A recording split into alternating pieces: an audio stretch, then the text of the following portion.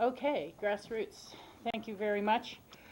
We're going to just take one moment and start with you again at 10:30 for the Ride the Rockies. But we're going to do the prep for BOCC joint meeting and knock off a few of those small items until we get to 10:30 that John said we could probably do. And welcome to our viewing audience. Today is Tuesday, March 15th, and we thank Grassroots TV for being here. John?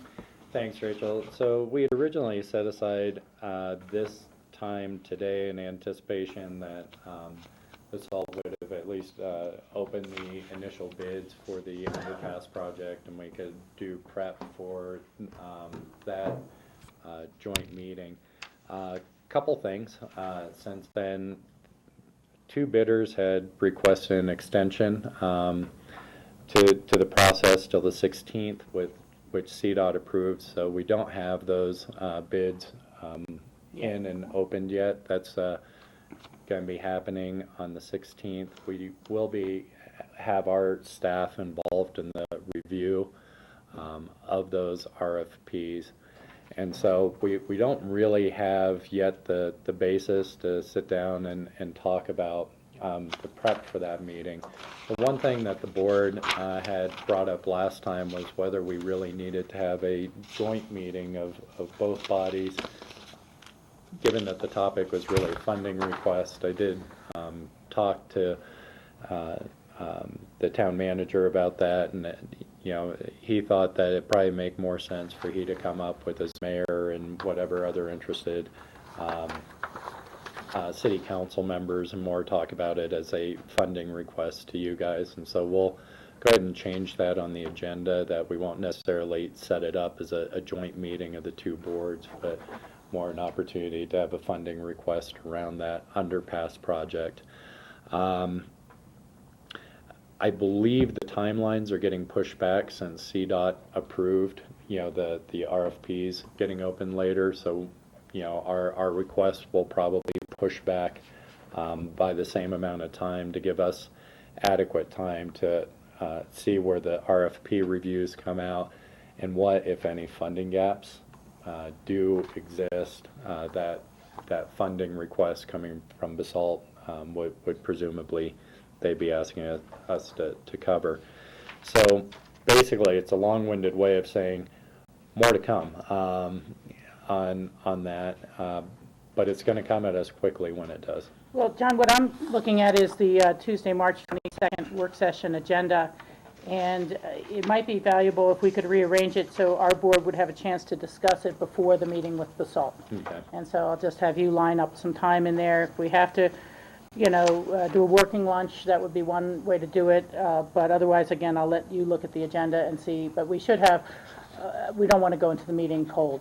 Correct, and I'll talk to Mike, since the schedule's been pushed back roughly a week. I'm wondering if even our meeting with BOCC could take place on April 5th, and we could have an opportunity to discuss So we'll take it off on the 22nd. agenda. Well, we'll talk about it ourselves on the 22nd and the 5th, but either way, we'll get it set up so you guys have some time to talk about it before we bring a funding request forward. Because the other option, I guess, would be to look at the regular meeting of the 23rd. If it doesn't end up too heavy with land use, we could have some open discussion on it then. Correct. Okay. George? Well, what staff, which of our staff will be helping out looking at those RFPs? So up to this point, BOCC's been using a similar project team that we used when we did our underpass project. So that included GR, Nick, and I've lost Nick's last name. Thank you, from RAFTA, as well as staff from SGM. Oh, there's GR now. GR was involved early on. I think Brian Pettit is reaching out to Mike. They've been playing phone tag to talk about, it'll either be Brian or GR participating in that RFP review for BOCC. We obviously, we learned a lot going through the process and building our underpass. So I think we have a lot to offer in terms of both that review process and continuing to participate and some kind of project management team, similar to what we had set up when we did our underpass. So we're anticipating that level of involvement throughout the project. Is that right, Tier? Yeah. Yes, and sort of understanding milestones and penalties throughout, because there was a learning process in that as well. Yeah, on the contracting side, as well as just what we ran into logistically with the project. I think these underpasses, particularly with the utility corridors, and in this case, where the water table is, these are complicated projects, and there's going to be, I think, a lot of opportunity for us to add value from the RFP review, contracting, through the project management cycle. Okay, any other questions on that item? There being none, we will move back to what was our scheduled agenda. Thanks everyone for the patience. I think we now have everyone in the room necessary. And this item is a discussion of the Ride the Rockies special event permit with Mike Kramer leading off. Thank you. Thanks.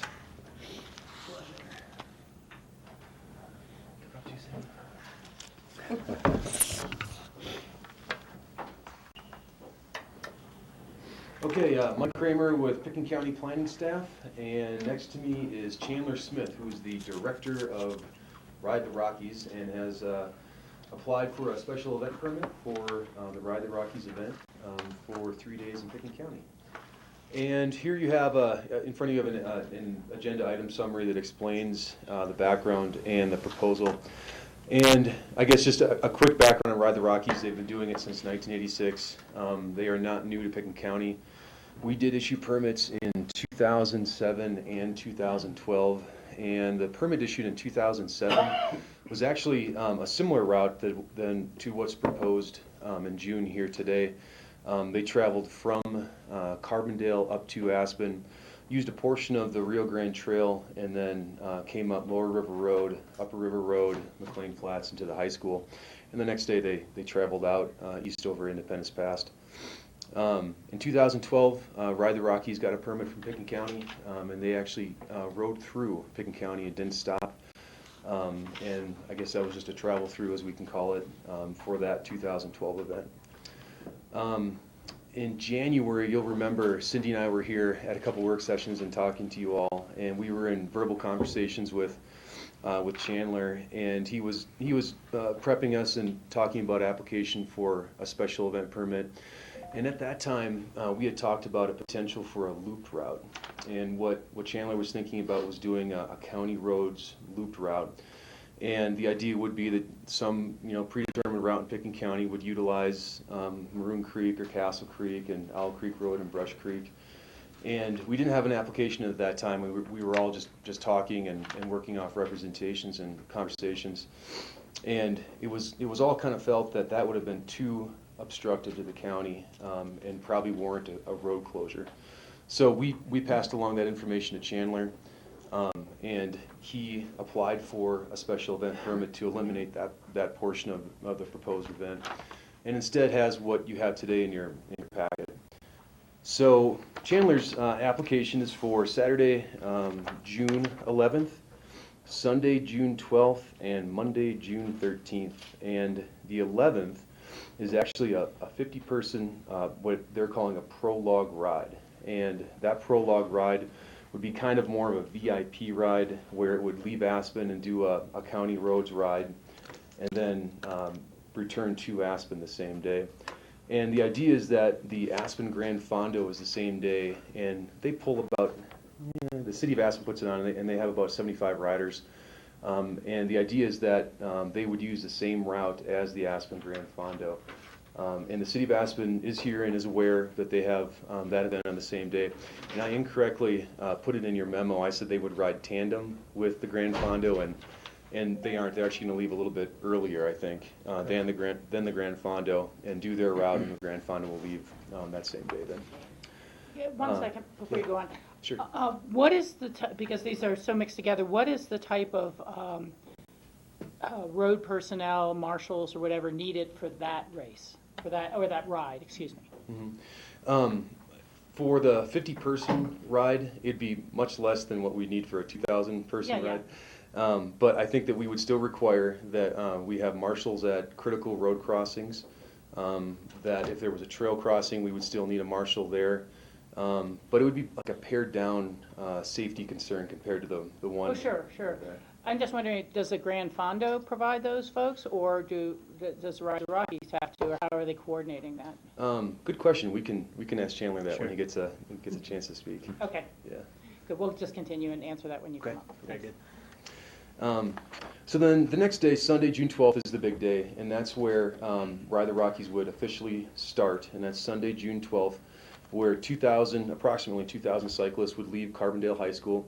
They would do a ride up in Missouri Heights, and then they'd drop down to Willits at the Rio Grande Trail there, ride the Rio Grande Trail up, and there's two alternatives, and that's the crux of the memo. One is that Chandler would like to leave the Rio Grande Trail at Lower River Road and ride county roads all the way up to Aspen, to the Aspen High School. The alternative to that, which is a discussion point, would be to ride the Rio Grande Trail in its entirety all the way up to Aspen High School. And we vetted, the special event committee met on this topic, and we vetted both ideas, and we'll talk about that in a second. So that's June 12th, Sunday, and then on Monday, they would leave the Aspen High School, all 2,000 cyclists, head east over Independence Pass, and then I think your destination is Copper Mountain at that point. Correct. Yeah. So that's the application, the proposal in front of us. Our special event committee got together on February 22nd with Chandler, and we had representatives from Open Space and Trails, the Sheriff's Department, and we all discussed which one would be the better route to use. And in all that discussion, we felt that to lessen and eliminate the cyclists and vehicle interface, it actually would be a safer event to use the trail. So that means they wouldn't leave the trail at Lower River Road and use county roads. They'd use the trail all the way up into Aspen. And we also discussed that there is certainly an interface between cyclists and walkers and people who are running on the trail, and that's also a concern too. But that's what we hashed out at the meeting, and those are the topics we discussed, and we think that using the trail in its entirety would be the preferred alternative. Contrary to what Chandler is asking, which is to use Lower River Road and Upper River Road and McLean Flats to come up to Aspen. And then throughout the memo, you can see that we addressed safety and operating plan. There was some comments about using ambulances that Chandler's proposing. One is that we need a contract with our ambulance districts for his out-of-district ambulance to come in, and he can work on that agreement with the districts. We also need proof of liability insurance for the event, which we have a condition in the draft decision stating we need that a couple weeks prior to the event. And then of note is that special events are actually not a publicly noticed application. So there is no public hearing typically, and there is no public notice. But staff felt that because there would be 2,000 cyclists utilizing a route in Pitkin County, we thought it'd be good to take out a couple ads in the papers about a week before and announce to the community that this would be happening and make them aware of the route and the time and the duration and things like that. We don't have a recommended action because it's at a work session, but we did draft up a draft approval for your review, and it's up to the board how they want to make a decision on this. Thank you, George. A couple questions. So, and I asked Mike Kramer this yesterday, but the past Ride the Rockies in 2007, 2012, they were actually on the Rio Grande Trail on a weekday versus a Sunday, so they wouldn't have as great as impact in terms of local use that we'll see on a Sunday in the summertime. So that's one issue. And understanding that the riders do start at different times, the intervals are spread out, but do you have a ending time or starting time when people have to be on the trail, so it's not going on for 8 hours, and at some point the Rio Grande Trail actually becomes open for other users? That's one other question you can answer. And my last question is, when you get into Aspen, what's the route to and from the high school? Are you using the underpass or are you going through the roundabout? So, I'm going to speak to any of that, or? Whoever would like to answer. Okay. All State right. your name for the record again. Yeah, so just to address the weekend use of the And trail. just state your name one more time for the record. You bet. Chandler Smith, Director of Ride the Rockies. And Thank you. thank you guys for having us on the agenda today. To address just the weekend usage, actually in 2009 too, which isn't noted in here, we had a stage from Aspen to Glenwood Springs that was on a weekend that finished. That was permitted on the trail. We do have a rolling start. How we operate traditional day is cyclists can get on the route as early as 6 a.m. We ask that all cyclists be on the route no later than 9 a.m. So that gives you that kind of 3-hour open window that spreads the cyclists across several miles of that day's stage. Route support, obviously we're just talking about a smaller section of the route specific to Pitkin County, but route support we provide all day long through usually about 5 p.m. In the evening.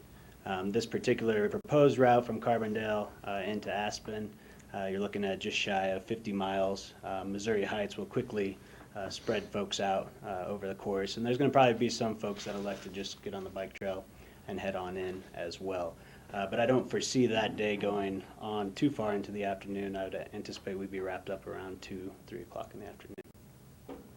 and then the routes, once you get into Aspen, how do you get to and from the high school? Yeah, so a couple of the proposal, I just want to make note on a couple comments, and Ranger Armstrong, I believe, is with us today and could probably speak to this too, but the route to the high school itself, we were proposing to get back on the bicycle trail, go underneath, use the trail until it connects onto Maroon Creek, and then ultimately High School Drive, I believe it's called, to go into the high school district, which will serve as our headquarters site. The two proposed routes, if I can just speak to this real quick, our preference for county roads is really from a safety standpoint. We have an incredible group of volunteers that support the route, about 80 strong, half of which serve a purpose on the route, be it SAG support, radio medical support, riding medics. And what we have found on bicycle trails, in the case of an emergency, it's much harder to access the cyclists in a timely fashion. So we prefer open roads. It is rules of the road. We don't require any road closures.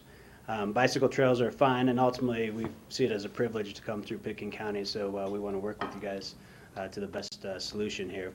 But it is our preference, once we're off the Rio Grande Trail starting at Lower River, to use county roads for that reason, simply to have eyes on our cyclists at all times and then to be able to enlist support when necessary. If we were to use the Rio Grande Trail, what's actually been permitted, and I don't know in terms of formalities here if John can speak to this, but what's been permitted is the Rio Grande Trail up to McLean Flats. There's still a section within the trail that's dirt that we prefer not to use, so we're trying to bypass that section. So the two proposals would be come in on the bike trail, access Lower River onto Upper River, McLean Flats, Cemetery Lane, and then onto the bike trail, or Rio Grande Trail to McLean Flats before connecting up with the bike trail again. And then the route departing, which I don't think is a big concern, is the bicycle trails onto North 7th, and then the traditional right-of-way until we head out east over Independence Pass. Trying to think, North 7th, does that end up crossing Highway 82 to get up to the high school, or Cemetery Lane, you can use the underpass over to Merle and then up to the high school? We can actually use so we'll go High School Road to Marine Creek Road, and then at that point we'll access the bicycle trail, and then that'll dump us out straight onto, South 7th Street. And then we'll head north on South 7th Street to West Hopkins Avenue. Okay, I'm still confused. I wish we had a map here. That's when they're leaving on That's when you're Monday. leaving. Okay, I'm talking about Saturday, getting from the Rio Grande to the high school. You would come up Cemetery Lane, Cemetery Lane, then access the bicycle trail there, and then go use the underneath. underpass under 82, and That's then correct. that grade crossing on 82. Yes, ma'am. Thank you. Other board member questions or comments? I'm good. Michael? How wide is the Rio Grande Trail? Mike? Good question. Can we ask John Armstrong? since- Yeah.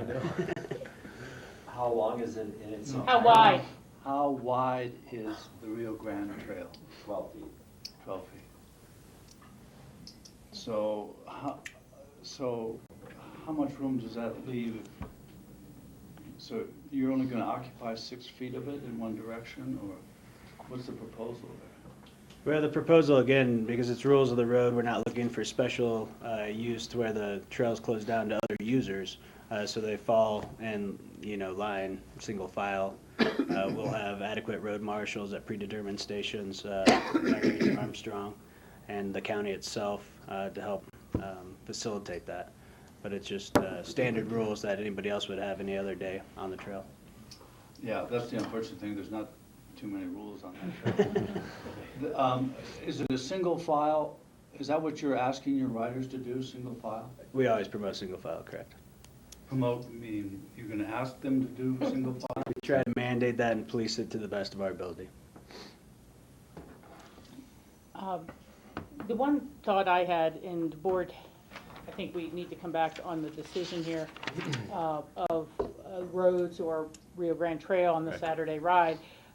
But I think it's maybe important to be able to post some of the key intersections on the trail as well as advertising to, special event this Sure. Saturday from these times, whatever it is. And you can think about what points at which working with John Armstrong would be the most important to catch existing users. I think, obviously up here in town where there's a lot of, people who get on the trail from here, but in Woody Creek, or at whatever junctures, that people really pick up that trail, I think we should go ahead and post that in advance of that Saturday so people can make appropriate plans as well and be aware. Patty, and then Steve? Yeah, I think it's appropriate to use the trail until, I understand your concerns about the dirt section. So that would mean that you would come off the Rio Grande and go up the hill at W/J and access McLean Flats, coming down to Cemetery Lane, and then at Slaughterhouse Bridge, picking up the bike path from there. I think as much as I would like to keep it all on the trail and not have the car and bike meetings, I think it's probably more appropriate to take it off the dirt section and put it back on McLean Flats. Steve, and then George. Speaking first of all on the Saturday event, when there's the prologue with 50 riders and then the Grand Fondo later in the day with 75 riders. It sounds like part of that is sort of following the route of the Ride for the Cure. And Mike, do you know how many riders ride in that event? The Ride for the Cure? Yeah. Over the years, we've permitted up to 500 in some of the bigger years, and numbers are down now, and they're around 250, 200 riders now. Okay, because I know we're always aware when that happens, the ones coming up Capitol Creek and Snowmass Creek Road. So I was just trying to envision sort of what the impact would be. And it'd be kind of spread out throughout the day, so I don't think that the numbers we're talking about there would be an issue. Those numbers are a lot less and very manageable from a special events safety perspective. Yeah, and then I noticed you talk about going over Watson Divide Road, which is a dirt road. Correct.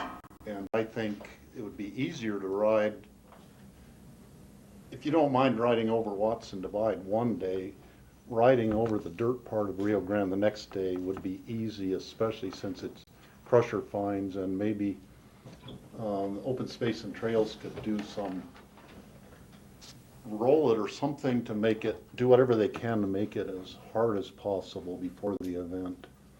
And I don't know what procedures they follow, but if that maintenance were done before the event, and I think I would prefer having it go on the Rio Grande the whole way rather than go on the county roads, just to minimize the conflicts with automobile traffic.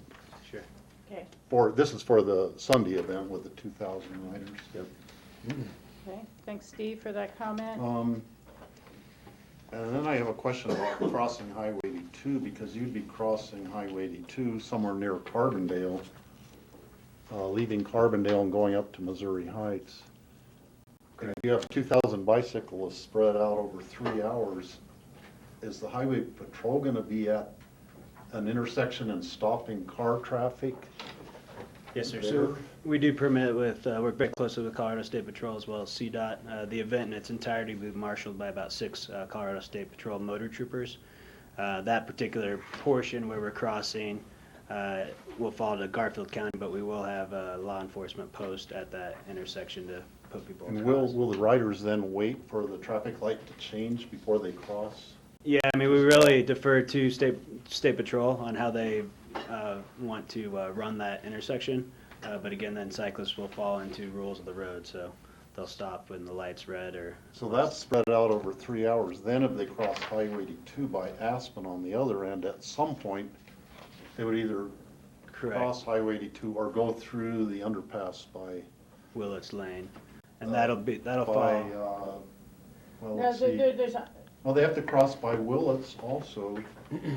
Then they'd have to cross Correct, and that falls at to the another LaSalle. point by, somewhere by 7th Street or by Cemetery Lane or somewhere they would cross there again. is a underpass under the Castle Creek Bridge if you come from the Cemetery Lane side, that then gets you onto the Merle property, and then the overpass is up to the high school. Or you So I can ride up the think, bike I think trail to that the would be a underpass good and go- route to come up from the Rio Grande, Roundabout. come up Cemetery Lane, go under the highway there, so we don't have to deal with the highway crossing by Aspen. And that's what we're proposing. Yeah, I think that would be good. yeah.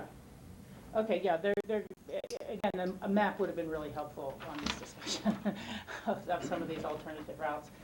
Are you done, Steve? That's all, yeah. Okay, George? Thank you.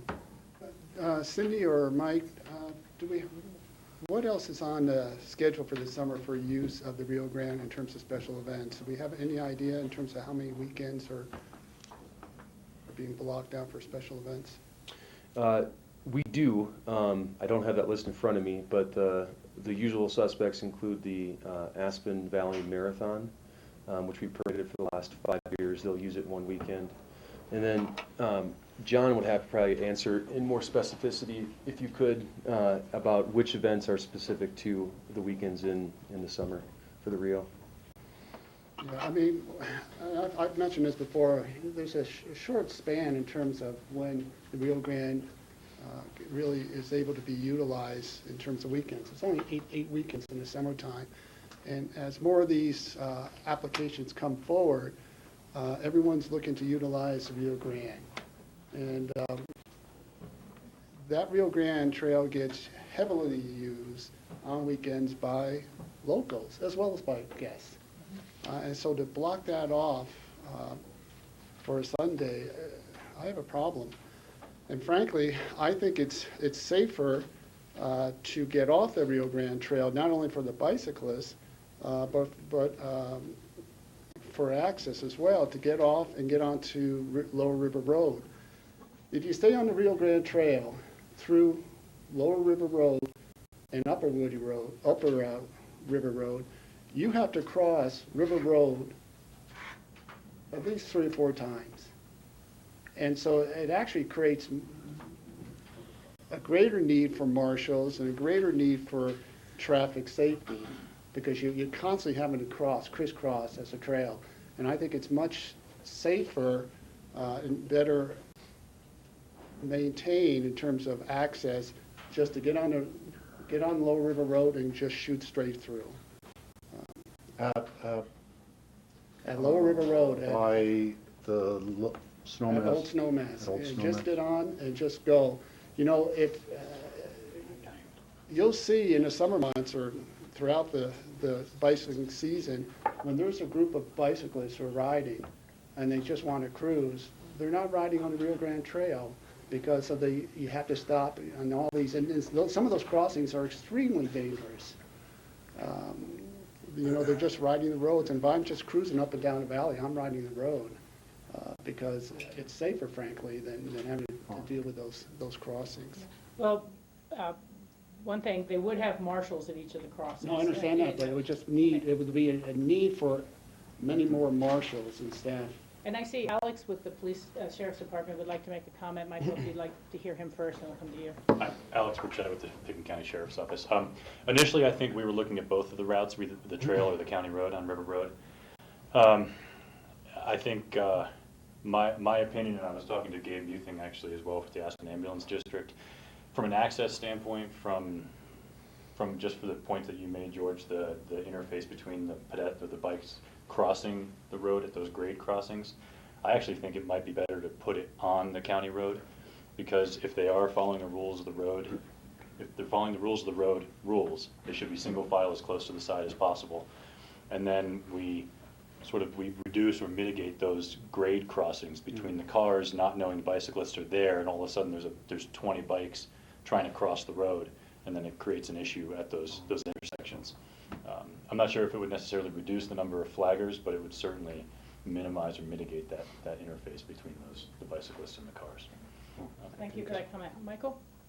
Yeah, the problem with the Rio Grande Trail is it's two-way traffic on an 8-foot right-of-way.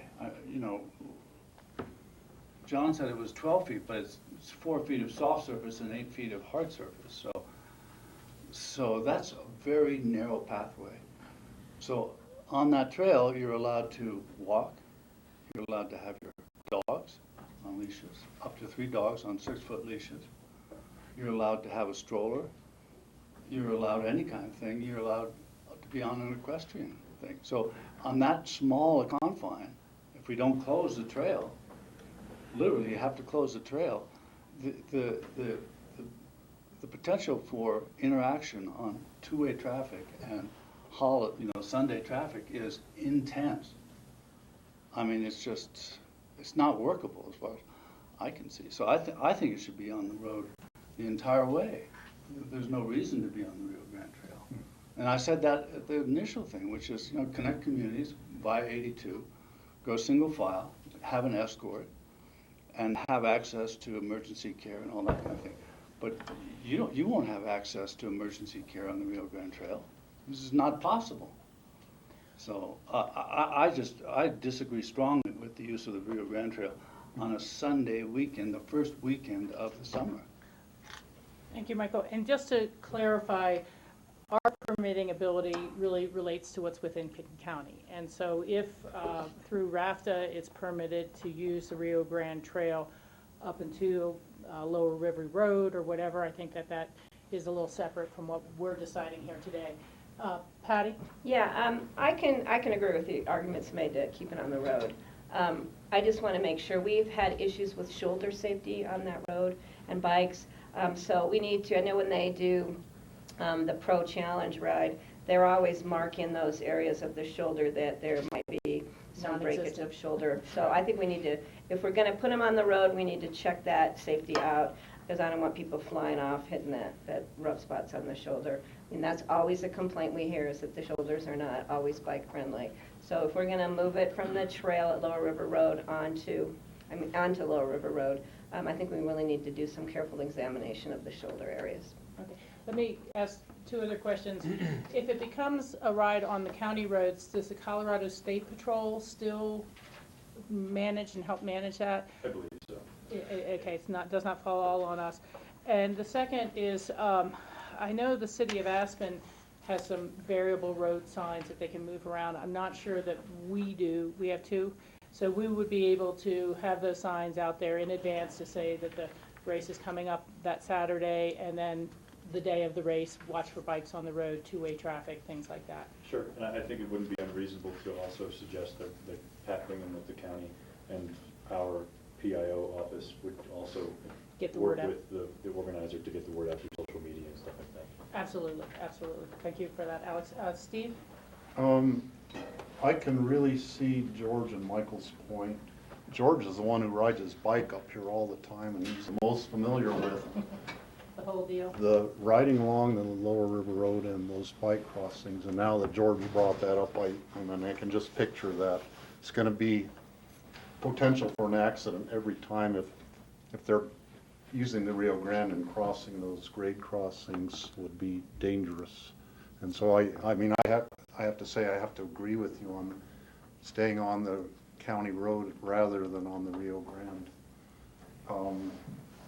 Also, I'd like to say it, when Ride the Rockies has come through before, we've known people and gone and visited them in the tent cities in both Carbondale and Aspen before, and I really welcome Ride the Rockies coming through because bicycling is a lot of the wave of the future for us, for people to commute and to recreate and to be a substitute for snow skiing, which is under a lot of pressure to try to survive right now. So Okay. I would welcome having them come again and make it, whatever works, make Very it good. work.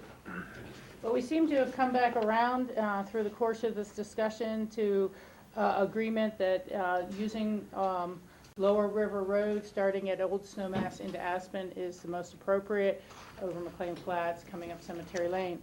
That we will have those variable traffic signals out on course, as many as we can get our hands on, to let people know about the entire route distances, the times, and reinforce that riding single file, that there will be traffic. These are not closed roads. We're going to work through our roads, public works, to see if there's any extra bad shoulders that need to be marked, whether it's fluorescent orange or how they try to take care of that, so people are aware of that, and you let your riders certainly be aware of that there are unadvertised dangers perhaps at different points. This is going to be advertised, and use of the public information officers for public awareness of the event, making other plans as possible. And so I think that covers the major questions that were here. Hold on one second. I see John first, and then I'll come back to George and Michael. Well, mine was just to put a process kind of question for direction to the board. So under the code, when there are special events, they're typically approved administratively. The code does allow the community development director to refer large special events to the board. Frankly, we've taken that as an obligation that when we have a large special event, rather than approve that administratively, we are bringing those to the board. The definition of that is a little bit up to, I think, Cindy's discretion. There are two ways, though, once an item has been referred to the board, that it can move forward. So either staff can take the direction that the board is giving today and incorporate that into an administrative approval, in which case, this will be the last time that you'd see it if you feel like you've been able to vet it enough. Or we can bring it back to the board for formal action if you feel like you need another crack at it. I think the board has done it both ways, frankly, in the past. So before we leave this meeting today, just understanding what your expectations are would be good. Okay, thank you for that clarification. George? Yeah, I just want to go back to one of Michael's points. Ride the Rockies, except for probably this one little area in terms of Rio Grande Trail, you're on state highways, you're on roads the entire time. In fact, when you leave in Aspen, you're going on State Highway 82 over Independence Pass. Correct. So riding on the roads is not abnormal. I mean, that's the norm, if you're utilizing state highways versus bike paths. Mm-hmm. And you're able to do that successfully. You've done that for decades. Correct. So why wouldn't we just be following that same format? Our goal is to provide the safest route possible, and state highways are often the only roads that connect mountain communities. But when we have options to get onto county roads where traffic flows, the speed of vehicles are slower, and just the amount of traffic is less, then we usually opt for that. So we're a combination of state highways and county roads. At our special event review a couple weeks ago, Alan Clubb with CDOT for this region was here representing, and we spoke about 82, but he too was of the opinion that the county roads were much more advisable and a safe alternative. But you are correct, we use state highways. Right, but your proposed route actually utilizes the county road starting at Lower River Road. Correct. The gap between when you get down off of from Willits, from Elgerbell to Lower River Road is only about 8, 9 miles. It's a very short distance that you actually are on that section of 82 until you're able to get access Lower River Road. So rather than tying up the Rio Grande Trail for 8, 10 miles, why don't you just stay on 82 and then access the county road at Lower River Road? I mean, you can even weave through Emma if you want to bypass sort of the Mid-Valley section and then hop on 82. You could weave through Basalt. I mean, there's different routes to utilize versus the Rio Grande Trail. Alan's comments were if we were to use 82 like that, it'd be a much more intense, labor-intensive kind of step. They would look to close an entire lane of 82, which is going to further, impede people coming into town on the highway. And then, frankly, that portion of the Rio Grande Trail that we're speaking to falls to the Garfield County piece, and they're actually excited to have us on that trail to kind of highlight that portion and kind of the historical significance of that trail. So that's been permitted for. But, again, we're open to all these ideas. We've come through this community and this county successfully 5 or 6 times in our 31-year history. The event is arguably a fabric of Colorado.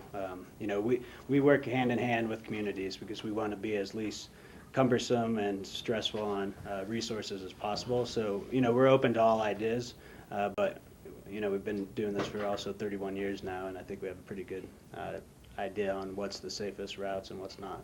Yeah, I would also say maybe Alex could chime in on this. A Sunday morning in early June, it's not very busy heading up Valley. In fact, you probably have more traffic utilizing the Rio Grande Trail in terms of people on a Sunday morning than traveling on the highway for that short section.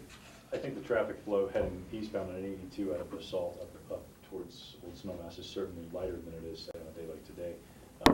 I can't speak with certainty as to what the volume is on the trails. I know my concern with using State Highway 2 from East Two Rivers, or that east side of Two Rivers, up through Holland Hills and that area to Lazy Glen, is that I think, as Alan stated with CDOT, that they would have to close that lane because the shoulder is narrow, but it also has a Jersey barrier, which doesn't allow any egress for bicycles should something happen. So if there was a car too close, the bikes would have nowhere to go. I understand your concern with the Rio Grande Trail, just from a safety standpoint and from a logistics standpoint. CDOT, I think, seems to make an appropriate evaluation of the situation. Michael? Yeah, I agree with George. I don't think there's any reason to be on the Rio Grande Trail whatsoever. This is the perfect opportunity. Sunday is the perfect opportunity to be on Highway 82. I'm sure I can say this it's the least busiest day on Highway 82. It tends to be busier on the Rio Grande Trail on weekends because that's people's ability to meet each other, to push their babies around, to take a nice short bike ride. So the Rio Grande Trail is congested on Saturdays and Sundays. And all that's necessary is to have an escort, which you've already said you have a good relationship with the Colorado State Patrol, so that they can offer an escort through every section, quite frankly. So there's just no reason to be on the Rio Grande Trail. Okay, we're over time here. We have other items, people waiting. We do not control the Rio Grande Trail outside of Pitkin County limits. We may through a vote with RAFTA or other agencies, but we that's a little beyond the scope of our meeting. I do want you to take these suggestions seriously and talk to the State Patrol about them.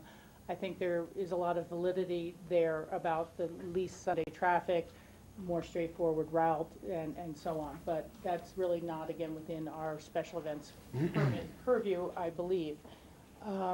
And to the extent that any of the Rio Grande Trail is used, it still will need to be posted in a lot of places, even beyond that section, so people know they, would run into it if they go down that section at that time, or they go from Aspen to a Carbondale run or something like that. As for and the then process? I was just going to come back to the process. Patty, what are your thoughts on Yeah, that? I think unless there's something major that changes from the discussion today, I think allowing staff to do it administratively, I'm okay with, but the board may want to see it again, but I'm okay moving it forward. Okay. Michael? Yeah, I'm fine with that too, but let me point out to you that I wasn't asking for enforcement on the Rio Grande Trail. I was just suggesting to Chandler my experience, which is Sundays are less traffic days. It's an ideal day to be on Highway 82 if you have to be there. And it's a terrible day to be on the Rio Grande Trail. That's all I was suggesting. So I wasn't suggesting that we had enforcement capabilities there, because I know we don't have enforcement capabilities there. Okay. You're okay administratively? George, would you like to see it again or administratively approved with our comments? Well, we haven't really come to a firm conclusion in terms of the routes, so I think I'd like to see it again just to understand how the Special Events Committee has taken this input and come back with a specific route. I think one thing I could say, it sounds like we're all supportive of having Ride the Rockies come through Pitkin County. Yeah. Which is great, especially in light of we're not going to have the pro cycle race this summer, which is a huge impact. So this is probably less impact over a shorter period of time and more of a linear route. So, but I would like to see it come back so we have a firm understanding of what the route is, and having looked at all these different options, make sure what is the safest route, with the most practical route, the least impactful route to have this tour go through. George, I was under the impression that we just gave direction to Mike that we would want them on county roads as of the old Snowmass turnoff. For Okay, route. was that a? That was a everyone kind of consensus? came around to that Okay. element. Again, I don't know, part of that would be in Pitkin County below Old Snowmass, so we would be saying you can or cannot use the Rio Grande Trail to get to that point, I guess would be the point that comes forward. Mike? I was just going to say, so we've got 5, I'm counting just comments Yeah. here about Lower River, county roads from Lower River Road up to Aspen. I'm hearing Michael and George say that they would prefer Highway 82 from the county line to Lower River Road, where they would get on the county roads and come up to Aspen. And if it helps, we can vet that as a special events committee and talk to the sheriff's office and talk to the safety folks and see the feasibility of that and include Open Space and Trails and RAFTA, who controls a portion of that trail outside of Pitkin County, and we can bring back that decision point to the board if you want that way. Well, I do think that is the one section that still is, being weighed for the pros and cons. John? Might make a suggestion to the board, because I think what we've heard unanimously is that the board does not want the ride on the Rio Grande Trail. That the ride should be put on roads with the safest route possible. And I would encourage the board to give the direction to staff to pull it off of the Rio Grande Trail in our jurisdiction and let the Public Safety Committee kind of work through the route, whether that be Highway 82 or county roads, so we provide the safest experience possible with our public safety entities making that determination. I think that may be an appropriate way to handle that. Steve has hand first, and Patty. We've been talking about the Rio Grande and the Rio Grande. The Up Valley Rio Grande is a different animal than the Mid Valley Rio Grande. And I used to ride my bike along Highway 82 about 40 years ago. And it was scary then. And I would like it if they wouldn't have to be on Highway 82 at all in the main part of the Roaring Fork Valley. And the little part from the sort of the Emma area to Old Snowmass is much less used part of the Rio Grande Trail. There would be people on it, but I wouldn't favor putting them on Highway 82 through that stretch. Highway 82 it's not a rural highway, it's more of an urban highway these days, and it doesn't matter if it's Sunday morning, there's still a lot of traffic on it. Yeah, I agree with Steve on that, especially with Alex's comments about the Jersey barrier and being no way for anybody to bail in through that section. And I think it's just a small portion of the Rio Grande. We've agreed with George and Michael at taking it off of the major section of the Rio Grande. It does have a lot of activity, but I think safety-wise, I would be concerned about people riding through the Holland Hills area where we know people Even if there's light traffic, they tend not to go the speed limit through that straightaway. And I think that we need to be very careful putting people in that section of the highway. Okay, so we seem to have a split board on the lower portion of the trail. So I think that means you're going to need to bring it back to us and not just do it administratively and do it after discussions with the Safety Council, the CDOT, everyone else on that section. But we at least know what we're doing from the old Snowmass Conoco Bridge up. They have to get off their bikes and walk them in that section. And if you can come back, when you come back with a map, and if there's any alternate discussion point, obviously both routes, how and where the traffic variable signs will be deployed, how the advertising will take place, again, and how we encourage the bicyclers to ride single file, and then where we're going to be posting it so that people are aware of use of the Rio Grande Trail during that time frame.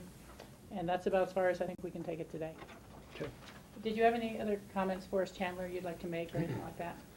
No, I mean, just again, from a standpoint of directing this tour for 9 years, I will firmly agree that being on 82 is not the best option. We're permitted with the town of Basalt, relative to Pitkin County, with the Garfield, Rio Grande County. I concur with most of you, or all of you, that the county roads are the best, so I appreciate your all's thought on that relative to Lower and Upper River Road, McLean Flats, and Cemetery Lane. Again, it's a recreational ride. This has an incredible impact on the community and the state as a whole, so we appreciate you guys at least having us here in Pitkin County, and we look forward to coming to terms with the safest route possible. Okay, thank you very much, appreciate it, and we're going to move very quickly. If there's any other conversations, you have to take them outside the room. Sorry we're running a little late, Kathy, but we will now move into our landfill operations update. Got a presentation to put on. While we're warming up the Allen off, I'm going to leave for 1 second. Scoot over there so I can see the presentation.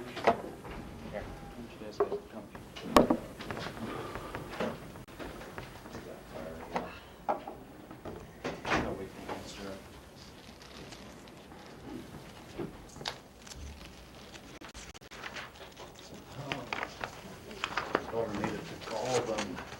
Where? They are ski touring the last 100 miles of the dog sled race. Oh, there's only 23 updates. So they made it to all of them, which is a town. So we're stalled on that? Yeah, we may need to start without the presentation. We can do I also that. have one that's doing 23 updates here. Well, it should be included in your board packet, so. They're doing, using 2 dogs, 2 people with 4 dogs, and they dogs with the sled, and then the Kathy, if you skier have a behind printed the version, we sled. can put it on the So that's on the, I put Oh, it okay, I on do.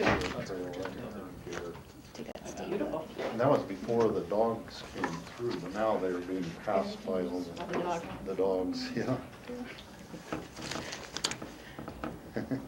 There's 23 updates on that. I want to get us back on time, so Okay, that's okay. it should be pretty quick. Very good. Thank you very much for your patience, and just take it away whenever you're ready. All right, I'm Kathy Hall, I'm the solid waste manager. Brian Pettit could not be here today, he's out sick. So I have Barrett Jensen, the assistant solid waste manager, operations manager here. G.R. Fielding, the county engineer, and then Jonah Frank with Fleet. So, should be pretty quick. As you're all aware, back on December 7th, we brought all of the landfill operations in-house. And we felt it was probably a good time to give you a 3-month update, because a lot happened, a lot of equipment was bought, and a lot has gone on since then. So we wanted to come back and touch base with you to just show you how we're doing. Back in November, Heartland, the contractor on the site, approached the county and wanted an early termination. Their contract was to go through February 2016. So we agreed back in November to terminate their contract early and bring the operations in-house on December 7th. So a lot went on. We hired 3 additional staff members. They were employees of the contractor, Heartland. That proved to be, they knew the landfill operations, they knew how to run landfill equipment, and we were familiar with them. So they fit seamlessly in with the existing staff at the landfill. In addition, we promoted a gentleman, Barrett Jensen, who's right over there flipping slides, to the Assistant Solid Waste Manager Operations position. We now have 13 employees on the site, so needed some help in managing the operations. And then we also promoted a gentleman, Tony Alvarado, into the compost specialist position. So he specializes in our compost operation. So the big thing was equipment. To be able to take Oh. Is that the wrong one? No, that's okay. This has got a light on. Oh, there we go. There we go. Okay. To be able to successfully take these operations in-house, we had to buy a lot of new equipment. And that included, and the pictures are up there, a landfill compactor. We bought a dozer, a haul truck, and a second articulated loader, as well as an excavator. Sorry. Oh, I got notes on the one. We also needed a few additional pieces of equipment and to adjust our operations a bit. The landfill has a huge need for water. So we had 2 existing 11,000-gallon poly tanks on site. We brought them inside the MRF building and filled them with water. We also needed to purchase a hydroseeder unit, and that works with our alternative daily cover, which I'll get into in a little bit. And we needed a fuel skid and lube skid to go on the back of the truck.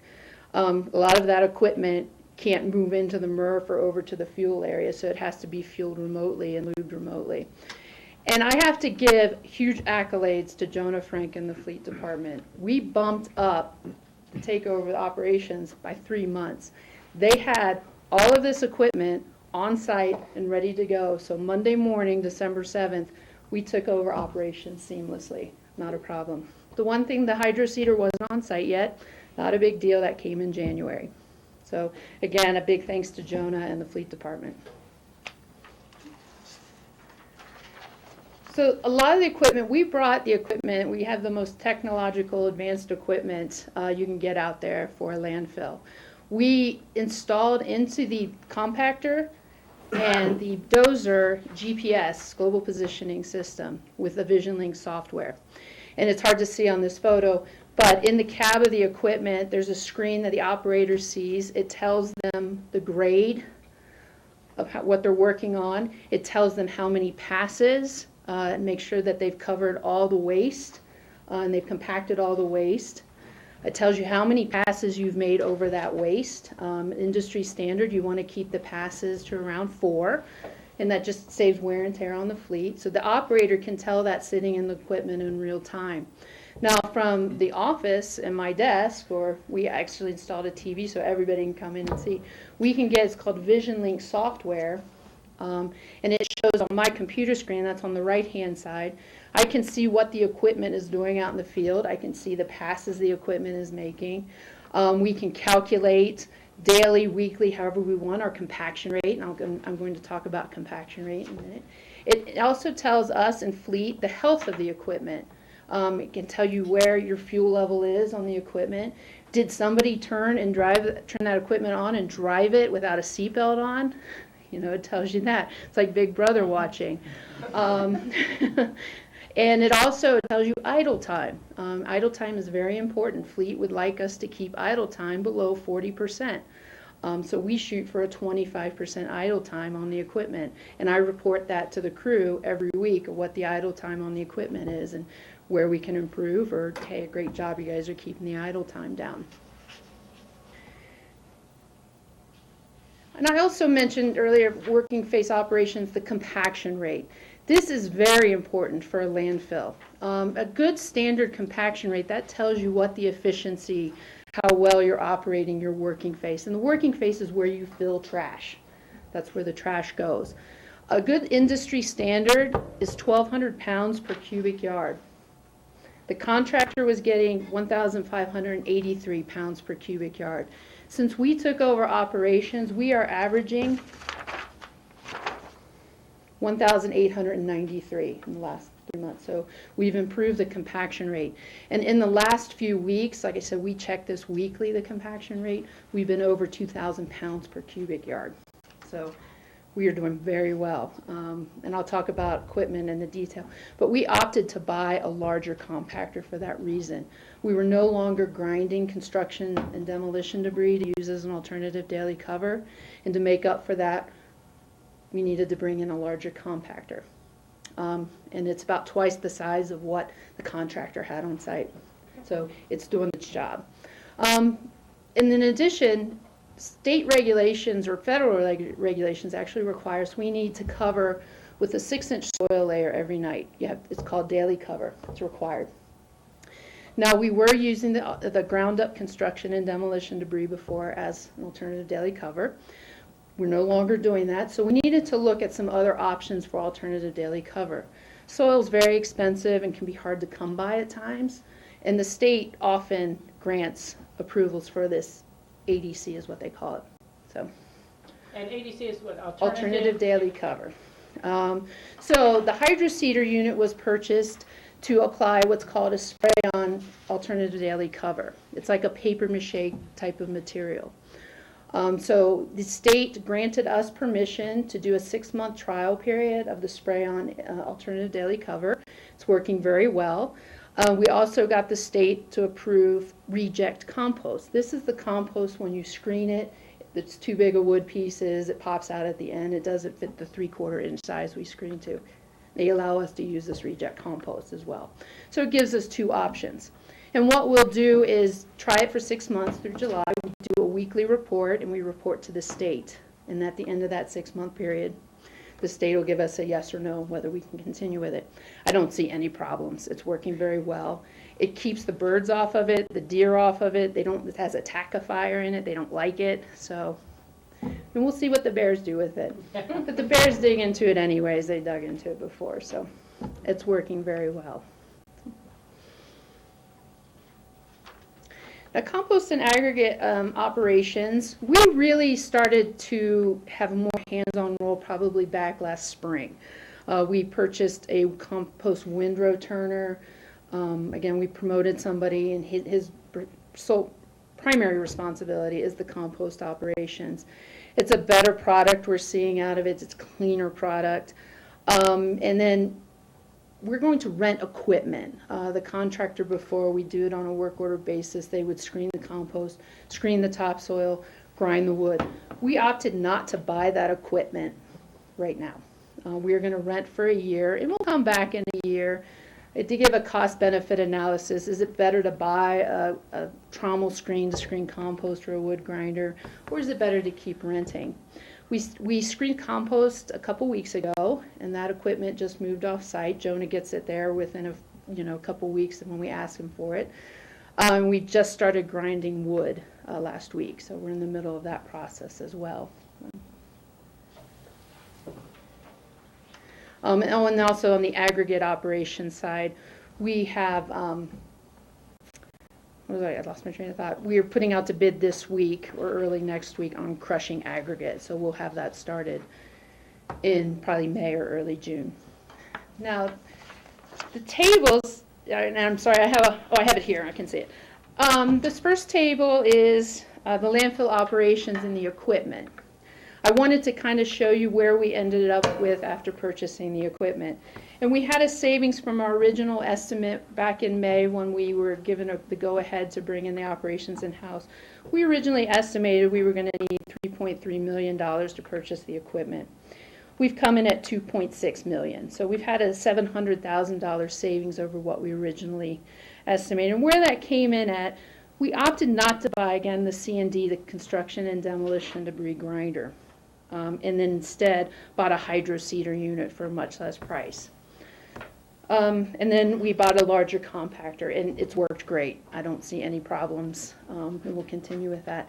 I do want to give a caveat, though. We're not into the big, heavy construction and demolition debris season, so we'll have to keep an eye on that. But again, back to the beauty of the GPS systems, we can look at that daily or weekly and say, what we're doing right now is not working, and change how we're operating. So if we're not getting the compactions we need, we'll change our operations to get that compaction. One other question on this equipment purchase. We don't have the compost equipment on that list, and so we have a rental price. where should that fit into the price savings or actual purchase? The compost operations, and the next table is just landfill operations. I couldn't really do an apples to apples comparison yet with the compost because the contractor did that on a work order type of basis. So in 6 months to a year, I'll come back with, here are the savings compared to compost. Okay. We do have a line item in our budget for compost purchase services, and that's where we're renting the equipment out of. Okay. Thank you. But I speculate we're going to see a fairly large savings in that area as well. So, okay. And now this next table, is the landfill operations cost. Really at this 3-month period, it's a very basic table. At this 3-month period, all I can compare right now, apples to apples, is what we're doing on the landfill working face and filling trash compared to what the contractor was doing. Because we paid the contractor a monthly fixed fee for both filling the trash as well as grinding construction and demolition debris. So you can see, and we're using a cartograph system, so everybody on site logs their hours daily, so I know exactly what part of the solid waste center they're working on that given day. And if you look at it over the 3-month period, the county's cost to run that landfill, $64,824. The contractor's cost would have been $362,000. So already we've seen a fairly significant savings. And the way things are going, it's been seamless. I think we made a very good decision. So with that, I'll wrap it up if you have any questions. No, I think it's great. Yeah, it's going well. It really, very good. Yeah. Any questions or comments for Kathy? No? Good job. All right. I'll make the comment. Oh, Rachel, Steve, I okay. have or a question or a comment more. Okay, yeah, please. The fact that our compacting rate is so much higher than the industry standard, it's like 50% higher than the industry standard, means to me that we are extending the life of our landfill even more than we were. And Heartland was above the industry standard also, but we're like way beyond that even. So I guess that's a kudos to you, and the decision to get the heavier compactor probably plays a lot into that. Absolutely, absolutely, yes. So we are extending the life of the landfill as much as possible. One question, it mentions that we have a 6-month permit from the state for, let's see. The alternative daily cover. Yeah, for doing the alternative daily cover. And at the end of that point, are they going to analyze how we did and say whether we can keep doing it or not? Is that Correct, the procedure? Yeah. Yes. And if we had to make a switch, they'd give us enough time to get the right equipment to get cover in and things like that. Oh, absolutely. And again, I don't suspect we'll have any problems. It's working well, so. Any other questions, comments, Steve? Oh, no. Okay, I, Patty? just real quick, I too want to extend thanks to Jonah and Fleet, because I know I was out there talking to staff and the turnover time and how they had to retrofit a lot of the equipment. And you guys worked really hard, and I think it was great that it came together in such a timely manner. I think that was huge. So, and I want to know who drives that big truck, that compact. That thing is huge. Yeah. Can we have a Yeah. site visit where we each get to I drive? don't see why not. My son-in-law was drooling watching that thing. It's a coming lot up of the highway, fun, I it's tell you. Any other comments from board members? No. Well, I do have a question, and perhaps it's an update for the next time, because I do want to keep us on schedule. But I want to know what we're doing for safety and employee health protocols at the landfill. I can't think of anywhere else where there'd be more daily PM10 stirred up during the dry season as much as you water the roads and from grinding wood or these other materials. And so I'd just like to know what those standards are. Is everybody wearing their earplugs all the time? Do they need, the PM10 mask and things like that? And are they fully utilized? So that's something I'd want to see now that we're in the full operations as well in the future. Well, just to give you a quick update, all the site operations, and we'll be getting the new employees trained in OSHA 40-hour health and safety protocol certification. We also have a site health and safety plan, which we fully implemented probably about 6 months ago. And then we promoted, gosh, it's almost been 2 years, Aurelio Rubio into the position of the health and safety site officer. So he tracks that every day. Okay, and so those are things that you do monitor PM10 levels or watching for exposures? Correct. Very good. I think that that's a key component as we've taken this in-house. Thank you, glad to hear that. Thanks, guys. Great, okay, thank you very much, we really appreciate it. And I think Pat Bingham is up next, if she's hiding behind the pillar. Yeah, there she is. Famous pillar. Thank you again, everyone, we really appreciate that. Five of them next. No worries, can make that happen. All right, I'm Pat Bingham with Pitkin County Community Relations, and I'm here to talk to you about the community survey, which is a project that we undertake every couple of years, and we are due to take another one. We do these community surveys to gauge the sentiments of our community, find out how we're doing, how we can do better. And we've had 4 in recent years. We had one in 2004, 2007, and 3 actually, and 2014. And as I say, we're due to conduct it again. Last time we did the survey, we completed 525, which is what we expect when we do that. That's a good completion rate. We also received cross tabulations, which were interesting. After we completed the survey, we did some benchmarking. The company that conducted the survey for us, so that we could compare ourselves to other like jurisdictions. They're done by mail, phone, and the internet.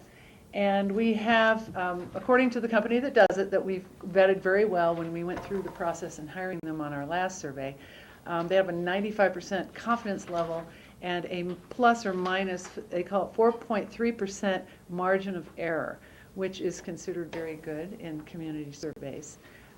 They take about 20 to 25 minutes to complete, and I've attached last year's survey to your packet.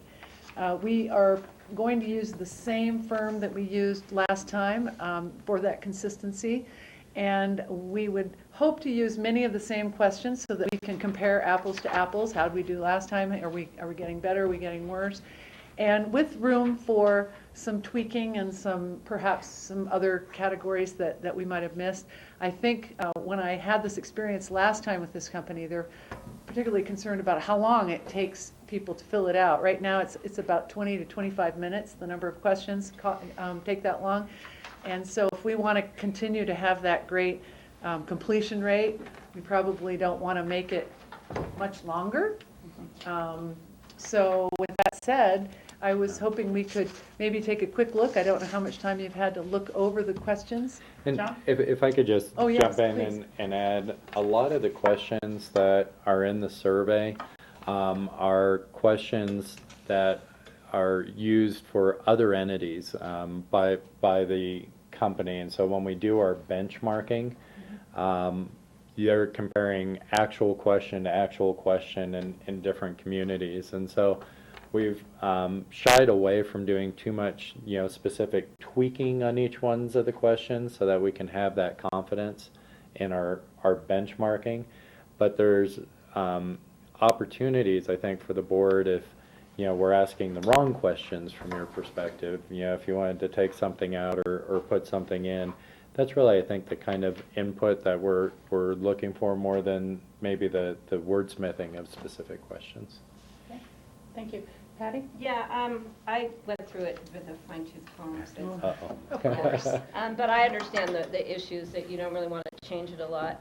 On page 2, under landfill and recycling, there's nothing mentioned about, we're really trying to encourage people to do food waste for compost, and there's a lot of concerns about any place to drop it off, where it can be collected, and I don't know how, or if the board feels that would be important, because I would like to know if there are people out here who would like to do more of the food waste collection, and if we had a place that they could take it, because a lot of places don't have pickup for it.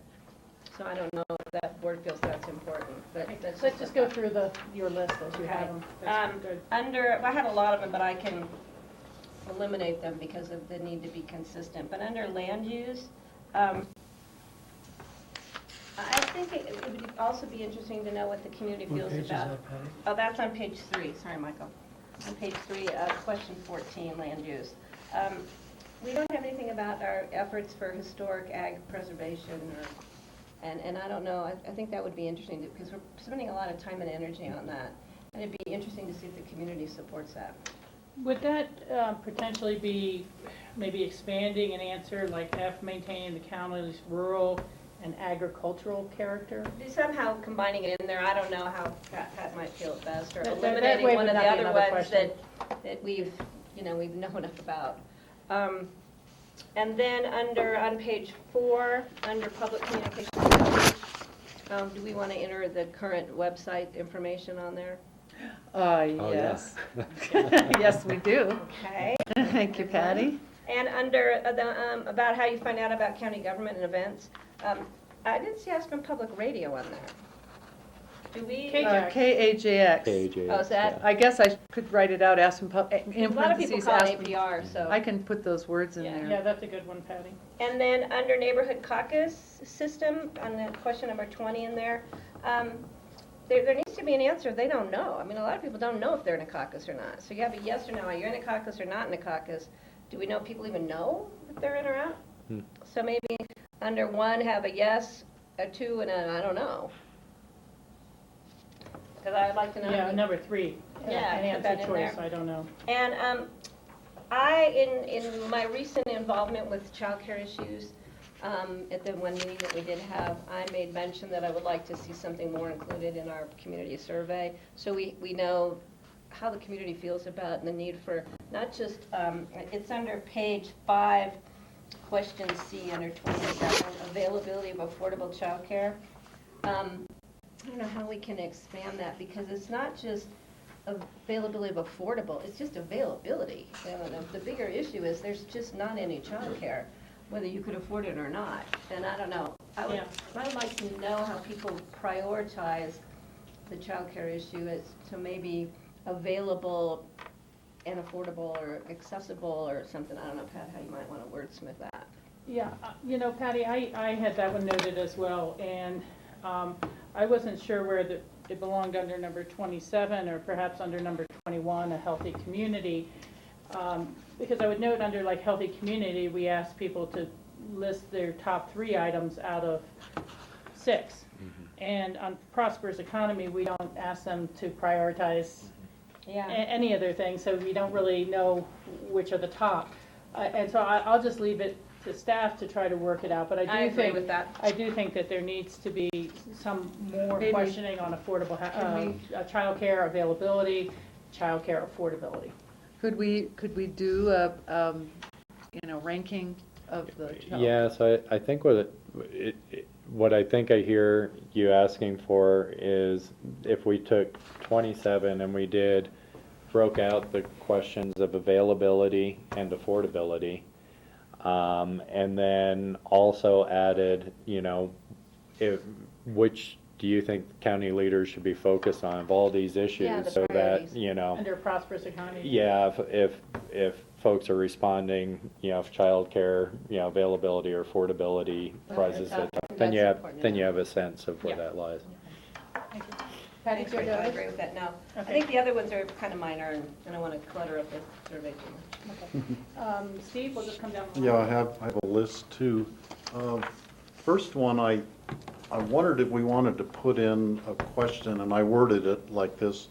The commissioners identified 5 areas to give priority effort to in the coming year. Please rate these as to importance to you. Now, whether we want to include that or just make sure that the 5 areas that we identified are included in the body of the remainder, that might be a better way to do it, so they don't know which ones, and then we just see how our 5 things came out in the rating system on the other priorities. See if the community has the same priority. But if we make sure our 5 things are included in the survey somewhere. So the 5 things are climate. Yeah, I want to pause on that though, because that question as it was put to us in the retreat was what individual things do you want to definitely see by the end of your term, they really don't encapsulate all the all the county projects or priorities. And that's a little bit of a difference that I think we need to note, because we don't have anything about county admin buildings, or new facilities, or a lot of ongoing projects within, whether it's the Basalt Water Park or, other areas. So I don't know that, but I just want to make that comment. Those weren't our only priorities. Yeah, and I'm just tossing that idea out as, possible. This We survey might was. want to include something along that line in the survey. I like the format system of doing the prioritization, first, second, third priority on each of the areas. I think that's a very valuable thing to continue. On the page 2, the landfill recycling, I was wondering if we could put in a question, which location or service do you use for your solid waste and recycling services? Have a list of the Redstone. companies or the locations. You could have landfill, Redstone, the Rio Grande. You get pickup service at your home. You go to Willits. And I think that could be valuable in terms of when we're trying to, sort out how to move forward on which locations to work on, or do we want to keep all of them going, or Okay. on the caucus question on page 4, do you live in a caucus area? If we could say which caucus area do you live in, so that way we would know, we might be able to determine, kind of analyze their response in relation to where do they live. Okay. Hold on one second. So one of the things that we do, Steve, is we actually break it down by census block. So all of these will be responses will be geographically referenced. So you'll be able to kind of look Without within the asking county. Okay. Yeah. And I was but- looking on the last page too, and it doesn't, well, where do you live, our own property is in there. But so long as we can track it and see. By area, That's you the can kind of important see. thing. Yeah. Okay. And you'll get a map.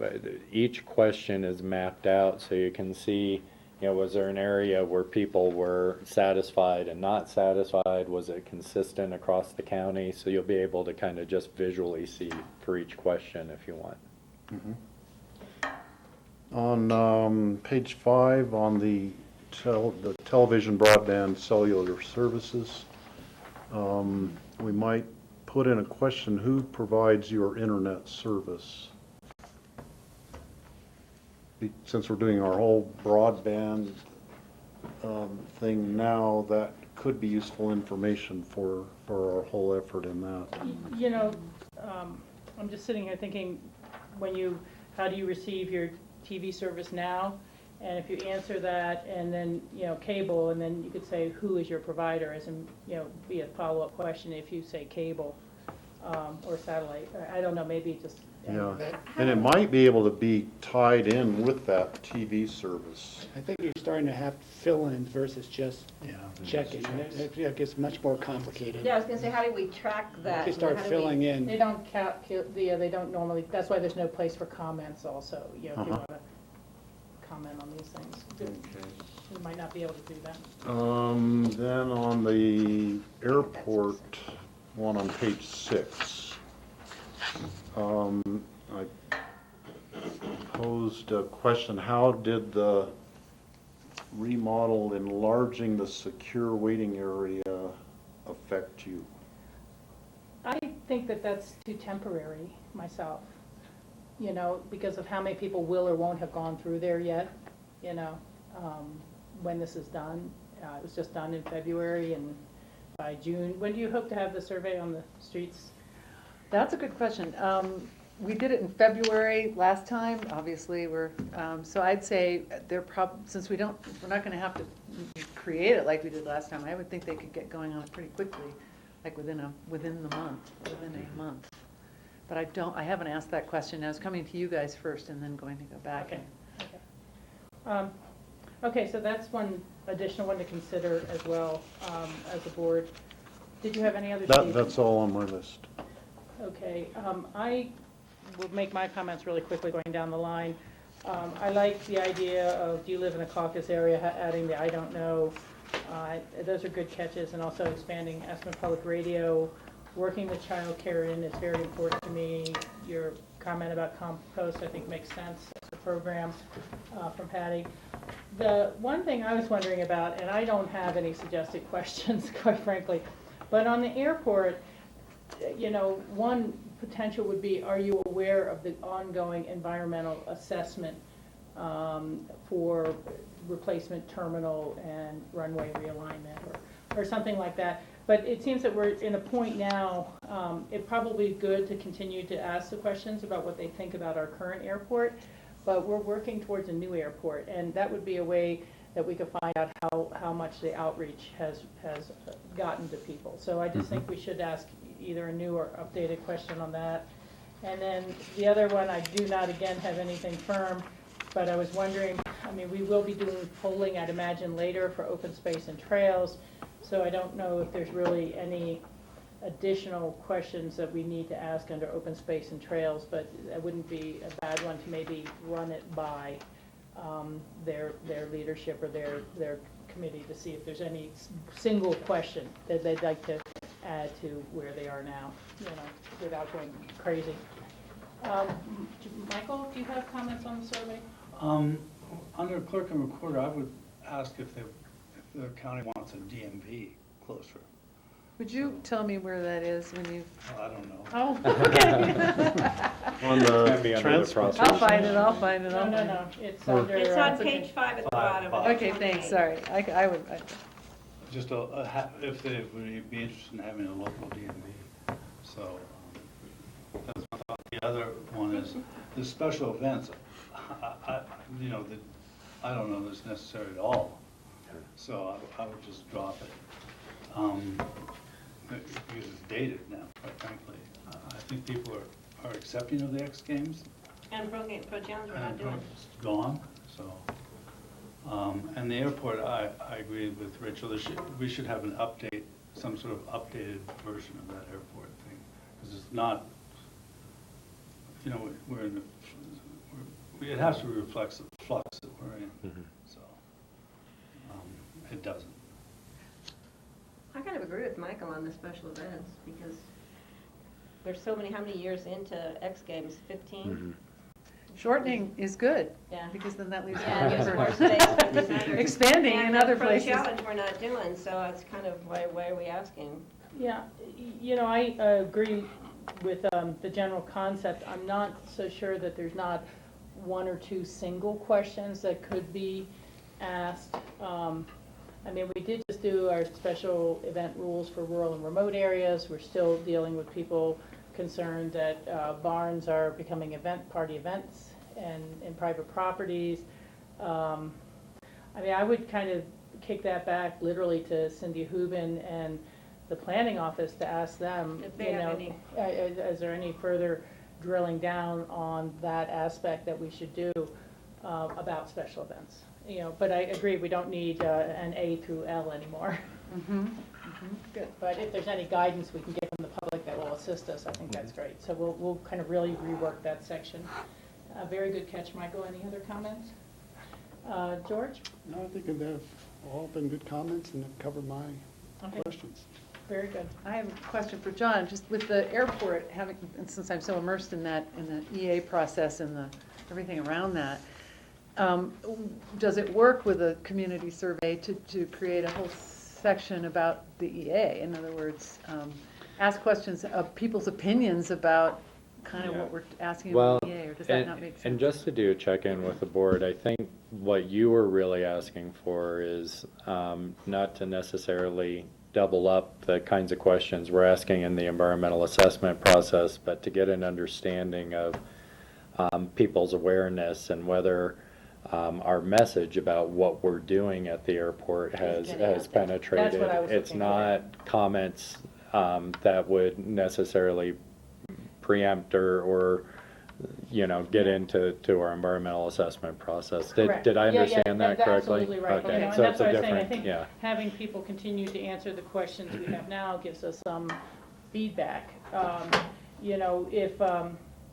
If there was anything, and again, this is just a maybe, thinking out loud, would you want to ask which of these services are most important in that area? Because we have the parking, we have travel options, we have restaurants, we have cleanliness. We don't have anything about TSA, and what is your experience with TSA at the airport? But Be a long comment. so to me, it's more important. Do we have any know, control Are over it? people are our outreach efforts? There you go. Reaching the community. So that's my number one thing to find out there. And then these other things make a lot of sense, and we'll just find out what people think about it. And then if, what are the 3 most important factors to you in an airport, or something like that. We could ask them that if we wanted to. But I'm leaving it up in the air. Mostly I'm concerned about the outreach. When is the comment period done? The end of March is, So- Unless we get a request Yeah. for extension. Yeah. Yeah. Yeah. Okay, yeah, so it's not even so much about scoping or being the EA, but are they aware and are we communicating well? Pat, do you have any other questions for us? I was wondering, there was one category when John and I spoke about the survey, mental health, anything in that realm? That was a gap when, That would be Pat was another one asking to about add that. to the healthy community section. Yeah, And that'd be an appropriate place. Maybe I could talk to Nan about how to word it, we would word a question around mental health. availability of mental health service. Because we do have number C already, which is community's response to mental health issues, but it might be a little too vague. There were the 5 priorities that they had identified in the survey from maybe 4 years ago or so. One was radon, one was mental health. There's a public health plan. Yeah, I can't remember all that list, but maybe if you are talking to Nan, find out if any of those, if they have any other ones that they would add to the list. Or Now, they clean them up. Perhaps from their list of the 5 priorities. Okay. Okay. And do you want to ask any questions around county administration? How many people know? Are we doing a great job and only provide the answer yes? Yeah. I don't know. I don't know how we ask those. I'm kind of thinking way back to the earlier surveys with, was it Linda Vitroni? Oh, And there might have been Vitroni. some satisfaction questions asked at that point. There were. How do you rank the Board of Commissioners? Yeah. I mean, I'm not opposed to having a question like that on there, What do you think? Yeah, I mean, do you want me to I don't- explore it? Not I don't really necessarily. think it's necessary.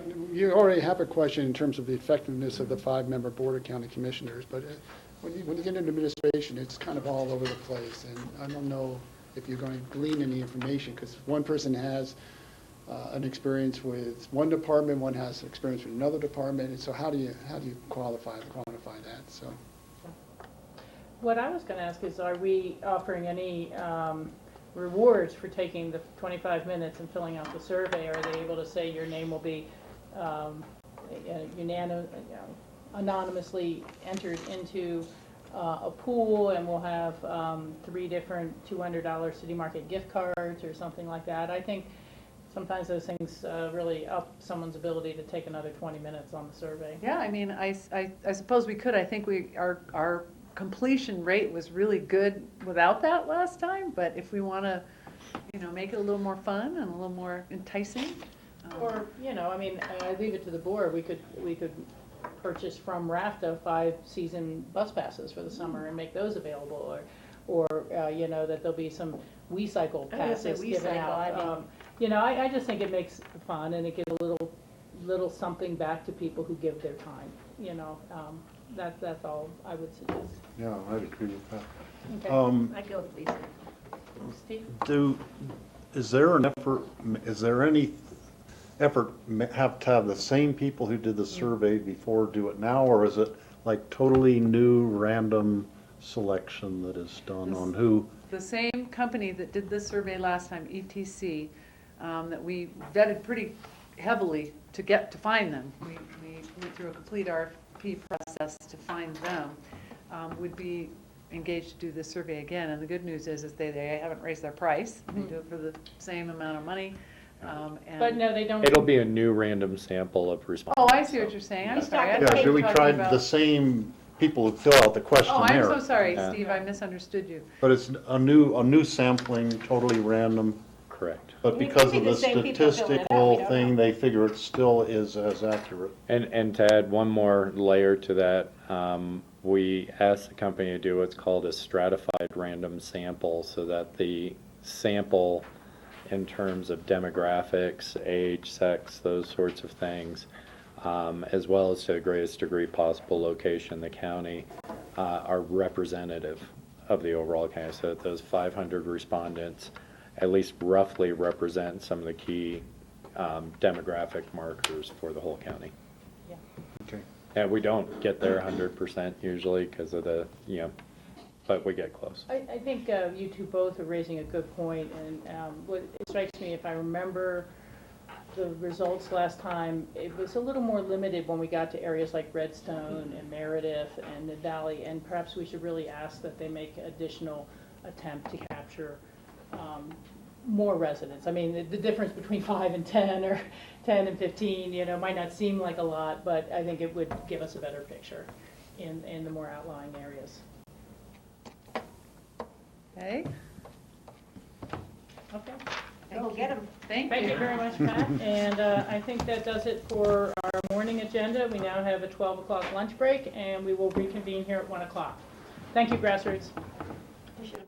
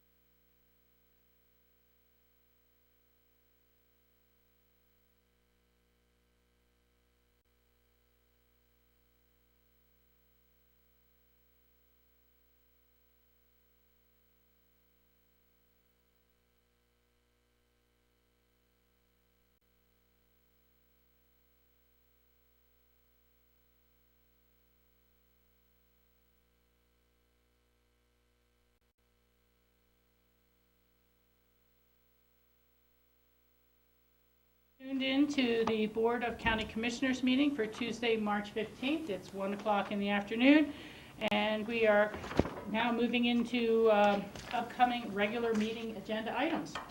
The first of those for us, we talked about briefly this morning, but is the review of the future agendas calendar. Yeah, and really the only thing I had on there we already discussed, which was the BOCC joint meeting change for the 22nd. Otherwise, we have added some items since you've last looked at these, but nothing I'd necessarily pull out and note separately. Okay. Patty? Yeah, we need to note on for Tuesday, April 26th and Wednesday, April 27th, I'm attending the Healthy Forest Conference in Denver. And I think, George, you're out of town those 2 days too? 26 and 27, I'm at the BLM RAC. Of April. Of April. Okay. Yeah, So you're saying March or April? I'm sorry. April. April, okay. Mhm. Sorry. Okay, so Patty is gone the 26th and 27th. The 26th and 27th, and George has gone those two also. Okay, well, we'll have 3 people here and carry on. We also have the EOTC on the 28th. And so, John, I just want to make sure we have some EOTC prep time in one of the prior agendas, especially with 2 of our members not going to be there for that meeting. I'll be back for the EOTC meeting. I'll be back for you. Oh, okay, you will be. It's the 28th. Perfect, I just wasn't sure of travel. My things like plan that. is to be back. Okay. Steve, did you have a comment? Yes, we have CCI steering committee meetings on Thursday, April 7th, and Friday, April 8th, Yeah. which aren't on there yet. Okay. Very good. Michael, any additions or deletions? And John, you'd already given us yours. Okay. If the board has none others, we'll move off that item. Seems about right. And we should start filling in the maze pretty soon, just so people can let us know their travel plans and things like that as we head into May. Because I do know, I would note that the CCI conference is June 6th, 7th, and 8th. And so it just kicks right back in after that kind of 5th week of the month in May. So Steve and I would miss the 7th work session and the 8th regular. So just so we have that and we start looking forward in the agenda. Thank you very much. We'll now move on to the supplemental request, which starts with the Land Radio Communication Infrastructure Budget Supplemental Request. Phyllis did brief us on this a little bit last week. John, if you want to, oh, there's Phyllis right there. While I was looking at the agenda. So Phyllis, I guess you take this away. Sure. Phyllis Batice, Assistant County Manager. And the county began a review of its land radio system, which connects all the public safety agencies as well as other operations of municipal governments in the county region. In 2014, when the users were having difficulties with connectivity and operations of the system, we underwent a study. It came back that we needed to create we have a VHS system, which is a little old school. A simulcast improvement to it, it was going to be 1.660 in cost to fix it. At that point, the Public Safety Communications Board indicated that we should look at the 800 state digital trunk radio system. And we did such, and it came out as our actual costs to just be a little bit over $2 million, about 2.4. And the advantages for the cost between the two systems are great in the 800 state system, which provides interoperability across the state. If one of our public safety staff members were traveling to Grand Junction, they could talk on the radio just like they were talking here in the valley and communicate with everyone in the valley. Important for doing transports, the jails on the same system, as well as Eagle County, Lake County, and Garfield County are all on that same system, and State Patrol and CDOT. So the connectivity that we have will be great.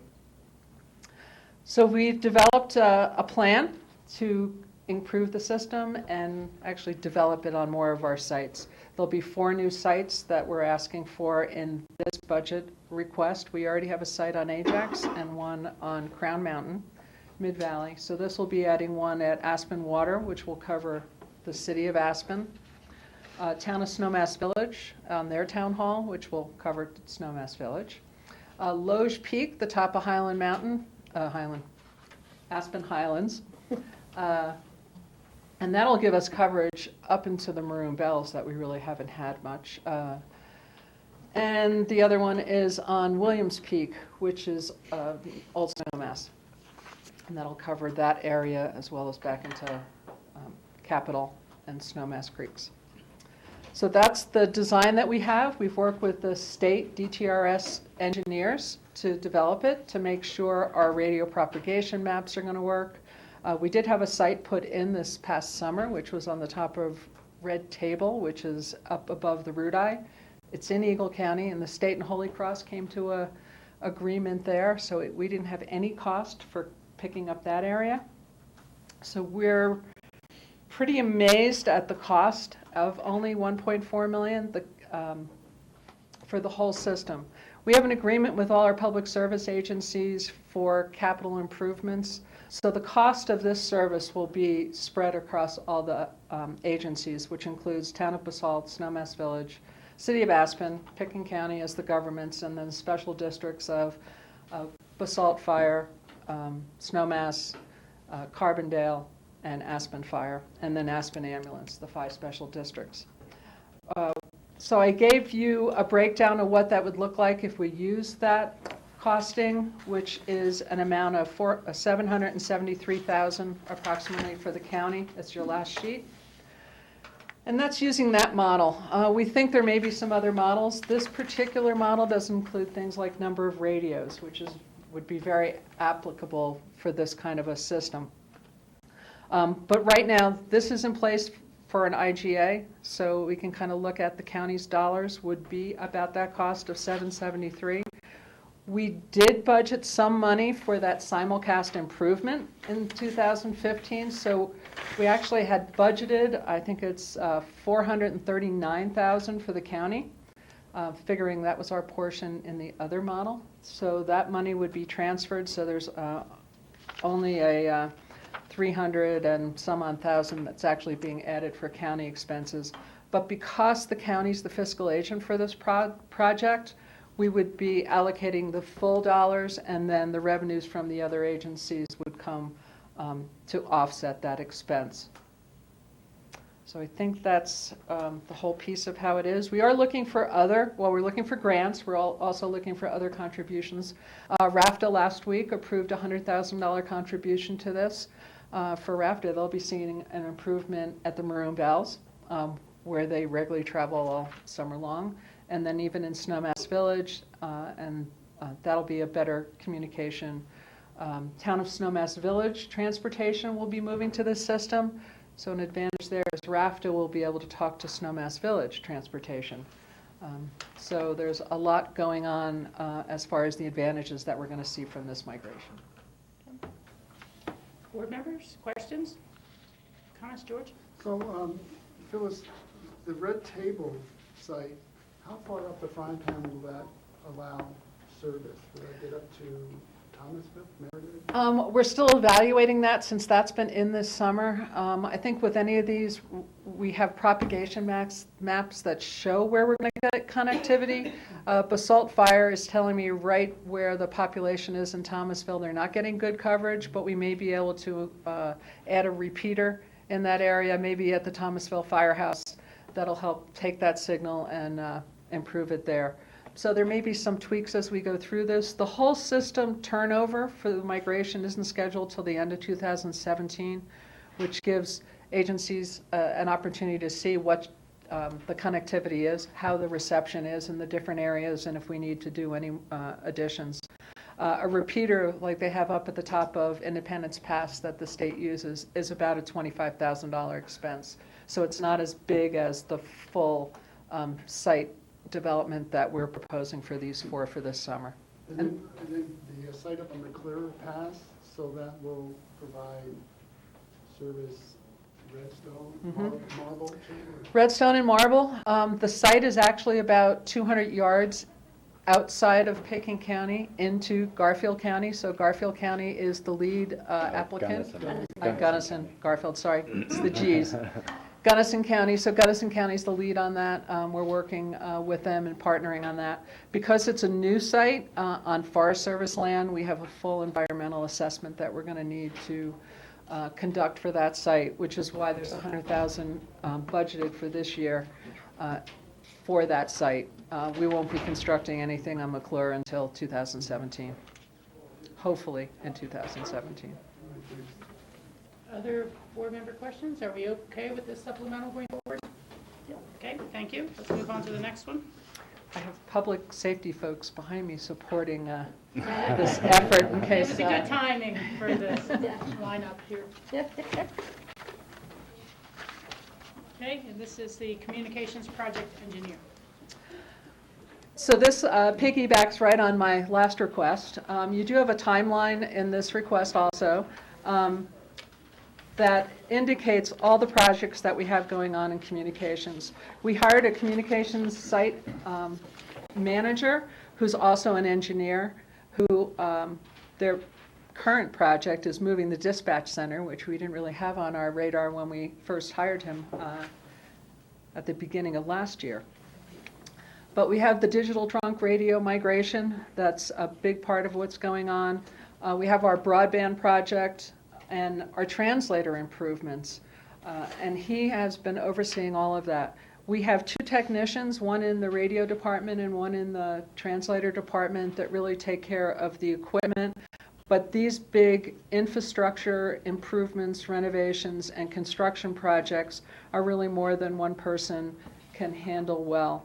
We could contract it out, but we feel we'd have much more control over the projects and the work products by hiring a project engineer, much like we did in Road and Bridge for the projects we had there. We're anticipating it would be a 3-year term based on what we have now. Depending on what happens with broadband and if we can build and if we do build, at year 2 we would probably know what would be happening at broadband and whether we would be asking for an extension of that position or not. But right now we anticipate it being 3 years. Because we do have an engineer on staff, his idea was to get a junior or a newer graduated electrical engineer person that would come with a 3-year project, and the projects that we have, he thinks it would be very attractive to be able to get someone who wanted to work on this kind of a variety of projects. Now, based on the prior item of going to the 800 megahertz radio, it kind of then rolls into site upgrades. Will any of the salary for the engineer be possible to charge back during the formula? Okay. Yeah, the formula is that 1/3 is probably the 911 migration, the digital trunk radio, and then 2/3, 1/3 would be broadband and 1/3 translator. Those are both paid out of the translator fund, so 2/3 translator project, 1/3 digital trunk radio project. Okay, thank you very much. Other board member questions? Makes sense to me. We're okay with the supplemental. That's good, thank you very much. Thank you, Phyllis, for Thanks, very Phyllis. detailed information, and they're very solid memos, really explained it well. Thank you. Thank you. Let's see. We are now ahead of schedule, which is probably a good thing, but I don't want to start this marijuana edibles discussion until everyone can really be here. Let me ask, John, are you going to have any open discussion items for us? You know, really, I was going to move facilities up as our major open discussion item. Okay. So we can't really do maybe that? we That's should okay? take a break. Well, Do we have any other open? I was just going to then go to the board and say, Oh. do board members have any open discussion items? I have two that I need to bring forward, although, because I was just getting the emails on them, a little bit of this is more that I want the advice of the attorney's office. QQ, the Water Committee, has two bills that are of significance to them right now. One is actually kind of an oil and gas clarification of local powers. It kind of started before QQ's involvement, but we've gotten involved to make sure that the clarification isn't actually limiting local powers, when it comes to oil and gas. And a lot of times the bills that say you're going to clarify actually are not clarifying, they're limiting. And so they have a letter that they're circulating to see if we would either sign on as individual commissioners or sign on as a board before that gets heard on Monday of next week.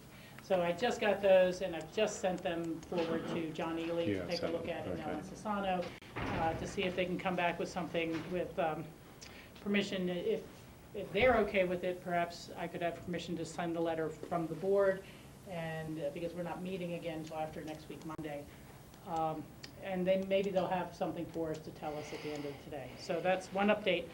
Second update is, you guys may recall the St. Jude's litigation on water rights down at the Roaring Fork, and they were suing because the Roaring Fork Club had taken a certain amount of the river through their ditches for aesthetic and pescatorial purposes, and that was denied by the water court as being a legitimate right to use. And so folks are concerned that without some legislation to clarify that ruling, it could be taken to mean that the recreational in-channel flows, say, from the Grand County Large Colorado River Cooperative Agreement are not valid. Or we're not seeing that our RISD is not valid, but people are starting to say, is this overreaching, and will it mitigate or eliminate some of the previous mitigations that were put into place with water diversion projects. So QQ has been working on some language on that. The River District is working on language on that as well. There's a group meeting. I think John's aware of it through both the River District and us, of course. But they are thinking their bill is pretty well ready to drop that just would clarify these things. And they're trying to reach out to various groups to see if we would assist in paying for a lobbyist. And I think the ask has been $1,000. The email, I just put it off, said that Eagle County had already committed, BOCC had already committed. I don't know if it'd be appropriate from our water fund or contingency or some other thing, and I also don't know if we really want to. So again, I've sent both of those on to John Ely, and we can get his advice from him hopefully by the end of the day, so that we could make a decision on those. Steve? Could this come back and hurt the Cerise family if the law were changed to clarify it, and then have that go back and change the St. Jude's versus the Roaring Fork Club? I am going to leave that to the attorney to let us know if that's the case. It was all in the QQ packet before the meeting last week, was it? I think a week before, and neither Lisa or Laura were attending that meeting, but they didn't give me any comments of concerns about it, and it was fairly well detailed in that packet. So I'm just going to have to hear from them before, if we want to get involved in that or not further. Can I ask you, either Please. one of you, on another note, the bill that I had heard about the boundaries with the Forest Service, the state forest and the federal forest, did you guys hear anything more about that when you were down in Denver? No. I thought it was going to a third read in either the House or the Senate, so. It just was not one that was claimed or brought to any of the committees, I Okay. don't think. As I said, the only one I could think that was related was the watershed funding that was splitting a little money off of what they already received to specific timber products in watershed management. But no, I didn't have track anything. it down, because I think maybe Gary Tannenbaum knows about it because of the joint efforts for like our prescribed burn with the, even though we don't have state forest here, but it's one of those issues where the state and the feds could actually work together on things such as prescribed burns where it makes sense. Okay. Yeah, that sounds like a good bill. Now, whether it's Do you got the have third a reading- bill number No, on I it just, by I any heard chance? about it on the radio and they did not mention a bill number. Okay. I'll see if I can't track it down. Okay, any other open discussion items for today? Okay, there being none, we will take, and I apologize to everyone's here, but it's scheduled to start at 1:30, and I don't want to start before, anyone who wanted to participate is here. So we do have 10 minutes extra, and Grassroots will take a 10 minutes break. Thank you.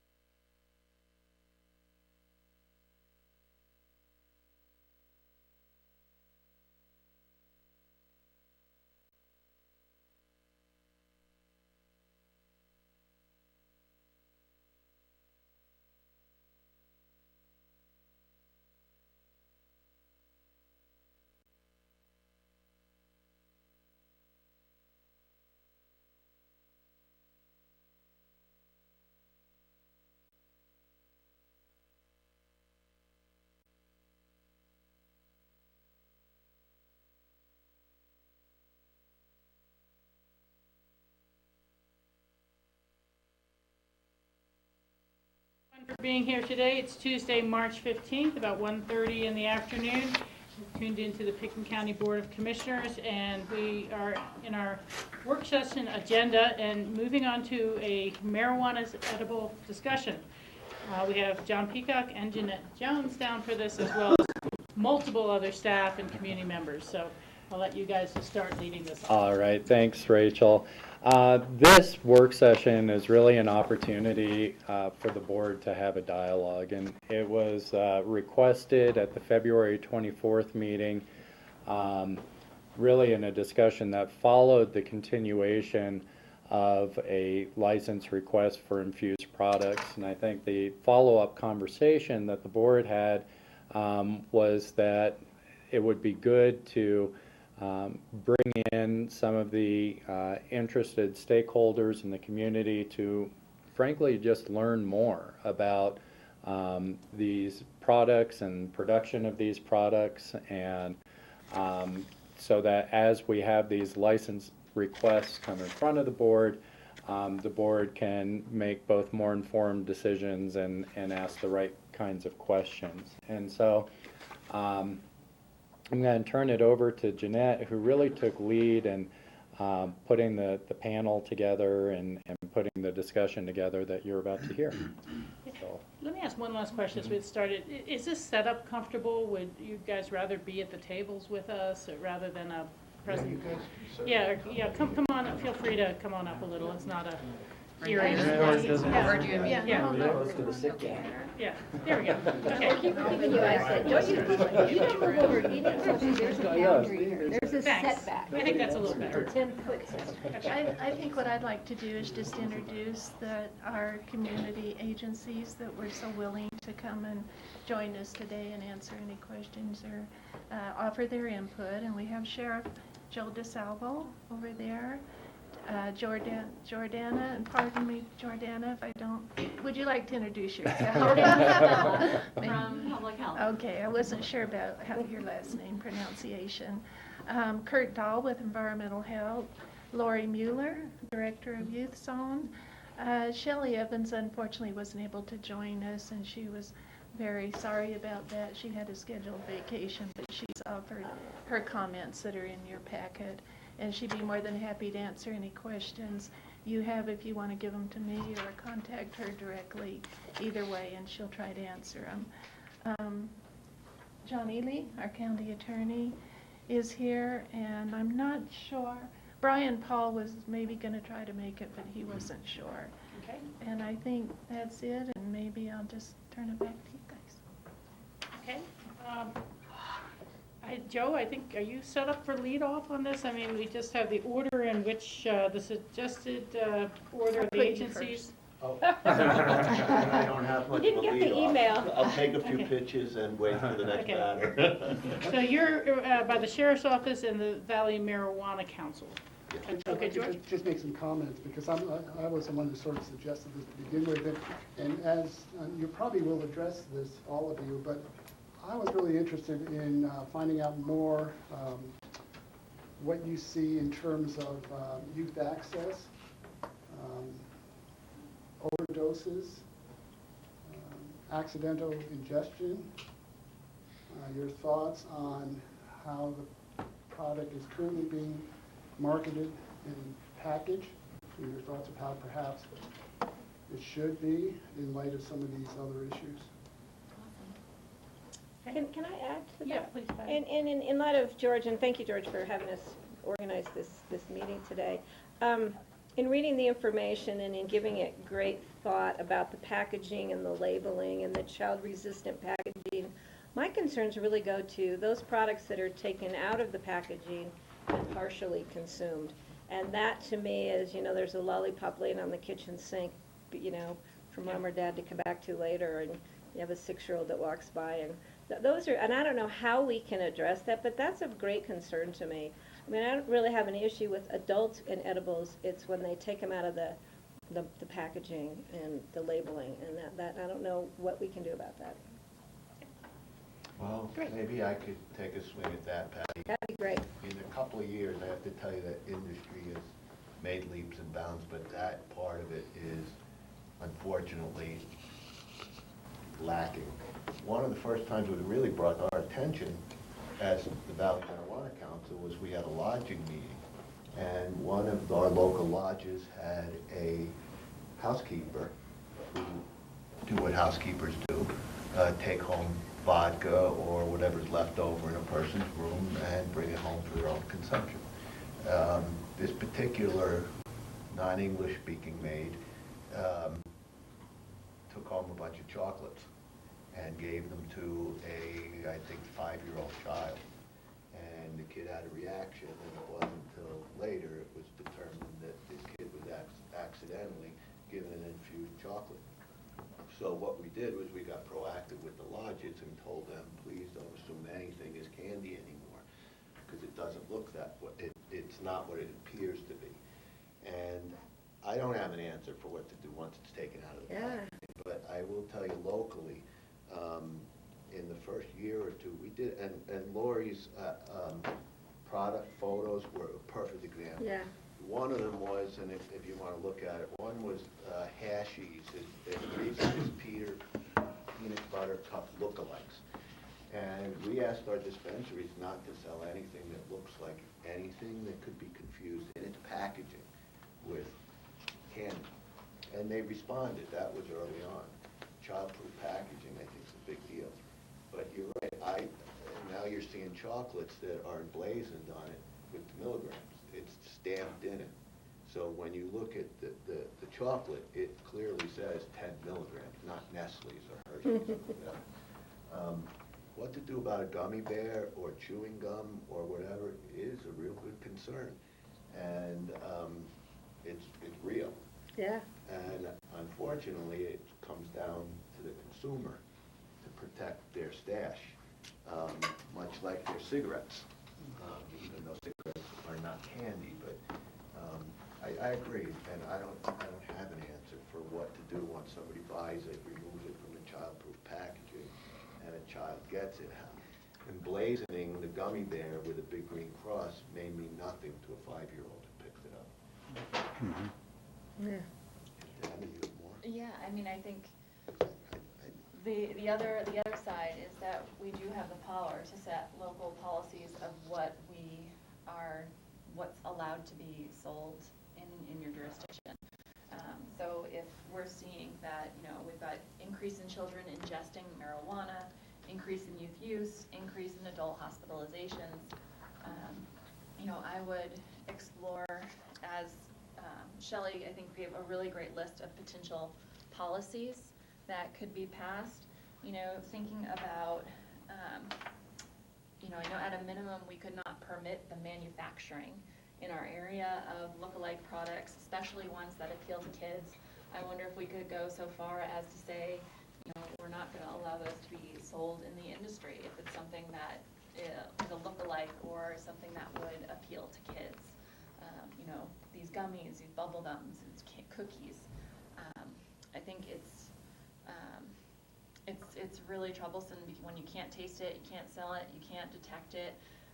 They leave the shop in packaging, but what happens afterwards? I would just share some of my additional concerns were the lookalike packaging and products, the products that appeal to kids.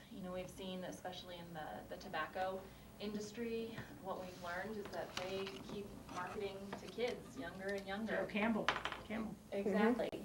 And it's taken us how long to learn about that, and then finally to start to be able to pass some policies to really affect youth use.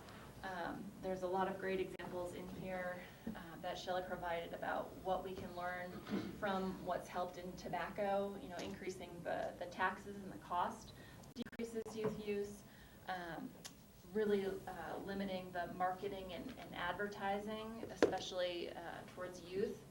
And I think there's a lot of different ways to do that, everything from events where youth are going to be attending to thinking about limiting the density of outlets and manufacturing facilities. We know that the more places there are to buy this, or the more places these are being manufactured, the higher the rates of youth access and youth use are. There's regulations that can be put in place of how close these can be to residential or childcare facilities or other, schools, parks, other places where kids are. And then again, not permitting the manufacturing of look-alike products. I think the problem here is that the regulations at the state level haven't caught up with where the industry is. I think we know a lot from what works in alcohol control, and we know from what works in tobacco control, and we can use some of those policies and learnings in this industry, but we can act faster than the state can act at this point in time. So I would just say, really take a look at those policies, examples that are laid out. Listen here today to what our local issues are, and think about how we want to shape our community. We've really got the power to influence the youth here. I think we really need to start taking some intentional actions to curb the rising rates of youth use, adult hospitalizations, additionally child hospitalizations, and children ingesting marijuana, which I'm sure you all read in the packet that Shelley provided as well. Rachel, Yes, Patty. I get, and I am concerned about the candy and the candy lookalikes. Then it goes to the cookies, but also it's going to go to things like beef jerky. And how do you monitor and control that? We're going to be cooking it for breakfast as bacon the next thing, and that, they're becoming very creative, and you have to give them credit. It's an industry, and so as we look at one issue and 5 more pop up over here that we weren't, now we're learning it's anything and everything, peanut butter and jelly, so. That's the really tough part. Do you know what the setback is, John? Maybe you know, John Ely? What is the setback from daycare now currently at the state level? 1,000 feet? State level. We have it set at 1,000 feet. 1,000 feet. But I think the state is 500. Okay, so Pitkin County's is 1,000. Okay. I think that's just a small step, but I think it's something that we need to keep evaluating, and is that good enough? And just for clarification on the conversation, because you mentioned dispensaries as opposed to manufacturer, I'm trying to think, how many dispensaries do we actually have in Pitkin County, not the municipalities? I believe we have 2. 2, the Airport Business Center. And the one in Holland Hills. Yeah. Across the street, not the farm, across the street from the farm. Right, so not to say it doesn't matter, but our ability is more limited than what's within the municipalities for licensing. I don't know, Rachel, and I'm glad you brought this up, because when we started the council, it was to become a template for other communities, a model for other communities.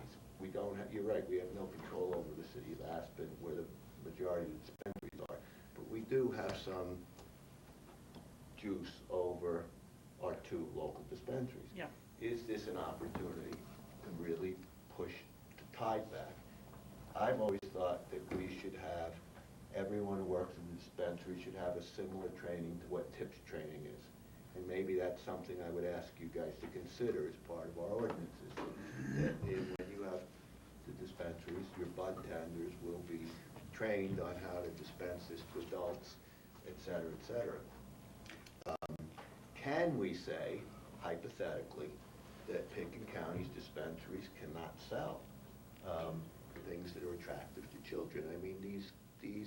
The same doses come in pills that you swallow like aspirin now. So the need for the candy part of it, I'm not sure is, I get why it exists, but now you are starting to see more products that are in pill form or in drops or Patches. things like that, or a patch. I believe in this. So, and this is an extreme reaction, but it's to provoke a discussion. Do we want to say, if it looks good to a kid, we don't sell in Pitkin County. If it's a gummy bear, if it's chewing gum, if it's chocolate, you can get your same 5 milligram dose in a pill. Why do you want to make this attractive to a child? We have been known to be trendsetters, whether it's fur, snowboarding. I mean, I could go back on all of these. Rachel, you lived through most of them with me. We've never been afraid of it. And Patty, you lived with them too, and well, we all have. But, I mean, that is kind of government getting in the way of local business, but I'm trying to provoke the conversation as to how do we solve the problem. I mean, we all admit, and Lori's an expert at telling us what this stuff, and she presents on our council, as does Jordan, and I do believe there's a problem. So do we want to be that community that says, you know what, if it looks like chocolate or gummy bears or chewing gum or Reese's or a Snickers bar, you can't buy it in unincorporated Pitkin County. Yeah, it really strikes me two things, is that this is a conversation should be further scheduled with the city as well. And to, start to talk to them about that. You obviously get immediately into people saying unfair competition. We can't carry, the ski wax that they can carry over here, and, it's gonna put us out of business. And so being a little more coordinated, I think would be a lot more fair to the retailers. So we'd have to kind of look at that a little bit. I'm just saying it's a consideration. And I would say, I'm not sure if it's a trend or a fad. The edible side of this caught me far more off guard than anything else. And again, not that there was some edibles, but then that the people started expanding the idea of, oh, let's start putting it in cheese, let's start putting it in this, and it's like, what's the thrill here? As you're saying, it's available in so many other ways that you have to wonder, isn't it taking a significant substance that's, mood or mind altering, however you want to say it, and wrapping it around something that seems harmless, trivial, and fun. And that's the problem, I think, is just that it is not given the seriousness once it's in a candy form. It's not given the seriousness once it's on, Pop-Tarts, things like that. It just that's a breakfast thing that people feed their kids when they don't have time to make breakfast in the mornings. I mean, my word, and putting it into products that again are more attractive to children, as opposed to here's something for adults, and here's your 4-hour energy or whatever, but they're only sold to adults and not meant to sound like it's partially just a treat or partially a sweet. Well, I think one of the problems that we're seeing, and why we're seeing this emergence of edibles, is because there's no place to smoke it. Yeah. So you can take your gummy bears on the chairlift. You can eat them at the restaurant after dinner, but you can't smoke a joint. So I think that's become a problem. It's a way that people can consume the product without getting in trouble for smoking in public, or smoking in the hotel room, or smoking on the chairlift. And I'd have to agree with you, Patty, that I think that we've been at this a long time, this group and the others, but I think when people are coming here and they're trying this as an experience, having a place, and I know the city wants us to take a slow down approach on clubs, but if you go to a club and you're supervised by a bud tender who says, here's your 5 milligrams, and you're not getting any more while you're here, because more could hurt you. So we're going to supervise this visit. That might not be a bad idea. The same way a bartender can cut you off after 4 or 5 shots of tequila and sees you've gone too far. Maybe a place to use is the answer. I don't know what we did when we were kids and I drank wine thinking it was grape juice. I don't know how we fixed that problem back then, but you learn. But I do think this is a problem, and I think there is a bad part of it, because clearly people don't want to smoke. It's bad for them. I don't think they're immersed in the world enough to know there are other delivery systems other than smoking. They go to eating, and eating is a cookie or a candy. I'm agreeing. I do think this is something we should address, but I think the how is going to be It's been tough. Commissioner Newman and I were talking before, and the city just collected $200,000 in sales tax from this. I'd like to see that go to some programs that might help, especially at the school. you know, redirect that money to work on these problems. But I think we might be able to take a leadership role on this because we do have a small amount of dispensaries to deal with. I'm not making any friends with my dispensary people, that's for sure, but the main job is public safety and children's safety. Agreed. Michael? Joy, let me ask you, if a child shows up at the ER and is diagnosed overdosing or just ingesting marijuana, does an investigation begin at that point? No, we don't learn about it. So there's... Unless a parent comes forward and tells, but not through the hospital as an answer. So the hospital can't report it because of privacy? I think the HIPAA violation. So it seems to me that's a problem right there because I mean, what I would like to see, I mean, what makes sense is if a child overdoses, an investigation should occur to see where that occurred. If it occurred in a household of an adult, then that adult should be liable for prosecution for allowing that child to have access for that. So, I mean, you have to make people responsible. And if people aren't going to be held responsible for allowing a half-ingested lollipop to be on the countertop, then there's actually no hope, quite frankly. So I don't know how you do it. There are only a handful of things that medical providers have to tell us about: gunshot wounds, dog bites, domestic violence, etc., and accidental ingestion. You know, I'd like to double check this one with Nan Sundin, just because there's difference between sheriff and criminal mandatory reporting, and then also child welfare protection reporting. And under that, I think the hospitals may be mandatory reporters. But then again, that would go more through child welfare and not through directly to the sheriff's office. They're certainly involved in that area. But your point is well taken, Michael. I'm just saying that we need to make sure all these connections are made and that the appropriate authorities and responsibilities that already are in place are being acted upon.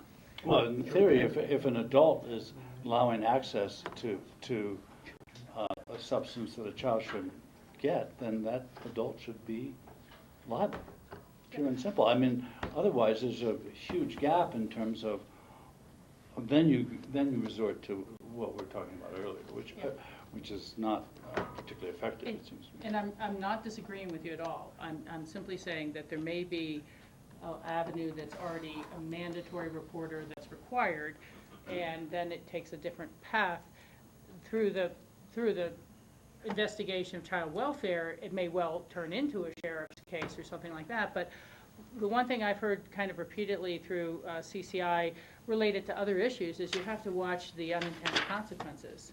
If someone starts to fear that their child is going to go to the hospital and it's going to result in their child being taken away or them being sent to jail and punished somehow, they might decide, well, let's just see if they'll sleep it off and not take the safest route for their child's health because they're concerned about other things. Now, again, I'm just trying to say there was a large discussion about whether teenage single moms should be able to access child welfare services like childcare so they can finish high school.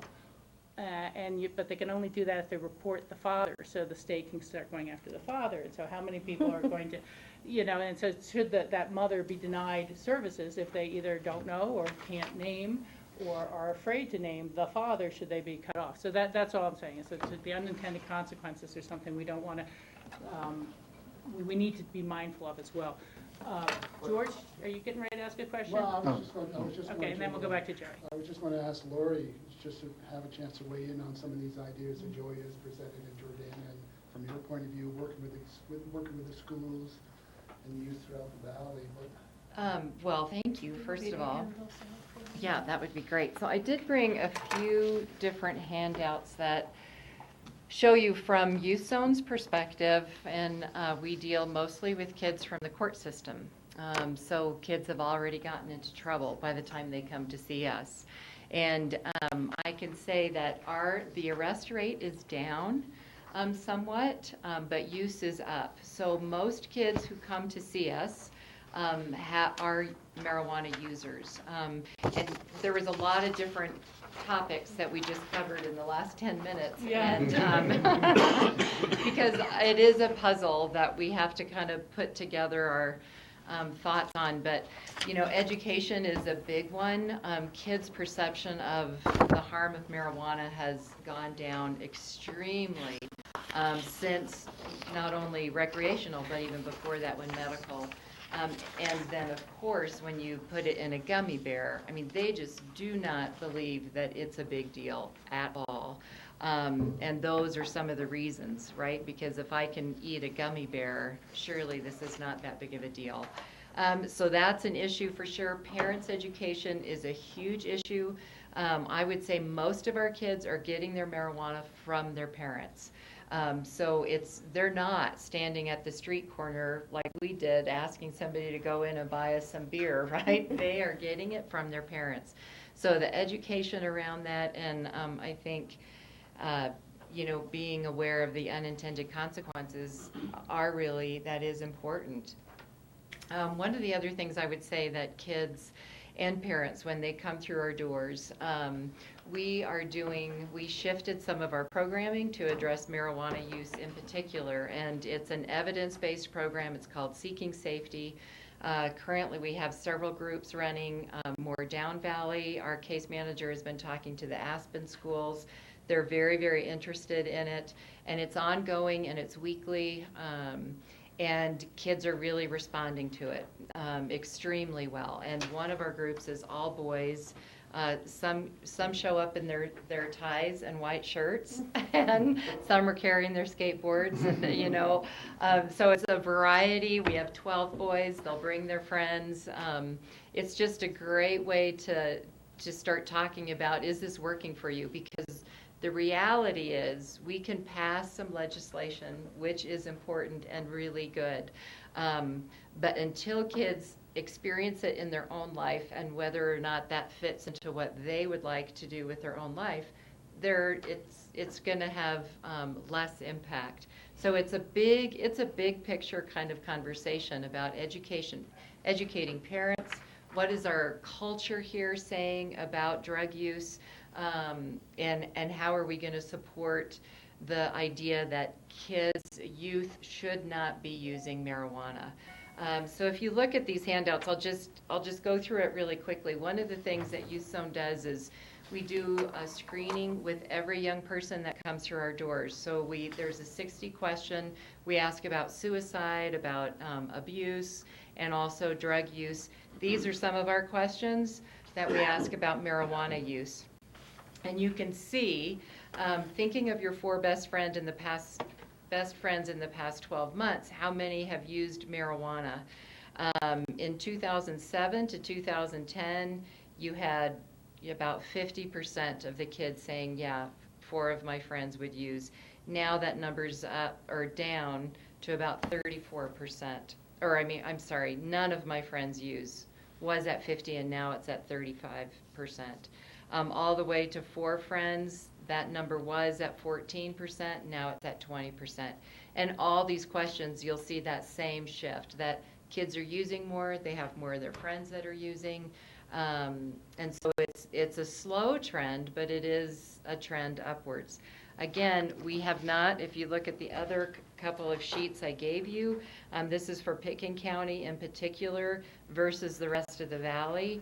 Our numbers are very, very low up here. So you look at the percentages, and please keep in mind, these are low numbers to begin with.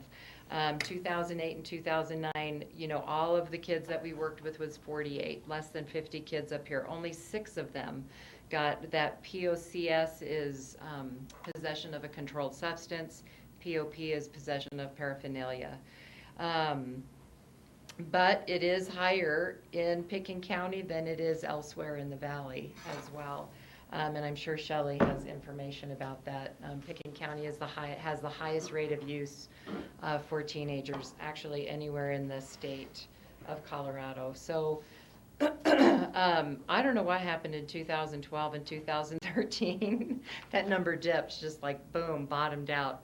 But again, really low numbers. So that's just from our perspective what we're seeing.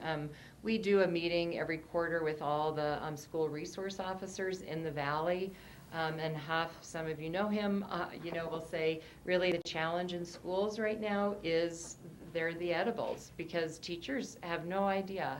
And there is no smell, there is none of that. And they could be carrying it around and as adults, that's not what we're traditionally looking for, right? So that's a problem. I remember I talked to a young girl just the other day, and she goes, oh, they were passing a granola bar in class that was totally infused. Excuse me. And I said, well, how do you know that? And she goes, well, kids wouldn't pass a Nature Valley granola bar. It's like, oh, right. So it is, in classrooms it's happening. So I think that's the challenge for schools as well, is that, we just don't know, and every couple weeks they're coming out with another product. It's really hard to get our heads around and know how to deal with it. Other things that I wanted to share with you, I think those are the big ones actually right now. I don't know if you have any questions about that or not, but I think one of the things that we would like to see from USON's perspective is, and Jordana and we talk about this at Valley Marijuana Council all the time too, is that our intent at USON is not to get kids in trouble, right? Not to create more drama in their life, but I believe they simply have to have something happen. They need the community to say, it's not okay for you to smoke, we care about you, or to use marijuana in whatever form it is. And they're not getting that message. They're getting the message that it's no big deal. So whether it's referring right to some drug and alcohol groups, whether it's, at Youth Zone or somewhere else, or they are getting arrested, and then we can figure out what kinds of help, because marijuana use is a symptom of other things. Some kids will experiment and figure that they don't want to use it. It's not for them. But for a lot of kids, this is how they're coping, and this is, it's a symptom. So again, we might slap them on the hand or tell them not to do it anymore, but if we're not addressing why they're using in the first place, then we're going to keep having kids using. So, Patty was first, and then, have I skipped you, Steve, a few times? Yeah. Okay, let's go Steve here. He's very quiet, and then Patty and George. So sorry about that. Steve, Let's see, Patty, and George. one question I had is, can edibles be detected by drug sniffing dogs, or if somebody tries to carry it in through the TSA, can they detect it? Or in a school locker, if they do Anything with THC in it could be detected by a dog. A. Okay. B, there's also, somebody just delivered me a bunch of test kits, and there's swabs that you could swab the outside of any edible product and find out if it's infused or not. Wow. Okay. There's a lot out there that we need to educate the community on, but I'm sorry, Steve, I'll go on my first place. Yeah, I wanted to find out, because I didn't know. Yes. Okay. The statement in the packet we got that said that our efforts would be no more successful than our efforts to keep alcohol or cigarettes away from kids. They have ways of getting stuff, probably mostly from their homes or from however they get it, and no matter how much we would like them not to get hold of marijuana products, they're going to get hold of it somehow. For a lot of kids who really want it, but I think that is exactly true. And when you sit down and talk to teenagers, they will tell you they don't drink and drive anymore. I mean, that is an very uncommon event that happens. And maybe, Joe, you have a different experience of when you pull kids over, but they just don't. They've got the message loud and clear, and yet they will smoke pot and drive all the time. So it is education. They don't know. Their parents don't know the difference. And so it might be 20 years before we get that message across to them. Alcohol, it worked with alcohol, those So messages. a long-term education thing Yeah. could yield results down the road. When I was in high school, in Basalt High School, kids would drink alcohol, and I don't know that any kids there used marijuana or any other drugs. And the kids in Aspen were using drugs. That was like, they were probably getting it from their parents, I would think, but I don't really know. And this was like, 50 years ago. There was already kids using marijuana in Aspen, so it's not like a new problem, but it's because it is commercially available now and legal. I think that's why there's a huge upswing in. There is, yeah. So I was thinking of strategies, what picking, and I don't know if we want to do strategies yet, or? Let's continue with a few more questions. We do have another 55 minutes. And Yeah, then, I have some ideas on strategies, what we as commissioners could do, and I'll save that for when we get to that discussion. Okay, thank you. Patty Yeah, and then my George. question goes back to the parental permission or supervision. Joe, you can probably help me with this. With parents who want to let their kids drink within the privacy of their own homes, it's okay. No, No, it's illegal. Is it? Child abuse can be. So it can- Child abuse issue, yeah. If it's their own child and they're allowing them to have wine at dinner, Yeah, technically. that's So it would be the same thing with, so that's the problem is how do you, it's like a minor in possession of marijuana. And so many kids, I mean, it used to be the big thing. I mean, remember my son was in high school and half of his friends didn't have driver's licenses anymore because they had minors, they had MIPs. My son was the only kid that still had his driver's license. I know because everybody was riding in our car because he was the only kid who could drive. But and I don't know how that's going to, roll over into the marijuana issue with these kids being able to have access from their own homes. I think that's a really big thing. The kids that used to know that mom stashed her joints behind the headboard, and that's where the kids would get it. It's the same thing. And then under lock and key, how many parents lock it up? Because they don't really, it's the same thing with their prescription medicines. I mean, that's, to me, even another huge issue that we should be addressing. And, and I thought Steve brought up a really good point, that to a certain extent, kids were getting marijuana from their parents' sock drawer since the 70s, as you just said. And I don't know, and I've always thought it was, and I'm curious what you guys think, I've always thought it was kids' jobs to experiment and do stuff, and our jobs was to make sure they do it safely. Kids are gonna Stop them until they're old enough. Kids are gonna experiment with this. I do think the lion's share of this has to go back to the parents. I totally agree. mean, every dispensary in town sells bank envelopes with locks on them. You could have that at your house. Parents have to have these discussions. I would like to see more product recognition for parents. I'm amazed at how many parents don't know that this could be a delivery system, or a bracelet could be a delivery system. Hoodies. They have hoodies with a vaporizer in one end and that stores the product on the other, and you're huffing off your string. It's basically a vaporizer. Jesus. And I am been offering product demonstrations, and we have to do more. I'm telling you, it's growing fast, guys, and if I could fill this room with delivery systems that you wouldn't recognize as ways that kids could ingest. And we're just not doing enough. And I think I would like Pitkin County to take the lead on this. Yeah, And like I said, Lori did a great job in her presentation showing you the products, but this is new every day. I mean, when I saw the bracelet that you could smoke from, it looked like any bracelet that any lady would wear. So Joy, the 200,000 in tax revenue, that's not earmarked like the state's revenue is for education enforcement? I don't believe on a municipal level it is. This does And I seem, don't know what our take of. What was our? What was our revenue off? We only have one location, and I don't know what that one location generated. It's in what I would consider the basalt market as opposed to the Aspen market down in the Holland Hills neighborhood. At the ABC, isn't? I think the location you're talking about moved into town. So So we'll have as one. far as us being on the cutting edge or leading, I think we could probably justify shutting down the one location we have, and we still wouldn't really have much effect.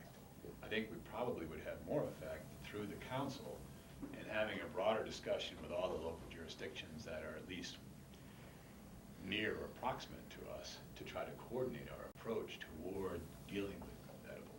And labeling funding or the effort. packaging or education or all these things. I was dumbfounded on one of the first BMC meetings we had over 2 years ago. It was at City Hall, and it was adults only, and it was a product introduction. And 2 years ago, it was basically the Wild West, and we had a few sodas, and people were so surprised that it wasn't joints and pipes anymore.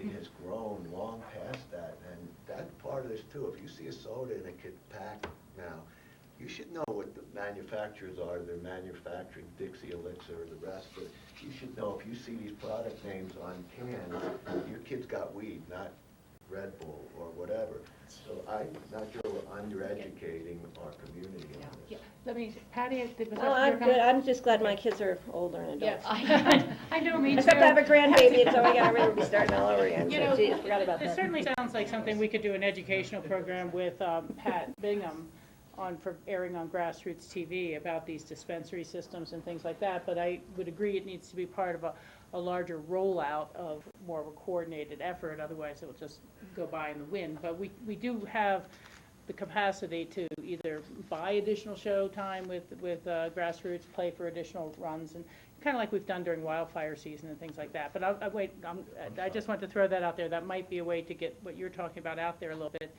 George has been waiting very patiently for. Lori, when you're talking about the kids that you're actually have been able to survey going through youth zone, I don't want to put words in your mouth, but it sounds like the kids pretty much knew what they were doing, what they were taking. But do you have any sort of sense in terms of how many were taking accidentally because they didn't know what the product was? So we deal mostly with teenagers, and they're very aware. Yeah, we haven't had any in the last couple of years who said, I had no idea. So it's not anything that somebody's trying to fool them on. So far, we haven't seen any of that. It's a good question. I think one of the things that we were talking about earlier too, if I could offer my opinion, sometimes in this valley, right, what one community does impacts the community right next to them. So I think it would be great to have conversations valley-wide. If we shut it down here, we're pushing the problem to another community essentially, right, because people will move. So to have something really consistent, I think would be the ideal, so that you're not shoving problems. I know at Glenwood, the Valley Marijuana Council was talking about how, is it Vale or Eagle? That's totally, there's no dispensaries. Just like Snowmass and Basalt Right. aren't on there either. So then they just, all the people just keep on driving to I-70. So the next best place, and they actually will get off the bus and the sheriff will just say, just keep going.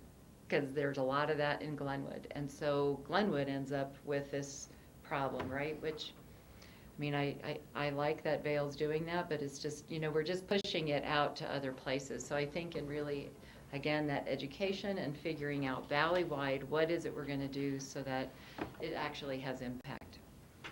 And I would say really quickly, sorry, Joe, we do just get a little bit of state money, Youth Zone does, to provide programming for kids that are using marijuana. And right now we're doing Saturday service projects. So they're out in the community. That's there in lieu of going to detention or whatever else that they might have.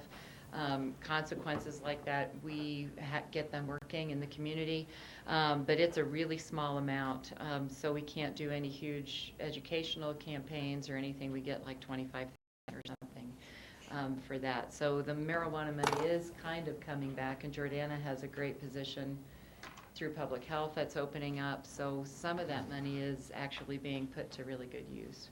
It seems like when you talk about regionally, which is very important, but it may also be an opportunity to go to the state for legislation, because the state is one of the few states in the country that's actually allowing legalizing recreational marijuana. But as you said, the state is way behind on a lot of these issues, and so this may be something worth bringing forward. Yeah, I mean, I would not disagree. It's obviously too late for this session. And I think everyone's acknowledging at the state that there's going to be something new every year, either refinements or legislation or trying to keep up with the industry and things like that. They seem to have had a hard time with the labeling on edibles task force and not really reached any great conclusions when they did. And as others have pointed out, the industry itself, with the type of sales they're seeing, has become pretty effective lobbyists down at the State House. But that's not to say we shouldn't try if we could formulate what we wanted to say. And I mean, I've taken a few small notes here, and some of those things are, you know, just not marketing to kids, whether it's overt or subliminal. No manufacturer of lookalikes. I see limit product sales types to, you know, things that are attractive like a candy or sweet. You know, it just seems, you know, totally inappropriate. I'm only saying I just don't know too many kids who like jerky. I'm just not seeing, you know, there may be some places where people don't want to just take a pill, but, you know, so I think you get into all those things, but it could be a legislative item next year, even if it's just to get the conversation started again about the issue. So I can see something like that. Who else was in line? Joe was in line, and then we'll go to John. So go ahead, Joe. Because I do feel like there's a solution already in place that has been respectfully ignored. The council has been in place for 2.5 years. We're funded through the Aspen Community Foundation to a generous donor. We have a project coordinator, a guy named Brad Stevenson, who's very good at what he's doing. He has pushed, and I'm very passionate about this, so if it comes out, I hope you understand. He's pushed our program and our model all the way down to Glenwood already. It's got movement, but when we offer our help, it seems to go as if it's not needed. We had a couple of hot fires in the first few months. Everyone panicked, and we were abused, but now it seems like we're complaining, but no one's asking for help. We have a lot of resources, 2 of which are in this room, and I do think we're greatly underutilized. And I'm going to say by the city of Aspen and by Pitkin County, I was disappointed a few years ago when no one even knew we existed, and we've been working for a year. And we had community health in here, or Nan's group, saying we could use a group like this, and I was watching on TV, and I came over and said, guys, we have one.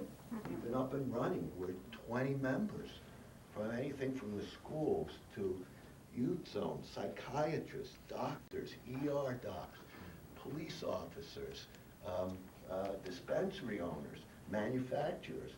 Yet no one calls on us for these things. And I think we're missing an opportunity to take advantage of a group of people that are in this industry that could walk us through this and tell us what works and what doesn't.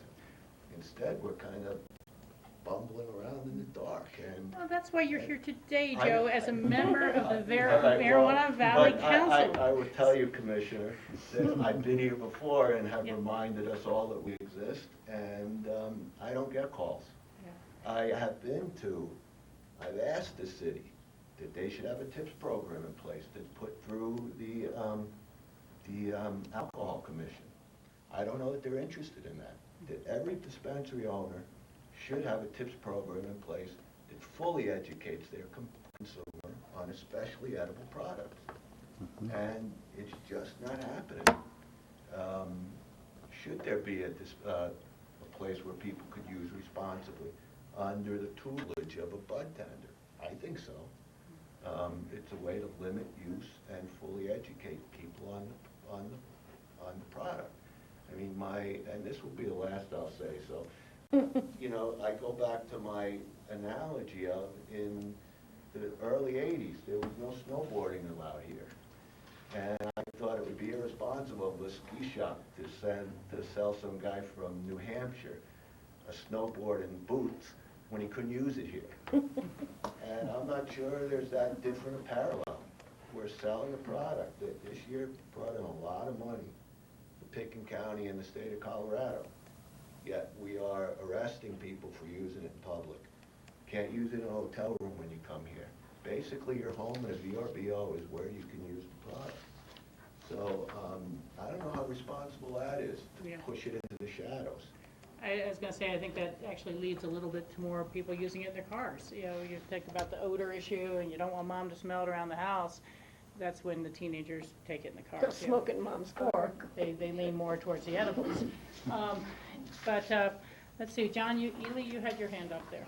Just in response to George's comment, not only is the legislative approach, I think, advisable way to go, but it would take some time anyway. So even if you started now, it would be a challenge to get it ready for 2017. And so there's that to consider. The other thing is that apart from legislation, the MED promulgates rules constantly all year round, the Marijuana Enforcement Division of the Department of Revenue. And those rules are getting more and more extensive as they try to wrestle through a variety of problems like labeling that you mentioned, Rachel. So approaching the MED and vocalizing our problems or experiences is a way to stimulate regulation through that agency, which is a lot faster than legislation. So there's that. And in response to Joe just now, our regulations do require experienced bud tenders, so to speak, that are in the role of sales people to anyone who comes into a retail establishment dealing in raw marijuana or infused products. But we're simply not a mover and a shaker in the market with one outlet. And chances are we won't have many more, if any more. The county's just not set up to see that happen in the future. Yeah. So it has become pretty apparent that this needs to be a bit of a city-county discussion. You know, I know we always have a lot of topics for our joint meetings, but that might, if it's a way to bring it to the forefront to kind of replicate this discussion and other information, answer our own questions that we had before then, and maybe do it then, or even a special meeting just for that purpose outside of our quarterly meetings. I'll go to John Peacock and then Patty. So at the risk of igniting Joey's passion again, because you're going to say I should know this, Joey, but has the Valley Marijuana Council made policy recommendations for local governments? Because what I'm thinking about, Rachel, is what you just said. If we're convening, you know, a joint discussion, it might be good if there is a group that's been out there working on these issues and may have policy recommendations that both bodies should consider. That would be a good opportunity to convene that kind of conversation. But I guess, you know, I was tangentially involved early on, and it didn't seem, it was more kind of educational and understanding. It sounds like maybe the group is formalized more and maybe in a position to play that role. Is that true? Or I would think so. I think that we do have enough people in the industry and that we can be that advisory part of it, and that's what we first thought, but frankly, we're not being asked. Yeah. You know, I was just kind of wondering on that. Is it a little bit of maybe a public perception that the council is too pro-industry, and it was more about how we roll this out and normalize it for people, as opposed to now, would this group really recommend no edibles in the Roaring Fork Valley? You're right, Rachel, that is a perception, and I may have to take some responsibility for that, but, you know, we did start with dispensary owners as the point of sale. Tell us what you're going to be selling, how you're going to be selling it. I mean, our police chief is on the council, so he has the same access to a board that I have. So I know that they're aware. Okay. Yeah, no, and it was not a criticism of the council. I think it's a very strong, right. proactive effect. I think you're right. But I think that might be a little of why. Yeah, and like I said, I'm going to take some of the responsibility for that on, you know, my philosophies. Well, I think it, you know, do they meet regularly, once every month, once every 2 months, or? When is our next meeting, Laura? Does anyone think? I know It's probably every 2 to 3 months we meet. I think so. Yeah, well, I think that. We presented CCI. Yeah. And we were in And Denver a couple Northwest of, Cog? and where were we? What was? Northwest Cog was a year ago. Northwest Cog, we presented some of them. We did 2 presentations in Denver. There are other communities asking for our help. Yeah.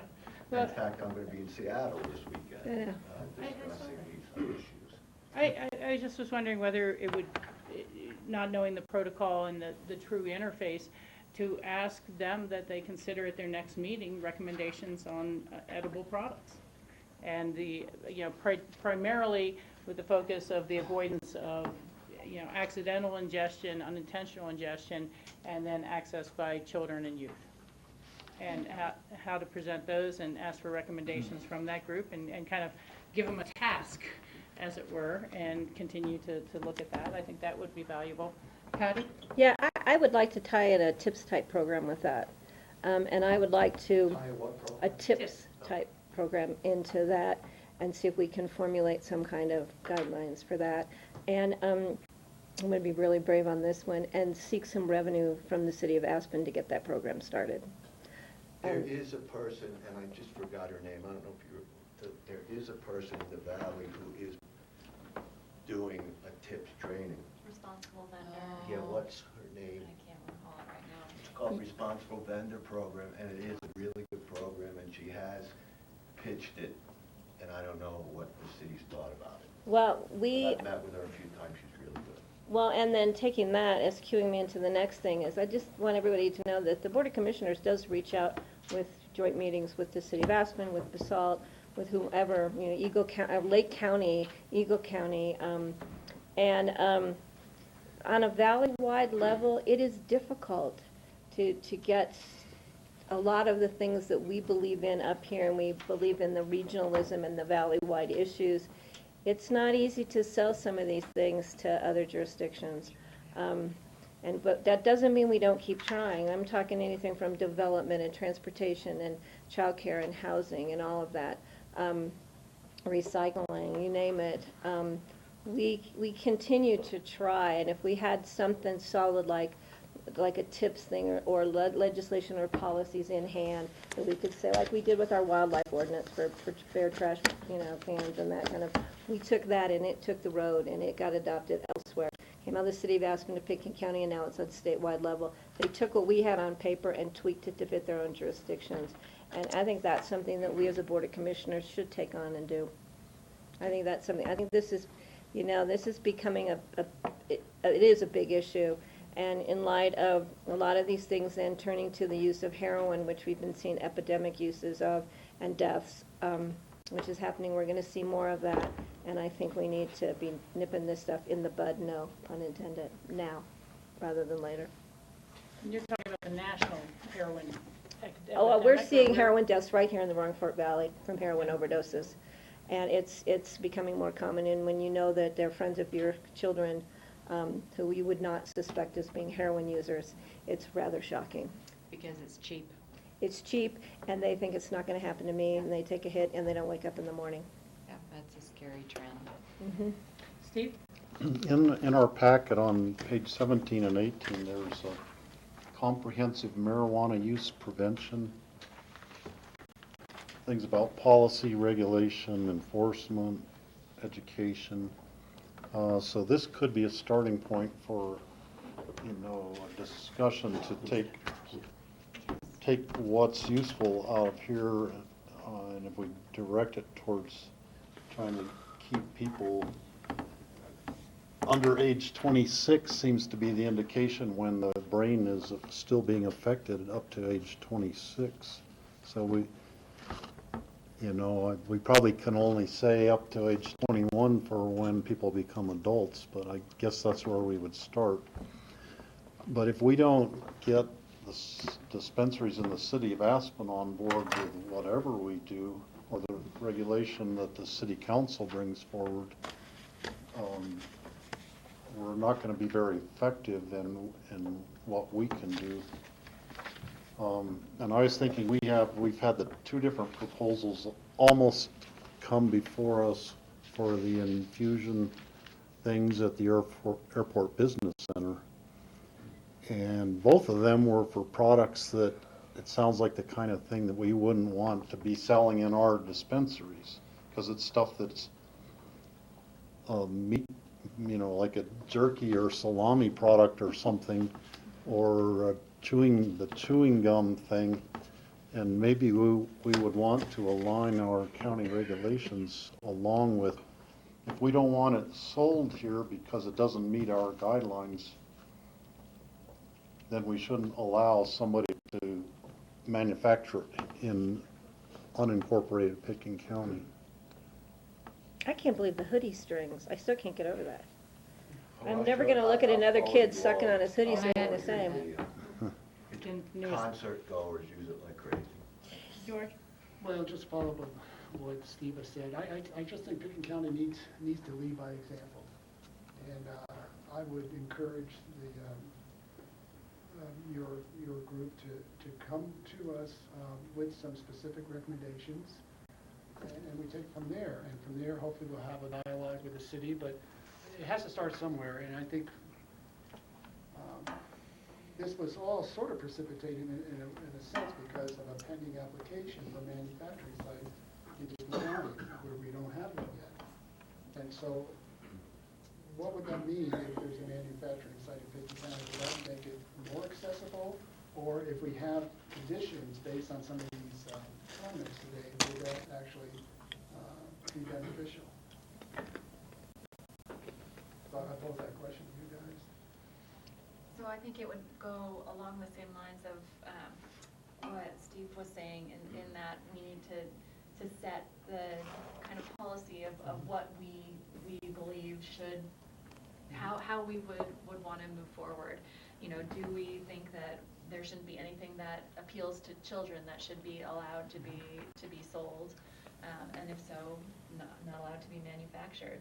You know, if we are going to be host to folks manufacturing edibles or infused products, what would our guidelines for those be? And I think, you know, thinking about that beforehand would be helpful. You know, the other thing to think about is why some folks are scrambling to come here is because other cities or municipalities have put caps on the number of manufacturing operations that can exist. So, you know, I think that's in an effort to say, hey, we've got to slow down here, look at the big picture, set some regulations, and take a step back. And so I would, you know, pose that question also to us is, you know, do we need to come up with those guidelines before moving forward on individual requests? Mm-hmm. That makes sense. You know, I was going to say, I think as we talked about the money side of it, it's my impression there's state grants available from the state share of the taxes that they've collected. And so they're separate from quote, the city of Aspen, and they are, there's always battles over whether counties that don't allow the sales or manufacture or growing, can they get a share of the money too? Because they have spillover problems. But on the other hand, you have people who are saying, wait a second, yeah, we're taking all the impact here, and you're trying to get a slice of the pie without sharing in the actual production of those revenues. So, but I don't know the process for applying and maximum grants, or are they only for law enforcement, or can they be for community education, you know, and maybe looking further into this. Community health stuff. Well, do you know, Georgia? There's a lot of different ways that the money is coming back out into the community. So I know about the pot that has come through the State Department of Public Health, and I think it's going to be about $5 million a year for 5 years. And any county who has identified mental health or substance use in their community health assessment or public health improvement plan is eligible for this first round of non-competitive funding, which we are. So I actually have to get back this afternoon to submit our letter of intent due today. So we'll be applying for some money to work on youth substance use prevention, and this grant, all of the money will be used to work on environmental level strategies, which Shelley explained very well in what Community Health Initiatives does. So really working at that community policy level of prevention.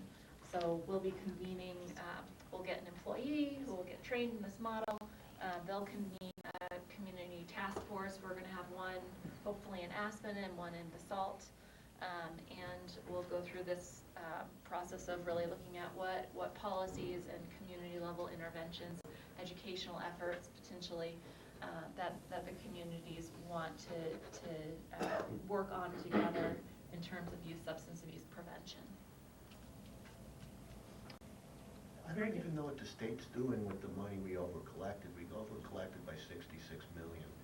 And we voted in November if the state should keep that or not. And I don't know if that goes in the schools, I just think like most the of it first goes into the 33 school. million did, or 35 million. I don't know what they're doing with the other 60+ million.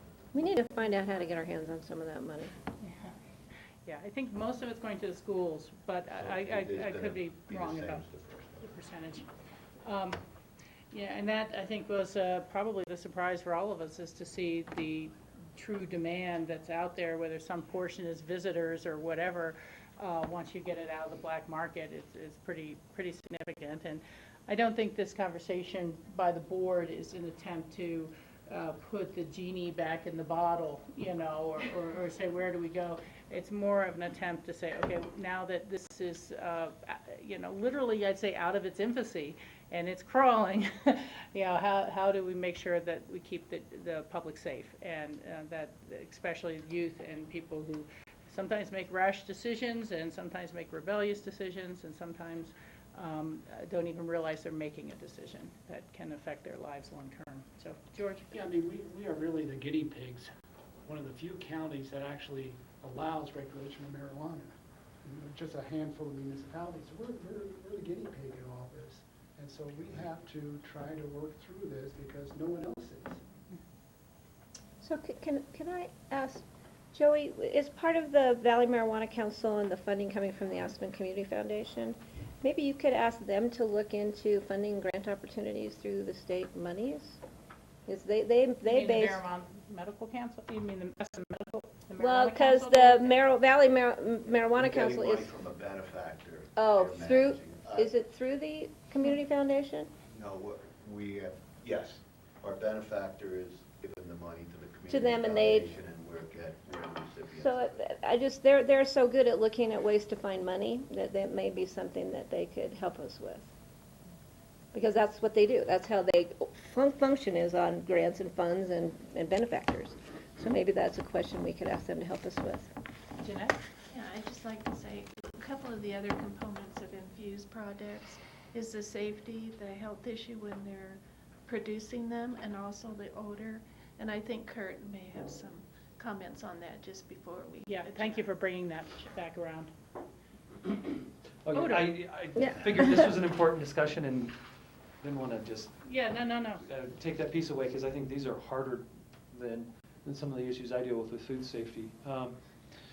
So odor, I think in the report, I reached out to several environmental health directors. I think a question was brought up about manufacturing facilities and odor. My initial reaction and in the few discussions I'd had before was that it likely wasn't quite the issue that we have with like agricultural facilities. However, I did get some interesting feedback from the city of Denver. And the thing to think about with the city of Denver, though, is that the volume that they're dealing with is considerably larger than anything we're likely to deal with. But they are in the middle of modifying their odor code to include production facilities. They are seeing some complaints from production facilities, so that is just something that was a little bit surprising to me. I do think there's an important piece to make sure we're thinking about with those, and that's whether or not extraction is happening at this production facility, or whether they're already taking infused oil and then putting it in whatever the food that they are producing, because that in itself can have some effects. And again, it depends on the type of extraction you're doing. So I think that's a really important piece. I think the way we've handled agricultural facilities with a comment that says, no odor will be produced that will affect others is probably very fair with this. And it may be that we even need to have folks have a plan in place just to ensure that, if there are effects, if we're going to let them go forward, that they already have something in place or are planning to have something in place to assess that. So that was a little surprising with odor, but I thought I'd at least give you guys that feedback on that. The other thing with food safety, that's a kind of a difficult position for my department to take a step back. As you guys know, we do retail food inspections, restaurant inspections, same as the city of Aspen. We get all of our authority through the state health department. Back when edible production was started with medical marijuana, The state health department took a step back and said, we don't want anything to do with food safety. We're worried we have FDA grants. This is illegal federally. We do not want to lose our funding. So the food safety portion for edibles does not go through the state health department. Hence, the regulatory piece that I'm used to enforcing actually doesn't come through there. It comes through the Marijuana Enforcement Division, MED. And so it's left us in kind of a position where food safety experts, how do we best assist? I think you're seeing the Marijuana Enforcement Division is still dealing with the complications of ramping up, trying to get, regulators in place, trying to get out and do inspections. And you have several local jurisdictions that have actually taken on a piece of that food safety aspect and as part of the licensing authority, go ahead and do inspections. And that's a piece that John Peacock and John Ely and I both talked about. Where do we fit in this, with staff? Because I think it is a really important issue. When we did the presentation a couple of years ago with community health and all the public health partners, we talked about some of the issues there, residual solvent, those sorts of things. Those are now being addressed. You actually have to have your oils tested for residual solvent. Pesticide has been another issue that has come up, but I know that they're working on getting that protocol in place so that your oils can be tested for pesticides, but you need to have a lab certified to do that, so they're not there yet, but I know that they're working on the process. So, we uncover one piece, and then there's another piece that comes up that's somewhat unique to marijuana.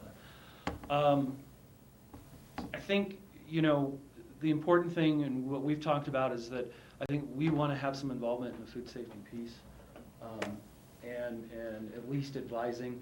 One of the concerns that I had that was alleviated in the environmental health directors meeting in January, was the fact that we weren't actually a regulatory authority.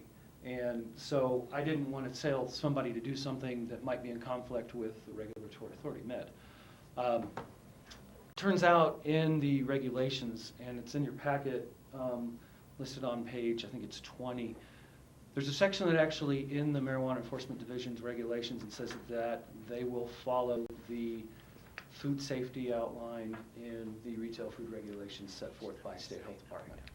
So it was kind of an interesting comment. There were 15 of us in the room that didn't even know that existed. So that gave me some comfort in if we're telling people or advising them, we'd like to see 3 compartment sink here, a hand sink here. Those sorts of things actually the Marijuana Enforcement Division is going to do. So that is actually kind of a huge step. I didn't want to get into that piece of if we don't have regulatory authority and we're in conflict. We deal a little bit of that with childcare because we're not the licensing agent in childcare, and yet we do inspections, and sometimes we have a conflict, and it creates a lot of confusion, and I didn't want to get there. So that's been addressed. And so I'm more confident in saying that I think Brian and I probably should do, or that, some type of advisory piece with the, manufacturing facility if we choose to do manufacturing here. And, we'll have to go forth with that piece. And I think Brian's here Brian Paul is not here because I think the other really important piece with manufacturing, again, comes back to extraction and how we're going to handle that and what's appropriate in one district. Those are sorts of things that I think we still, have some questions about. I know that industry has moved forward tremendously. We've had several applicants that have not actually brought forth applications to the board, but they've talked to us advisory. And the interesting thing, I thought most of them, in fact all of them, when we were talking about extractions, were intending to do something that did not have a solvent in it other than maybe ethanol alcohol. It was something that wasn't going to be toxic. So there's some pieces there that are really interesting. I think that's really all I wanted to talk about. The other piece, when we talk about safety with children and access, a lot of the discussions we've had, environmental health directors, have revolved around, is this being really marketed as food? And that becomes the question, is that how it should be marketed? And this is philosophical, it's not really trying to give an answer.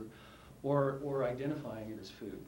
As a parent, I have concerns about beef jerky, that comes in a package that, may just look like regular food, and whether or not the solution is, that it doesn't look like food, or that it has color in it, or something like that. Now, I know the industry, has some resistance to that because it doesn't become marketable or palatable or appealable or appealing.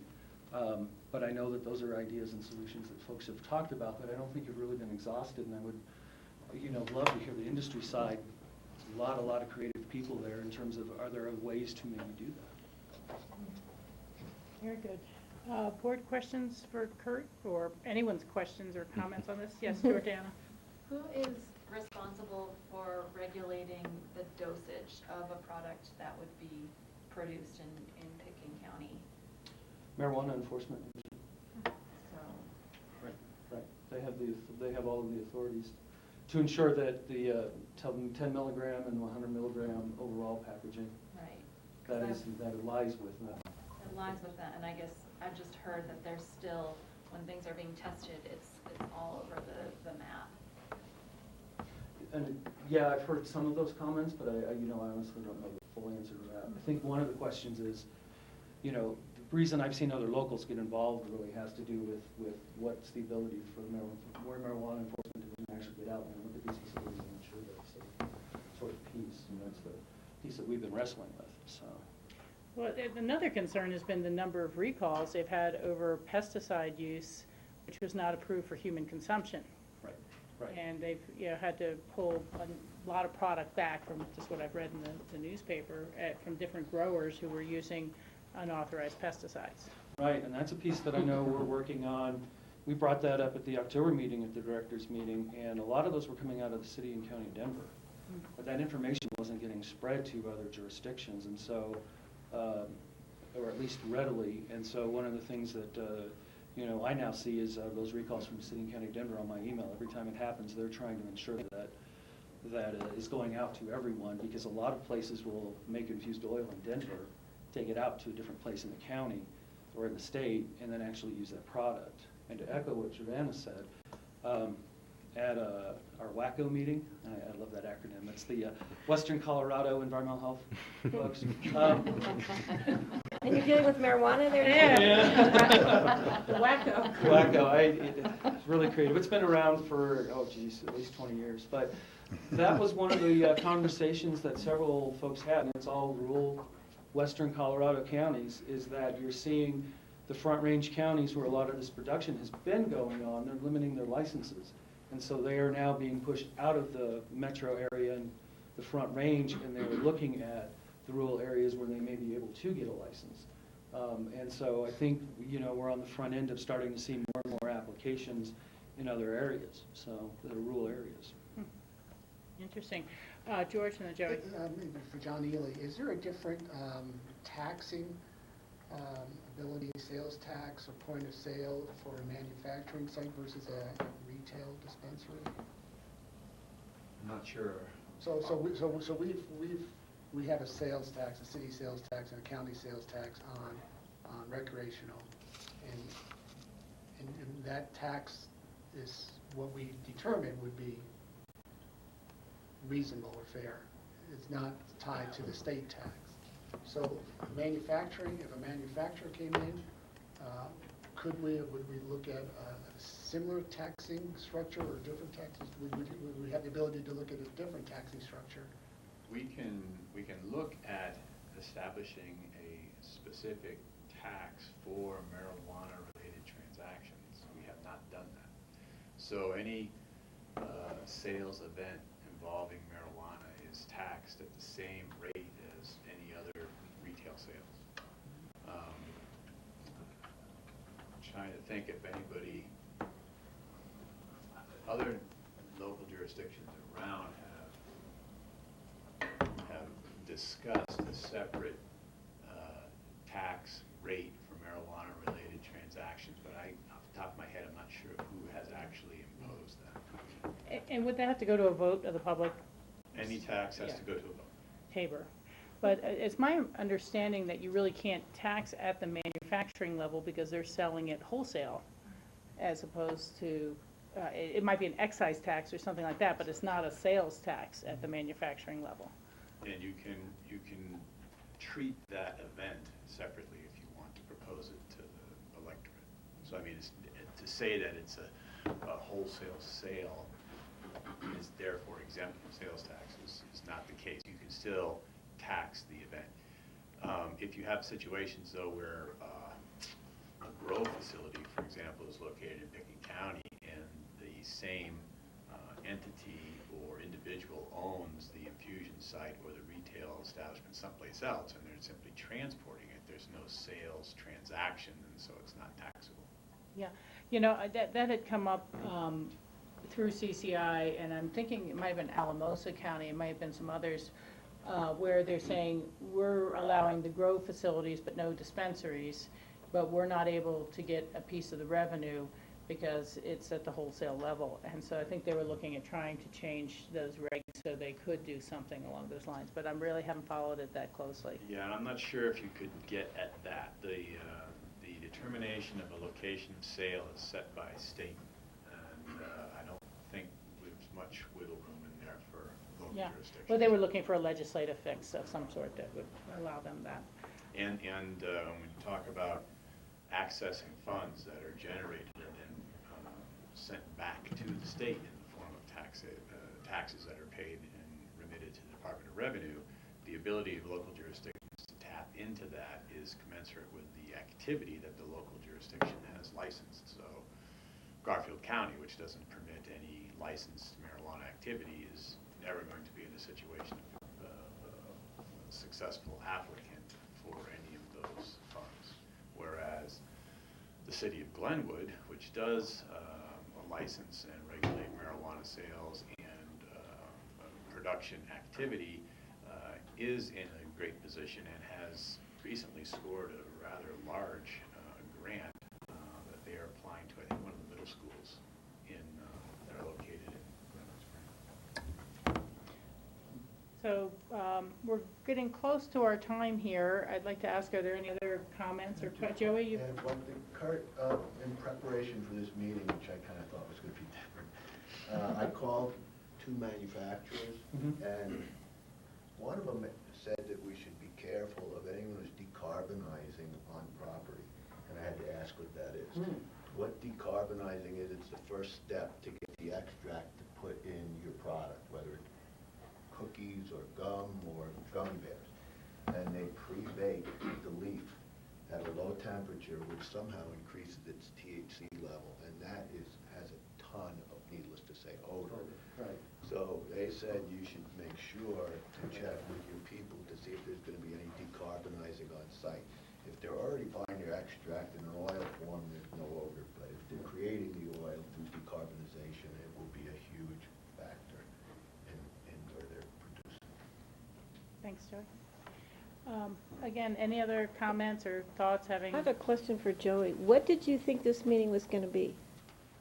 I thought we Tasting?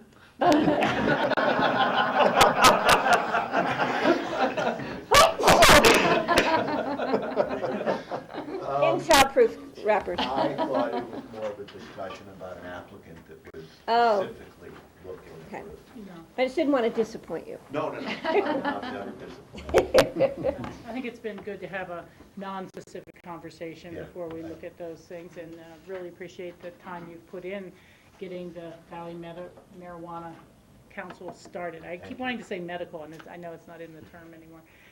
And we'll try to find ways to use you further in those areas. And I'm going to task them with George's question is, I'd like to, maybe we'll meet and bring specific recommendations to you on how we manage edible products and children and packaging, et cetera. So I'll call Brad Stevenson, who's our coordinator, and see if he can't get us together to brainstorm. He's a good guy. He presented with you at... He presented and Yeah. he go with me. He is Yeah, a good he's guy. great. He's holding us together right now. Yeah, he is. I'm glad somebody. And, you know, I think we want to take a few of these other ideas forward, although nothing's immediate in the next 10 days or something like that. But the whole responsible vendor training, I'd like to make sure the city is aware of that and how that can, you know, if they're implementing that fully as well. They are aware of it. That young lady, who none of us could remember her name, did a presentation before the liquor board. Yeah, again, I just want to know if they're requiring it or where they're at with that. And then we had some discussion about really more parental education going forward, and how do we get that information out to them, and, maybe talk a little bit with Pat Bingham about different approaches, using a grassroots television channel or public meetings or whatever, again, networking with others. And we were gonna check in with Nan to find out what about mandatory reporters at the hospital. If there's an overdose, there's a process on that? I can answer that. The answer is yes. There's only been one report from the hospital to Human Services that they've responded to in the last year. Thank you. Then we're going to, have to take our own look at those questions about manufacturing within Pitkin County in the future, or how do we get people more involved on a valley-wide discussion of what are the appropriate edibles and perhaps non-appropriate edibles for the marketplace. So, any other final comments? Steve?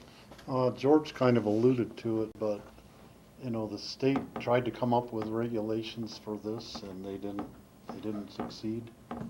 And Pitkin County could be the leader in coming up with something that could be adopted by the whole state. And I think that if we forge ahead and have that kind of be our distant goal, is come up with the best regulations and that everybody else wants to copy what we do. I think that would be awesome. Very good. Those were points that came through really strongly, and I'm not sure exactly how and where we fit them within our code, or whether it's part of that larger conversation about not marketing products that appeal to kids, and no manufacturer of lookalikes, and all those things come back to kind of basically limiting product sales types of what it would be an acceptable sale or not. And the larger question was once it's out of the child-proof packaging, and it's partially consumed. Or, so partially consumed. How do we identify those things? Because we're encouraging people not to eat the whole cookie. Right. Well, so what do they do with it? They put it in the cookie jar? Yeah. And, I hate to say it, but for me, maybe green food dye and everything is appropriate. And we're going to have issues with food dye. I just don't see the idea that, it's not appealing as a cookie. Well, you're not eating it for a cookie. Realistically, why does it have to look like an appealing cookie? That one's I've never figured that out.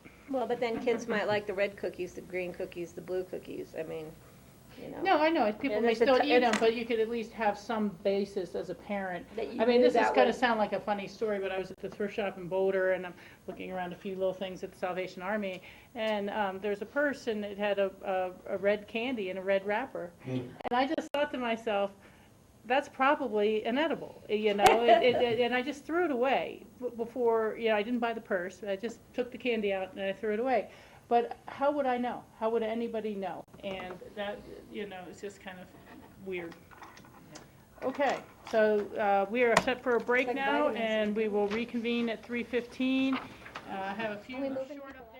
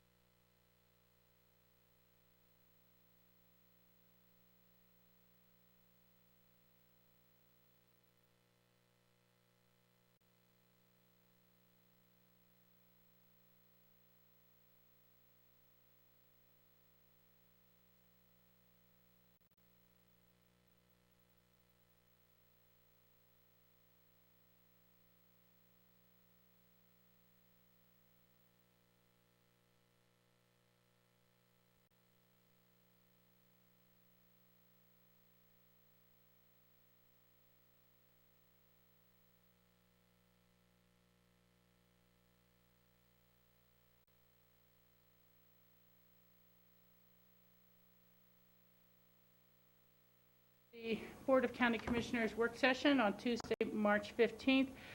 It is 3:15 in the afternoon, and we are now moving on to other open discussion items. Phyllis, if you want to take it away. Sure. We thought we would share with you a short video that was produced related to the move of the Pitkin County Elections Department. They are now in the Ute building, and I'm just going to hit play. Oh, all right, yeah, volume on. Yep. And then hopefully it will all work. Here it is. There's no sound. Why is there no sound? Hit pause. You have the Speaker on your phone is turned on, the volume on your actual computer. Let's see if she plugged it in the right place. Now let's try. Nope. How about the volume button on your actual computer? That's what I'm thinking. Nope, that's volume. Well, maybe we're not. And it's we have to have edited. We learned about closed captioning and what they interpret, which is not quite right. So this is here. Anyway, it's a very good video. I watched it when Pat sent it out. It is, and so much for having it set up. It's quick and easy to watch. We might play it later. I keep hearing. Can you see? Sounds like it should. Yeah, you hear the little click when you push this.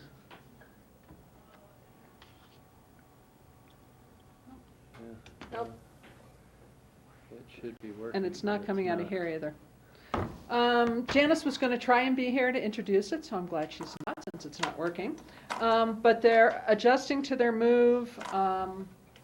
They did an election judge training. They did an open house for the public. And our elections department is located right here among them.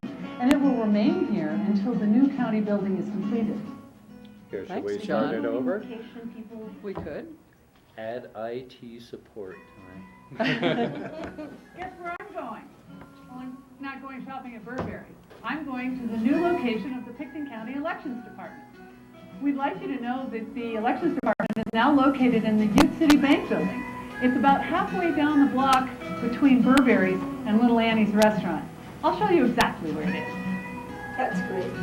This is the inside of the old Ute City Bank Building, the atrium. There are retail shops all around, and our elections department is located right here among them. And it will remain here until the new county building is completed. The Ute building location, people can be assisted with any questions they may have about elections. They can drop off their ballots here.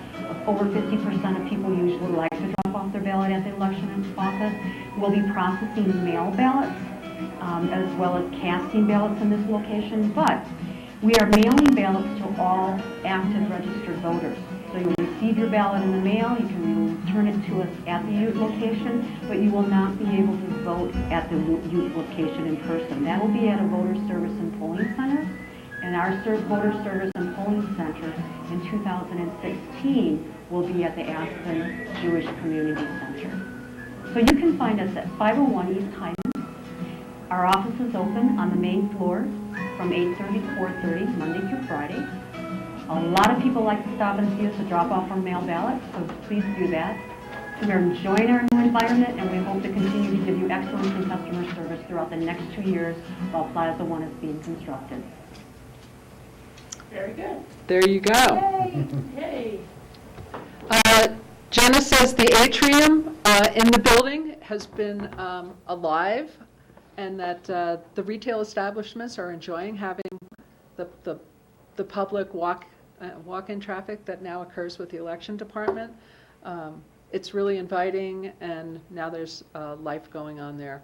They like where they are. It's all working well, and so folks can visit the election department there. And they're now realizing just how much walk-in traffic they do get. I think people want to see their new digs there. They did an open house for the public a week ago, and that was very well received, and did a open house for the clerks in the area. So that's all I have. We just thought we'd share. We're playing it on YouTube, playing it on CGTV, getting the word out on what's happening. So that's it for that part. And I see a hard hat. That's a good sign. Good timing. Rachel, can you flip the lights? Nope, it's all back over there. Hard so. hat in hand, Hard hat in hand, coming right from the meeting. Hi. Hi. Sorry I'm late. You're perfect. Okay, it's actually perfect timing. We just got done with the clerk's video, so. Awesome. Do you need a second to collect and maybe okay. No. Ready to rock. Good. Very good. Welcome and thanks for being here. Thanks. And let's just go right into facilities update. Okay, so library. I have some wonderful pictures that I could show you, but they're all in my computer back there. Progress is going great. We're putting down carpet. The mezzanine carpet is done. Main level is ongoing. So if you go in there now, you're able to see the colors, the finishes that we're going to have, and it really looks great. The main circulation desk, even though it's not really called a circulation desk these days, that creates that cafe space, that's being set as we speak. So you can really tell how it's going to feel. So we'd love to take everybody out there if you guys want to do some tours here in the coming weeks, or you can wait. We start our move out of Snowmass on April 11th, and we'll start setting up all the new shelving, reshelving books. There's been a little bit of confusion on that message, so I'd like to clarify. We're starting moving in April. The actual move process of setting up our new shelving, setting up the shelving that's stored in Snowmass, all the books that have been stored in Snowmass, a lot of that happens, and that's about a 3 to 4 week process before we even begin to think about shutting down the current library at the power plant and moving them up. So there's kind of 3 pieces that happen. We're going to be doing all that Snowmass move, getting a lot of it set up. Then we have that Mill Street construction work that needs to happen. And so there's going to kind of probably be a little gap in the move. That Snowmass thing happens, that'll get set up, and then we'll take a rest while we finish the Mill Street and then be moving the power plant up. We're working to finalize those dates as we speak. So while people may think, wow, it's taking you 2 months to move or how many weeks to move, it's really 2 separate components to that move. But again, a very gracious and generous gift from the Snowmass folks to allow us to stay there, so we appreciate that. Have we sent them a nice thank you letter? Yes, we have, and that Related did really work with us to extend the time period and make that happen. Yeah. So. And the exterior metal siding looks like stone. It's very cool. You would not know, it's my secret, that it's really not stone. It looks great. It is nearing completion. Do we seem to be on budget? We are on budget.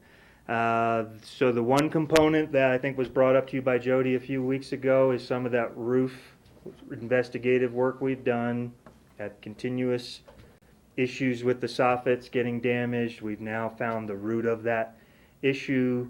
We're out right now for proposals to design a solution to that roof so that we're not just relying on a subcontractor roofer to tell us. We're going to get an expert to design a solution for us. That work probably is not going to begin until after we're open, so we don't get on top of each other in terms of those move-in activities and this roof replacement. But right now we've got about $170,000 allocated in our budget without increasing the budget to pay for that replacement of that roof. We think that's adequate. The last time we did a more expansive project, it cost less than that.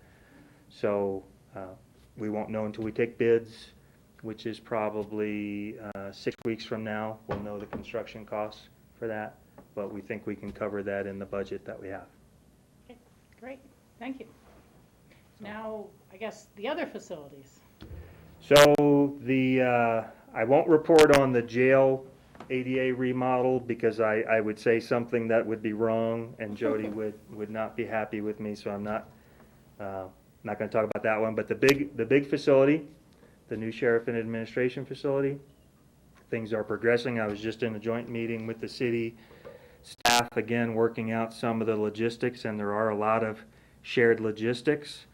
We are working with John and John Ely and our project team to memorialize in some sort of an agreement all of these working together components that we're doing with the city. They've been great so far in terms of working to accommodate our needs, and I think we're doing the same with them, but not sacrificing on either side what our core goals are. So that's going great. So from a timeline perspective, our design is still on our original timeline that will be done with that in July. We're going to then be in for permit while this utility relocation project, and that was something we chatted about today to make, again, sure that the message is clear. The city is doing some infrastructure upgrades in Main Street. It's really separate from our project or their project. But in order for us to, from a timing standpoint, that city infrastructure project needs to be done prior to either one of us really getting into the nitty-gritty for our projects. So there's kind of three pieces going on. That'll happen right after Labor Day. We are still, our design work on Basalt is underway. So the temporary space we're going to rent in Basalt. And it's actually looking very well. One of the things I'll throw out, and it's being rolled out to most of the employees, I don't know if everybody's heard it yet, but it's in the process. We believe we can take all of our existing furniture, each employee is going to take exactly what they're sitting at today, exactly what storage they have, pick it up, take it down to Basalt, set it up just the way you've got it, and we can make that work. And so our feeling is that'll minimize some of that impact of that short-term space of I'm in an odd set of furniture and I'm not quite as comfortable. So while the space won't be the same, they won't necessarily be in a four-walled office, they'll have their same work surface, and we think that'll help. That plan is still for July to make that move, because this building has a lot of abatement that needs to be done, a lot of demo work. So our goal is to still, as quickly as we can, July, August, be moving folks down, and it'll be kind of a department by department move as we shuffle bodies down there, then start on our work here. The other temporary spaces, the elections are up and running at Ute. The Vectra space is nearing completion in construction. The clerk will move there in April on the 15th, starting on the Friday of that weekend. Other than that, things are going well. Nice. Dispatch? Dispatch, we have our permit in hand. We just agreed to our final pricing with the contractor. They're going to start work probably Monday.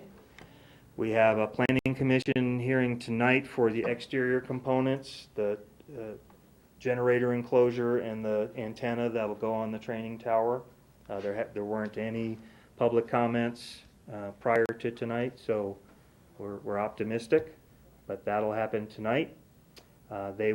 Construction will be done late July, but then we're not going to move till after Labor Day, just because that August period is pretty busy, and we don't want to be in the midst of a move coming up into that Labor Day weekend. So we'll wait till after that, when it slows down just a bit, move out,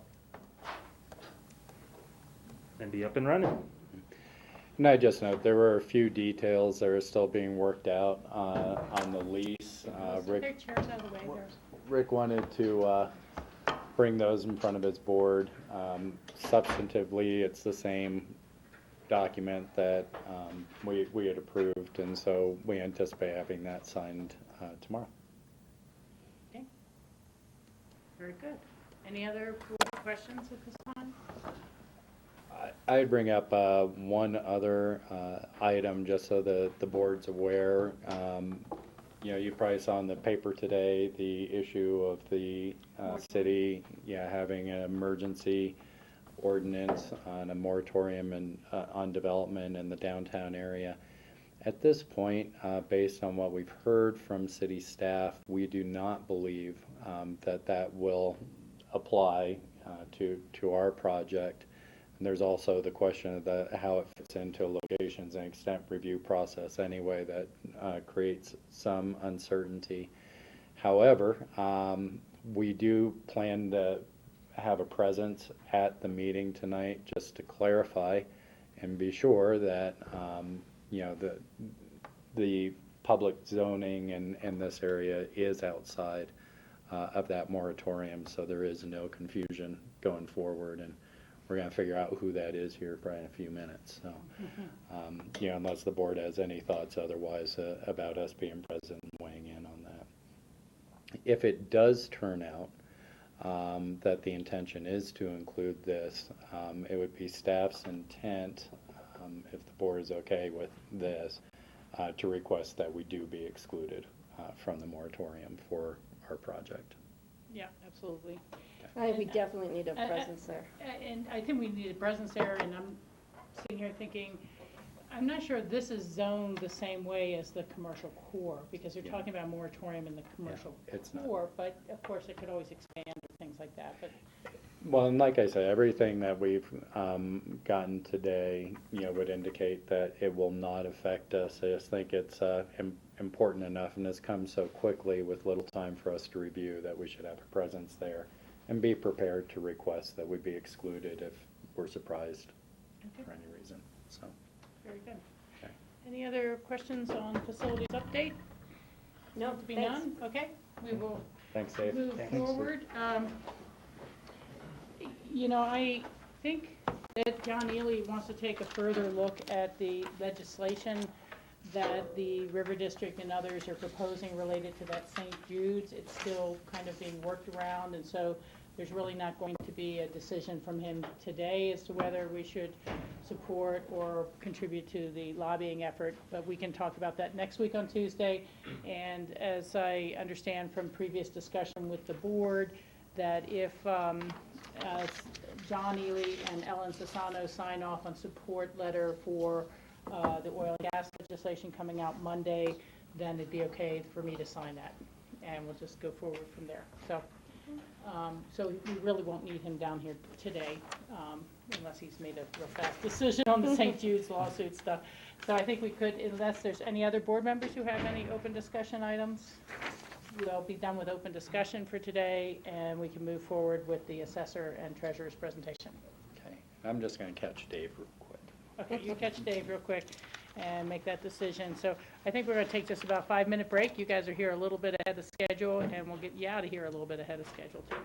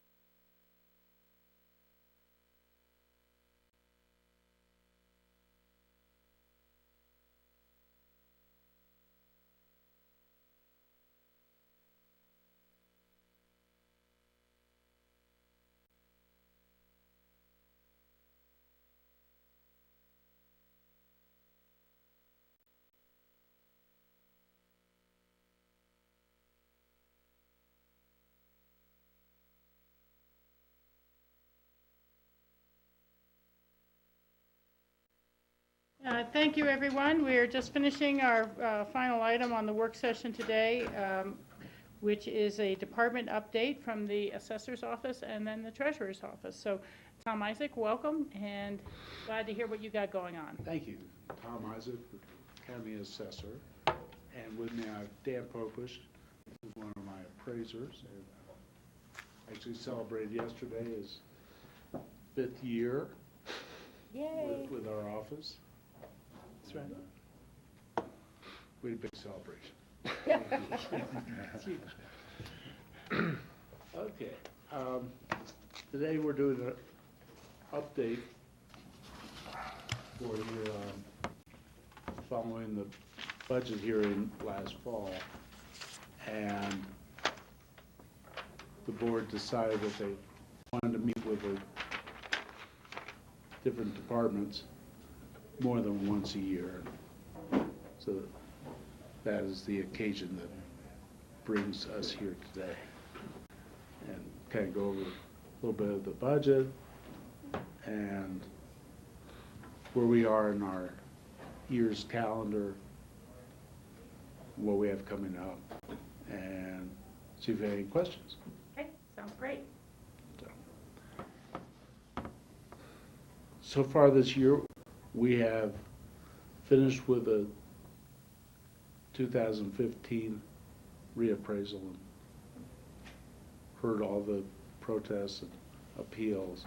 There are still a few appeals that are going to the State Board of Assessment Appeals that we're working on. And we also received a number of abatement petitions, which is asking for refunds or credit from the prior 2 years' property taxes. And those have been keeping us quite busy. You approved that we could have hearing officers when we hear those rather than coming directly to the board. We think that's going to be easier for us, the applicants, and also the Board of Commissioners. Yes, much easier. So we're going to be having hearings going on later in the next month or so to try and take care of that And then if bad law. If folks are not happy with the determination from the hearing officer, will they then also be able to come to the board? No. That's They skipping this step. then would have a choice to go to the State board? State Board or District Court, Okay, thank you. and that, or Court of Appeals after that. I believe that's it. Yeah, no, it's an abbreviated pathway from the regular protest period, which goes to our office first. But we review them, see what the hearing officers decide, and you're representing you, and go from there. Thank you. I think I was absent at that meeting, so that was another meeting. So Yeah. Thank you for going back on that one. Our appraisal staff has finished doing all our new construction from last year, and this year we'll be sending out notices in May 1st, as we do every year. But this year, it only goes to properties that change in value for the intervening year. It's not a reappraisal year. This year is what we call an intervening year. Every 2 years we reappraise. So this year, we'll be sending out about 1,000 notices, mostly for new construction. Also, if there's a legal change, a subdivision, lot split, some change in the physical or legal attributes of the property. Otherwise, people will keep the same value and not receive any notice. Okay.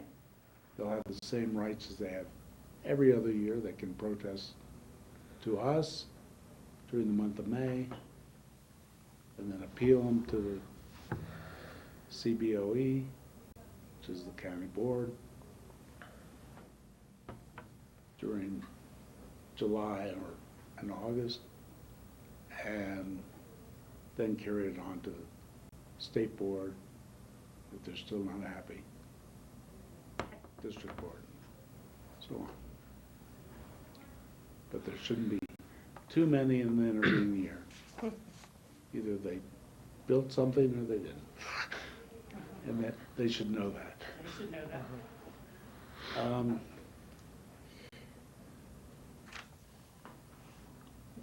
We received approval from the board in last December to hire a new position this year, which would be a personal property appraiser. We were hoping to fill it in January, but for various reasons it got delayed. Today we were permitted to hire somebody. We promoted Deb Barnsberger, who's been working in the assessor's office for, what, 4 or 5 years? Almost 4, I think. Almost 4 years, as a title transfer clerk. And she's been doing some personal property last couple of years. We had about 20 applications for the position. We interviewed 4, and we felt that Deb had the best experience, was ready to go immediately. She's been to personal property classes 2 or 3 years, so she's got a good background, and we're excited to have an individual who is dedicated to personal property and will fairly and equitably and aggressively going out and adding new accounts. I'm really glad to hear that. I know that I brought back the presentation from CCI where the town of Breckenridge and the Summit County Assessor's Office have formed a really great partnership to work on the issue of air nib beds and the other rentals where most folks are not aware of, but once you have turned your property into an overnight accommodation type of rental like that, your personal property within the house does become taxable because it is a feature or an amenity being offered to this guest that you are doing a business transaction with. And that was very important for Breckenridge. They're proceeding slowly. They're not trying to be incredibly intrusive. But on the other hand, there is an obligation under state law to assess and collect personal property tax in those areas. Now, I want to point this out to the board. It's a future consideration. Counties do have the ability to not collect business personal property tax and make a decision to do so. A number of counties have, trying to spur economic development. In every session, we tend to see 2 or 3 bills to just eliminate it altogether, separate from county's choice. And this year was the one to be able to exempt all broadband equipment from business personal property tax. And there's, on the one hand, people are thinking, well, maybe it'll encourage them to come in and start providing service. On the other hand, it just disappears into a dark hole, and you don't really know where that money would be redeployed, or if at all, within a broadband provider's system. So that, you know, really is a bit of a challenge. You know, you look at the types of things that are business property tax eligible would be the right term, I guess. And so in areas where there's a lot of oil and gas, it's oil and gas infrastructure. Here it could be a lot of ski gondola infrastructure. And then again, now it's starting to become the amenities that you're providing in a home that you're renting commercially. If I may Please. go into this a little further. This is one area that Deb has been working on a part-time basis because she was also doing the title transfer. It's also very important that we get those correct. she's been concentrating on trying to pick up people that are renting their properties short-term, and has been milking the internet to try and find them. We have found a lot. Thousands.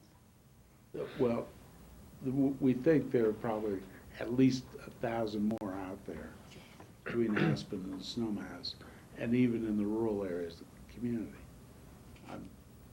I know I've got some in the neighborhood where I live, and it makes a huge difference.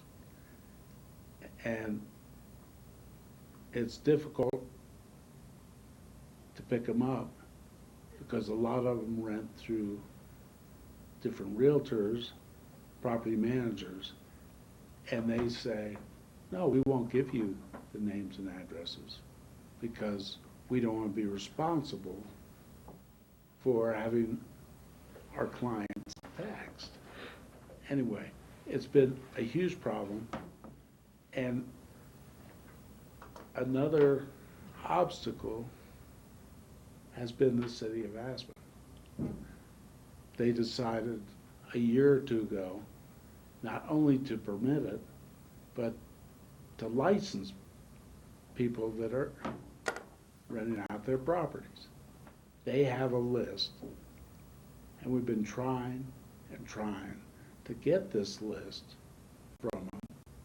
We said, we'll share our list with you if you'll share your list with us. They have refused to cooperate.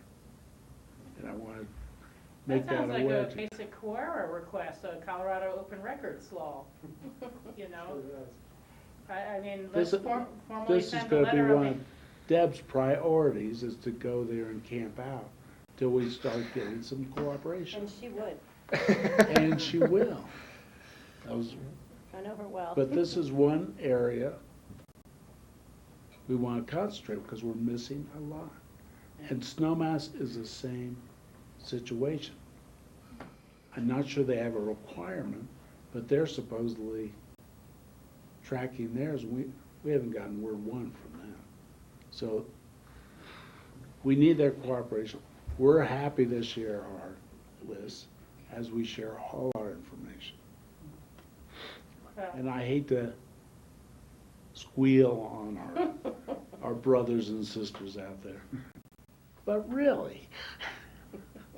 well, it's not just the property tax for Pitkin County or the city of Aspen. It's for the school district, it's for the fire district, it's Correct. for any number of other entities that we are the collection agency for.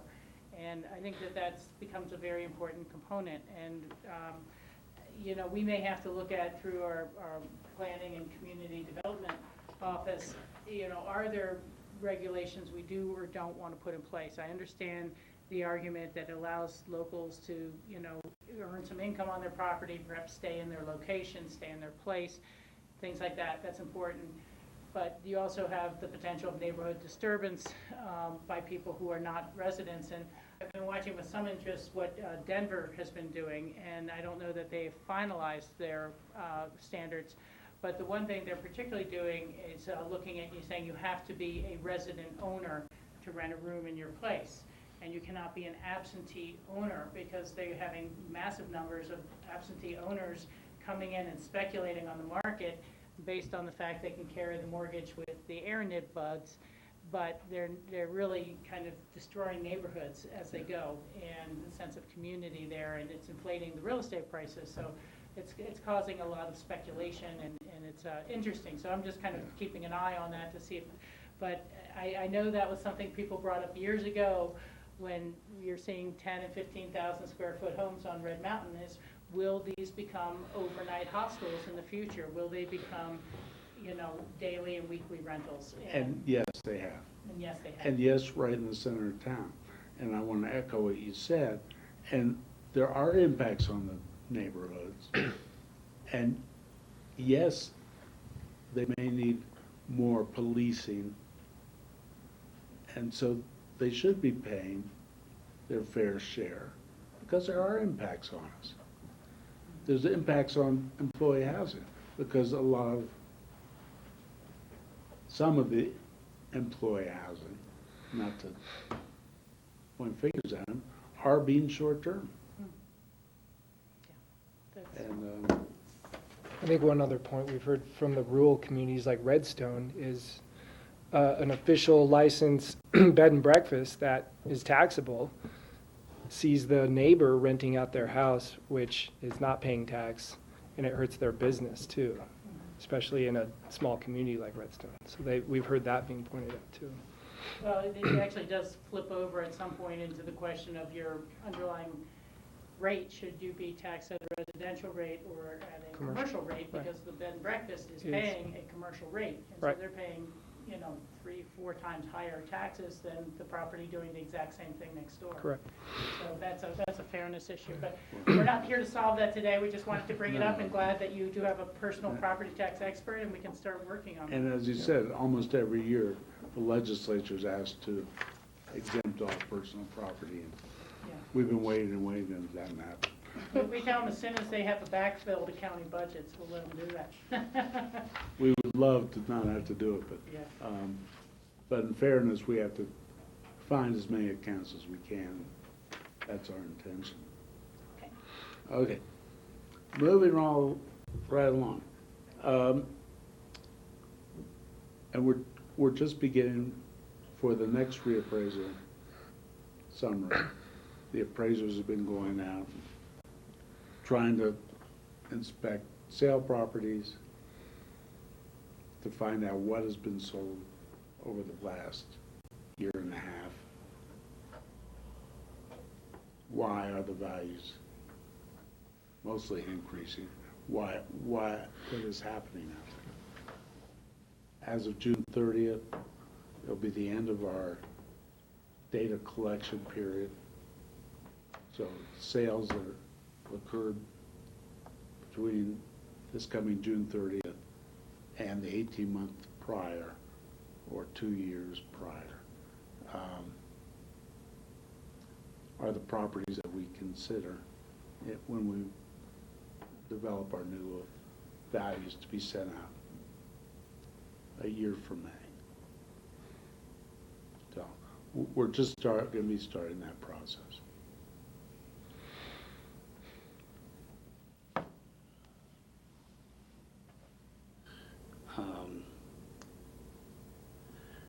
The other item you approved for the assessor's office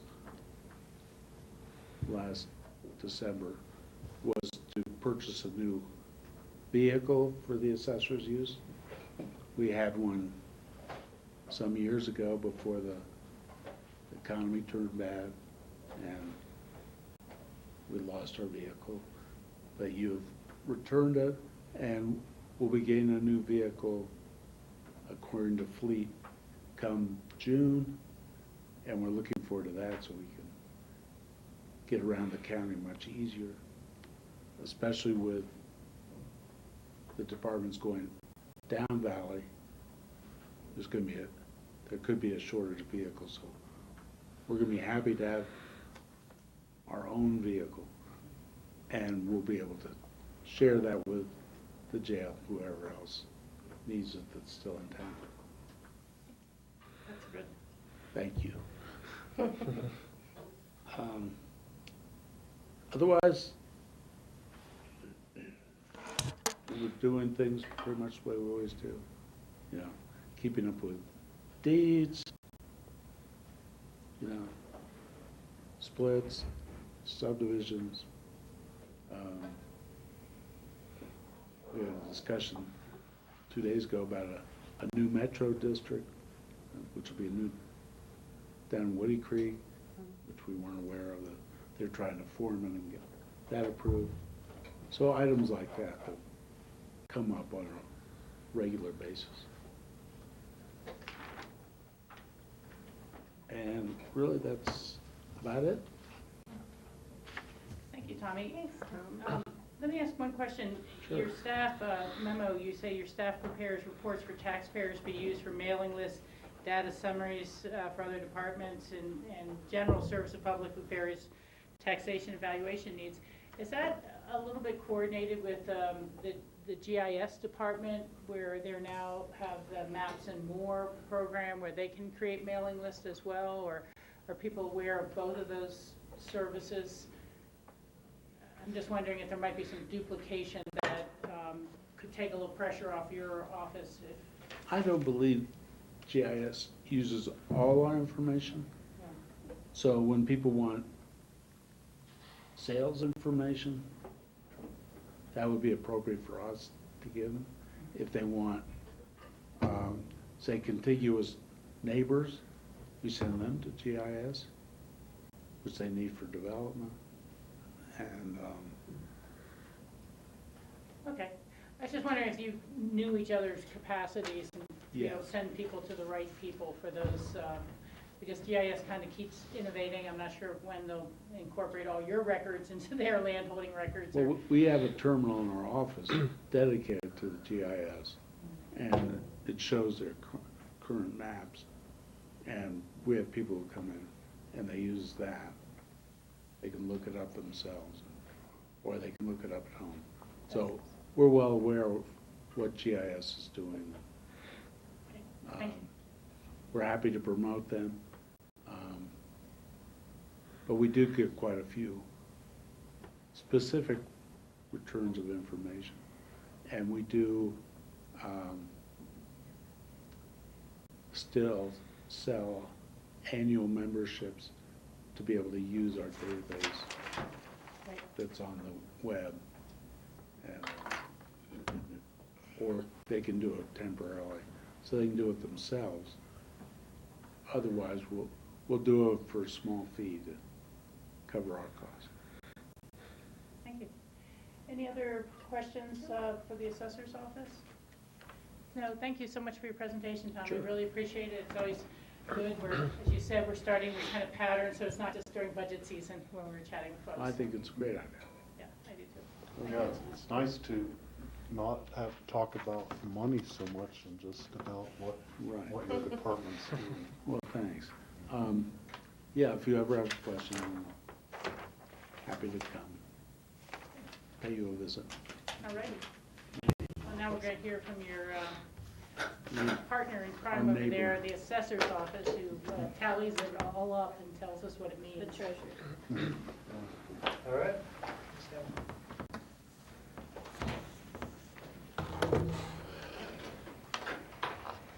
Hi, Tom Oken, County Treasurer. Welcome.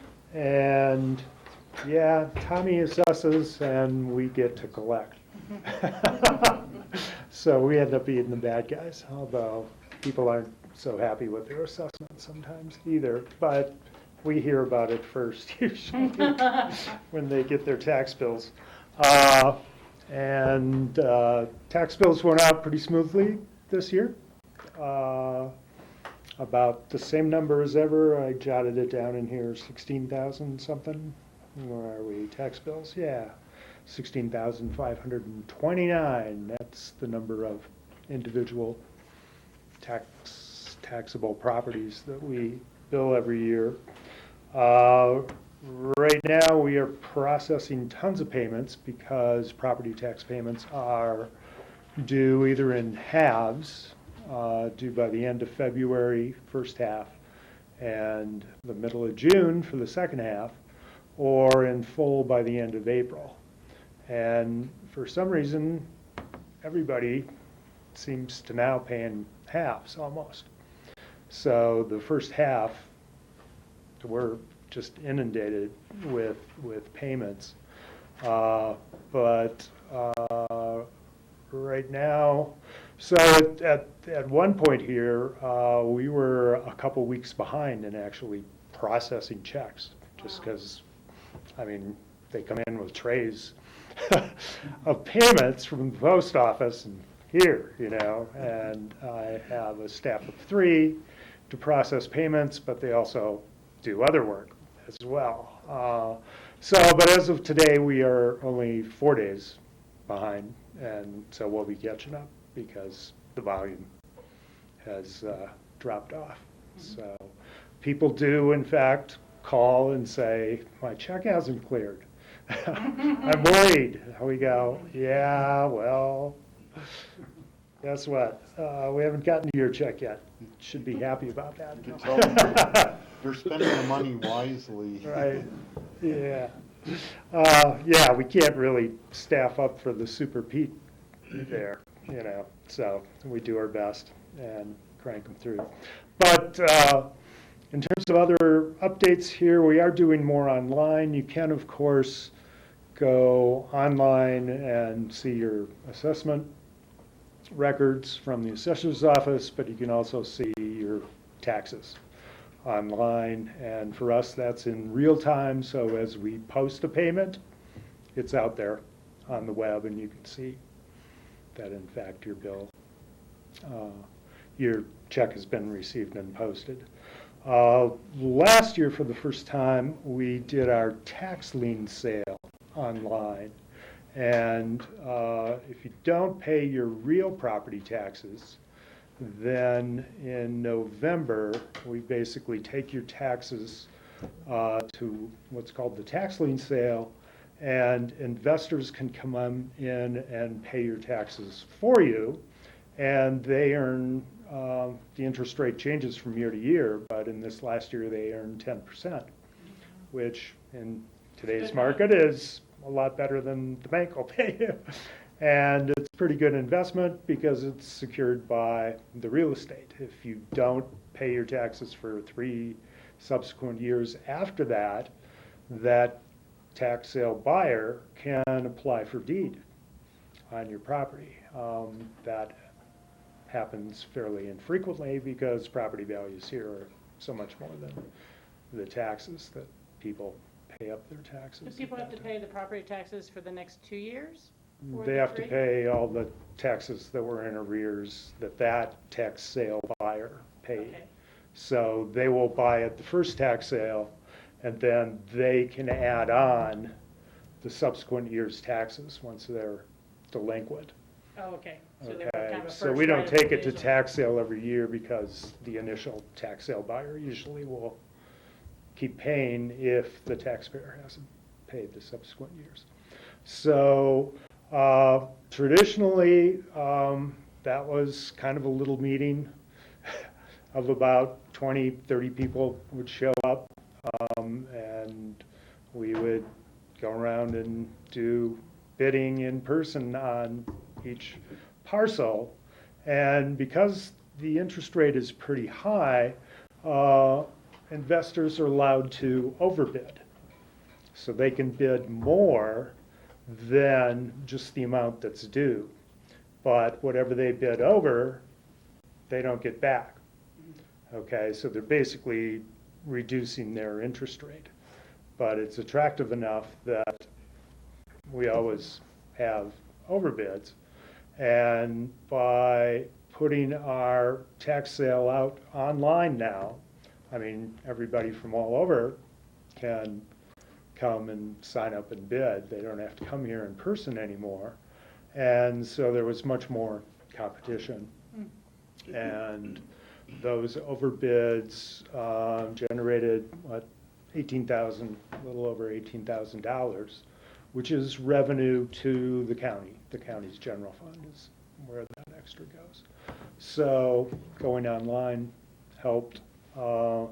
And yeah, actually they're called premium bids or overbids. They average 7.8% of the principal amount that people were buying. Wow. So, yeah, so They're doing that just to get 2.2%. Yeah, in a year, but if they go longer than a year, Right. then They it get builds the up, 10%. then they get better. But yeah, that's how advantageous it was versus last year with fewer people in person, overbids were 3% for the principal amount. So that's how much more competitive it was online. To the dismay of some of our old-time people who used to come in, frankly. Yeah, we heard about that too. Another thing online now, you can sign up to receive your property tax bill online instead of by the mail. This is the first year, so they all went out in the mail this year, but we do have people signing up to get that. You know, it's like your utility bill, other bills that you can sign up for online. Ours being once a year, we didn't know how much interest there will be. We'll see still. But we do have a lot of people, you know, out of town, changing addresses all the time. We can't keep track of them, so it's very helpful to them to get it by email and do that. The other area we deal with, besides taxes, is foreclosures on mortgages that are in arrears. And there, the good news is we're down to 23 foreclosures last year, which is about our normal long-term average. But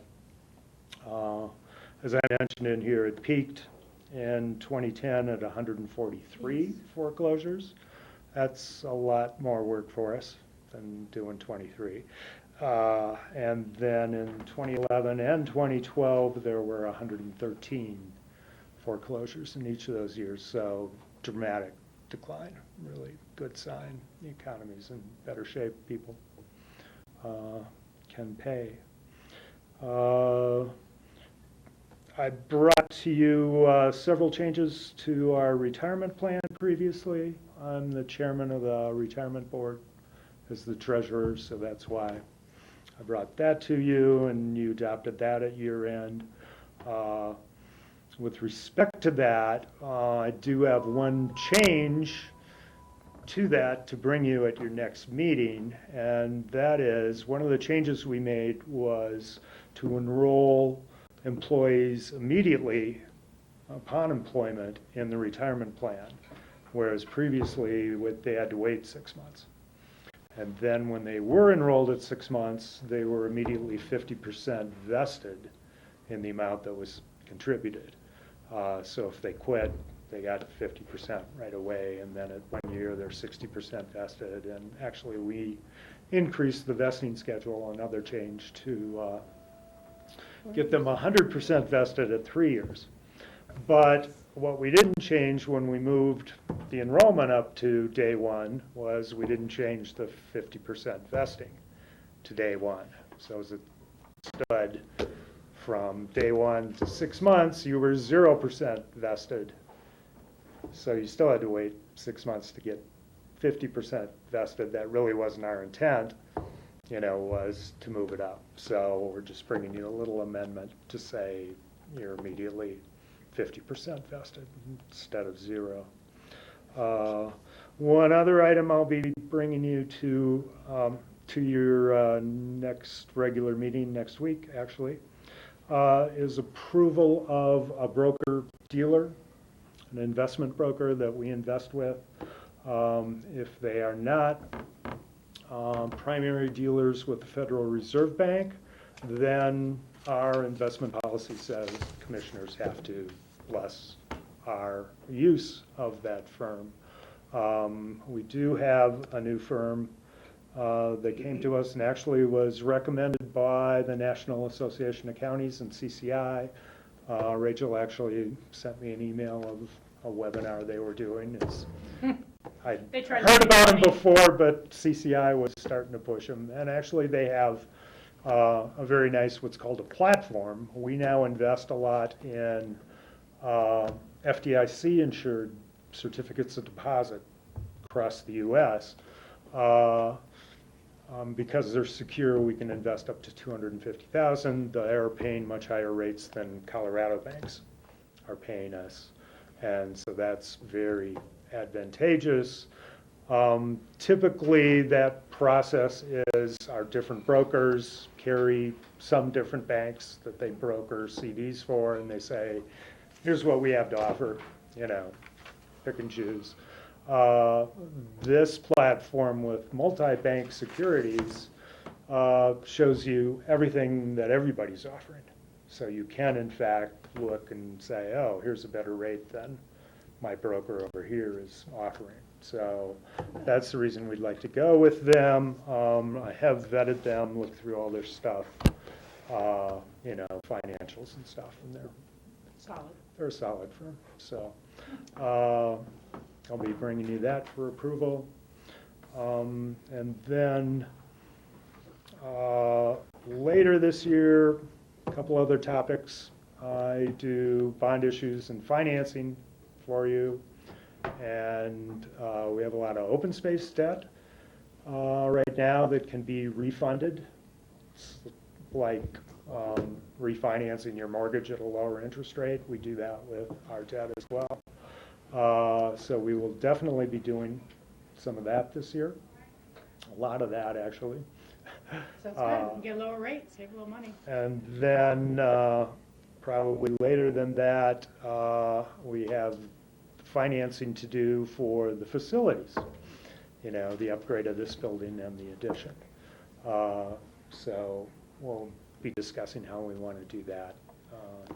In the past, at the budget, we showed you a couple different ways. One is sales tax revenue bonds, which would have a lower interest rate, but that requires voter approval of the issuance of debt. We're pledging our sales tax in repayment.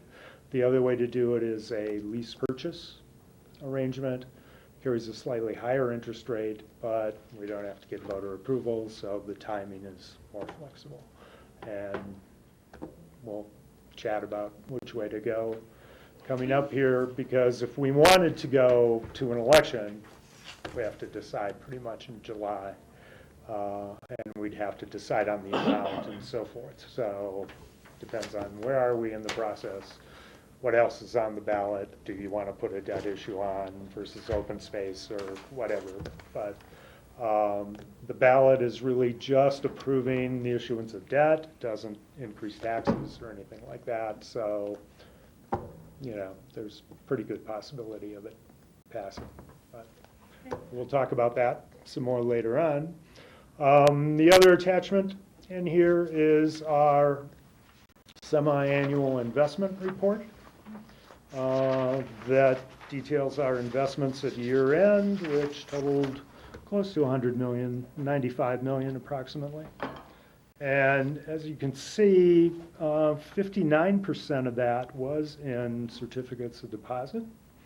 And most of those, 51 million out of 56 million, were in these FDIC insured CDs, because that's where we've been getting better rates. It's a real pain to invest $55 million in $250,000 increments. You don't want to lose one of those. There aren't too many banks out there actually that are offering good enough rates to do that. So that is 204 different banks whose CDs we've purchased, and that's a lot of transaction activity. And fortunately, there is a Colorado bank that is offering very competitive rates that we just put $15 million with today. So that's really good news. It's a lot easier to do that than 250 here, 250 there, and so forth. So the bad news, though, with our investment portfolio is we didn't quite make budget last year for investment income in the general fund. Where is it in here? Budget was $186 million approximately, and we generated $162 million. Rate of return on our entire portfolio last year was 0.5%. We had projected 0.6%. That's the reason for the shortfall. Interest rates have not risen as expected or forecast by anybody. They did rise finally at year end. The Fed upped the discount rate slightly. They went up, but then a lot of turmoil in the markets and interest rates went right back down quite a bit. So the worst news is that we projected a 1.3% return for this year. And at year end, if you look at the report, the average yield on our portfolio was 0.67%. So that has most of our longer-term investments already placed, and there's no way we're going to pull in 1.3% this year. Rates aren't going up this year as forecast either yet. So that's the bad news on the investment side. But if those low interest rates hold, that's good news for us on the borrowing side. Yes. When we go out to finance the new facility and refinance open space stuff. Two sides of the same coin. Yep, so, Great. there you go. Questions? Anything? Any board questions or comments? No, thanks. It's Okay. interesting to know how much checks you guys have had to process.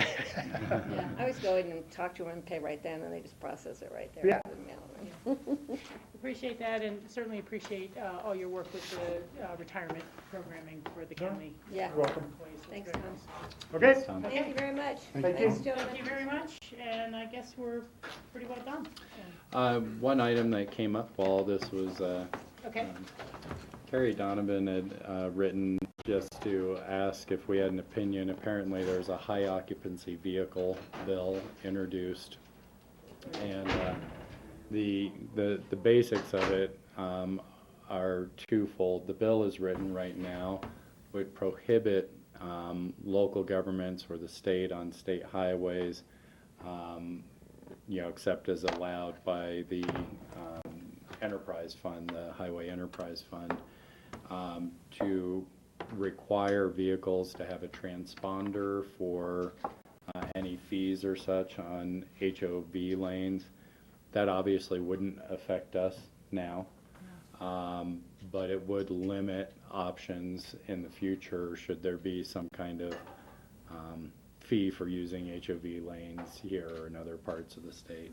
Yeah, this was discussed at CCI last Okay. week, and the crux of it is you have C-470, that's a tolled lane, and then you have US 36 from Boulder to Denver, which is a managed or tolled lane, or hot lane, and then you now have the bypass on I-70.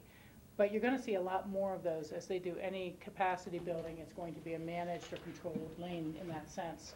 And what they told us, and I have already communicated this to Jonah for our fleet vehicles, that they're not going to allow the photo license plate charging anymore. But right now, if you're driving in an HOV lane, they'll take a picture of your driver's license, they'll send you a bill in the mail. And A, that's very expensive for them. B, they're changing the HOV standard to be 3 people in a car, not 2 people in a car. And so they're raising it, which is what you do with transportation demand management. And the net result is that the photo taking thing can't tell if there's 2 people in the car or 3 people in the car, because your third person's usually in the back seat. So they are going to a transponder only system. And that if you want to use any of those hot lanes or things like that, you're going to have a transponder in your car. And the transponders are a one-time fee for $15 each. Was it 45, wasn't it? No, that was when somebody said I had to buy 3. Oh, yeah, 3 of them. Yeah, 3 of these cars, because we asked that question, can't you just move one transponder from car to car? And it's no, the answer is no, because they like to duplicate to make sure it's being billed to the right person, so they match the driver's license plate as well as the transponder and some other permit or something. I don't know that we have an opinion on that in the classic sense. What they're trying to do, some people are very upset about having to pay $15 for your transponder. So they introduced a bill that the transponders have to be free, or that you can't charge for a transponder. And so, but the CDOT is saying that, wait a second, these transponder fees were a part of the pro forma for financing the building of these roads. And so you can't just pull that brick out of the bottom of the Jenga form. Again, I don't know that we have an opinion. Or, it doesn't affect us directly yet, but you never know. Maybe there'll be a tolled lane on 82 one day, or, something like that where you'd be concerned about it. Would the enterprise be responsible for paying for the transponders then, or would CDOT? Because that could affect us if there's another CDOT. budgetary item. That is a nuance in that I'm not Okay. aware of. Maybe you could write to Carrie that as long as it's not directly coming from CDOT's budgets. But it does, it kind of reminds me of a little paid parking in Aspen, that you had to put a deposit down to get one of the little in-car meters. But you save so much money once you had an in-car meter, it was kind of worthwhile. So, Okay. I don't know, does anybody else have any strong feelings about it? It's I don't think if CDOT would have planned it as part of the budget, I don't think it's fair to be pulling it out from underneath them. Or even the contracts with the people who built the managed Yeah. lanes and whatever. So that's Kind of nice of her after to the check fact. in and tell her we appreciate that, but, you know, it sounds like they're setting up a really impossible thing where they're gonna tell people you have to have a transponder, but by the way, you don't have to buy it, but by the way, who's gonna give it to you? You know, that's a little bit of a mess. Yeah. Okay. Okay. That's it? That's it. Thanks for bringing that to our attention, John. I appreciate that. Anything else from anybody? Nope. Otherwise, then Thanks, we will Grassroots. see you next week. That's about all that's happening. Thank you, Grassroots. We appreciate it. We'll see you next week.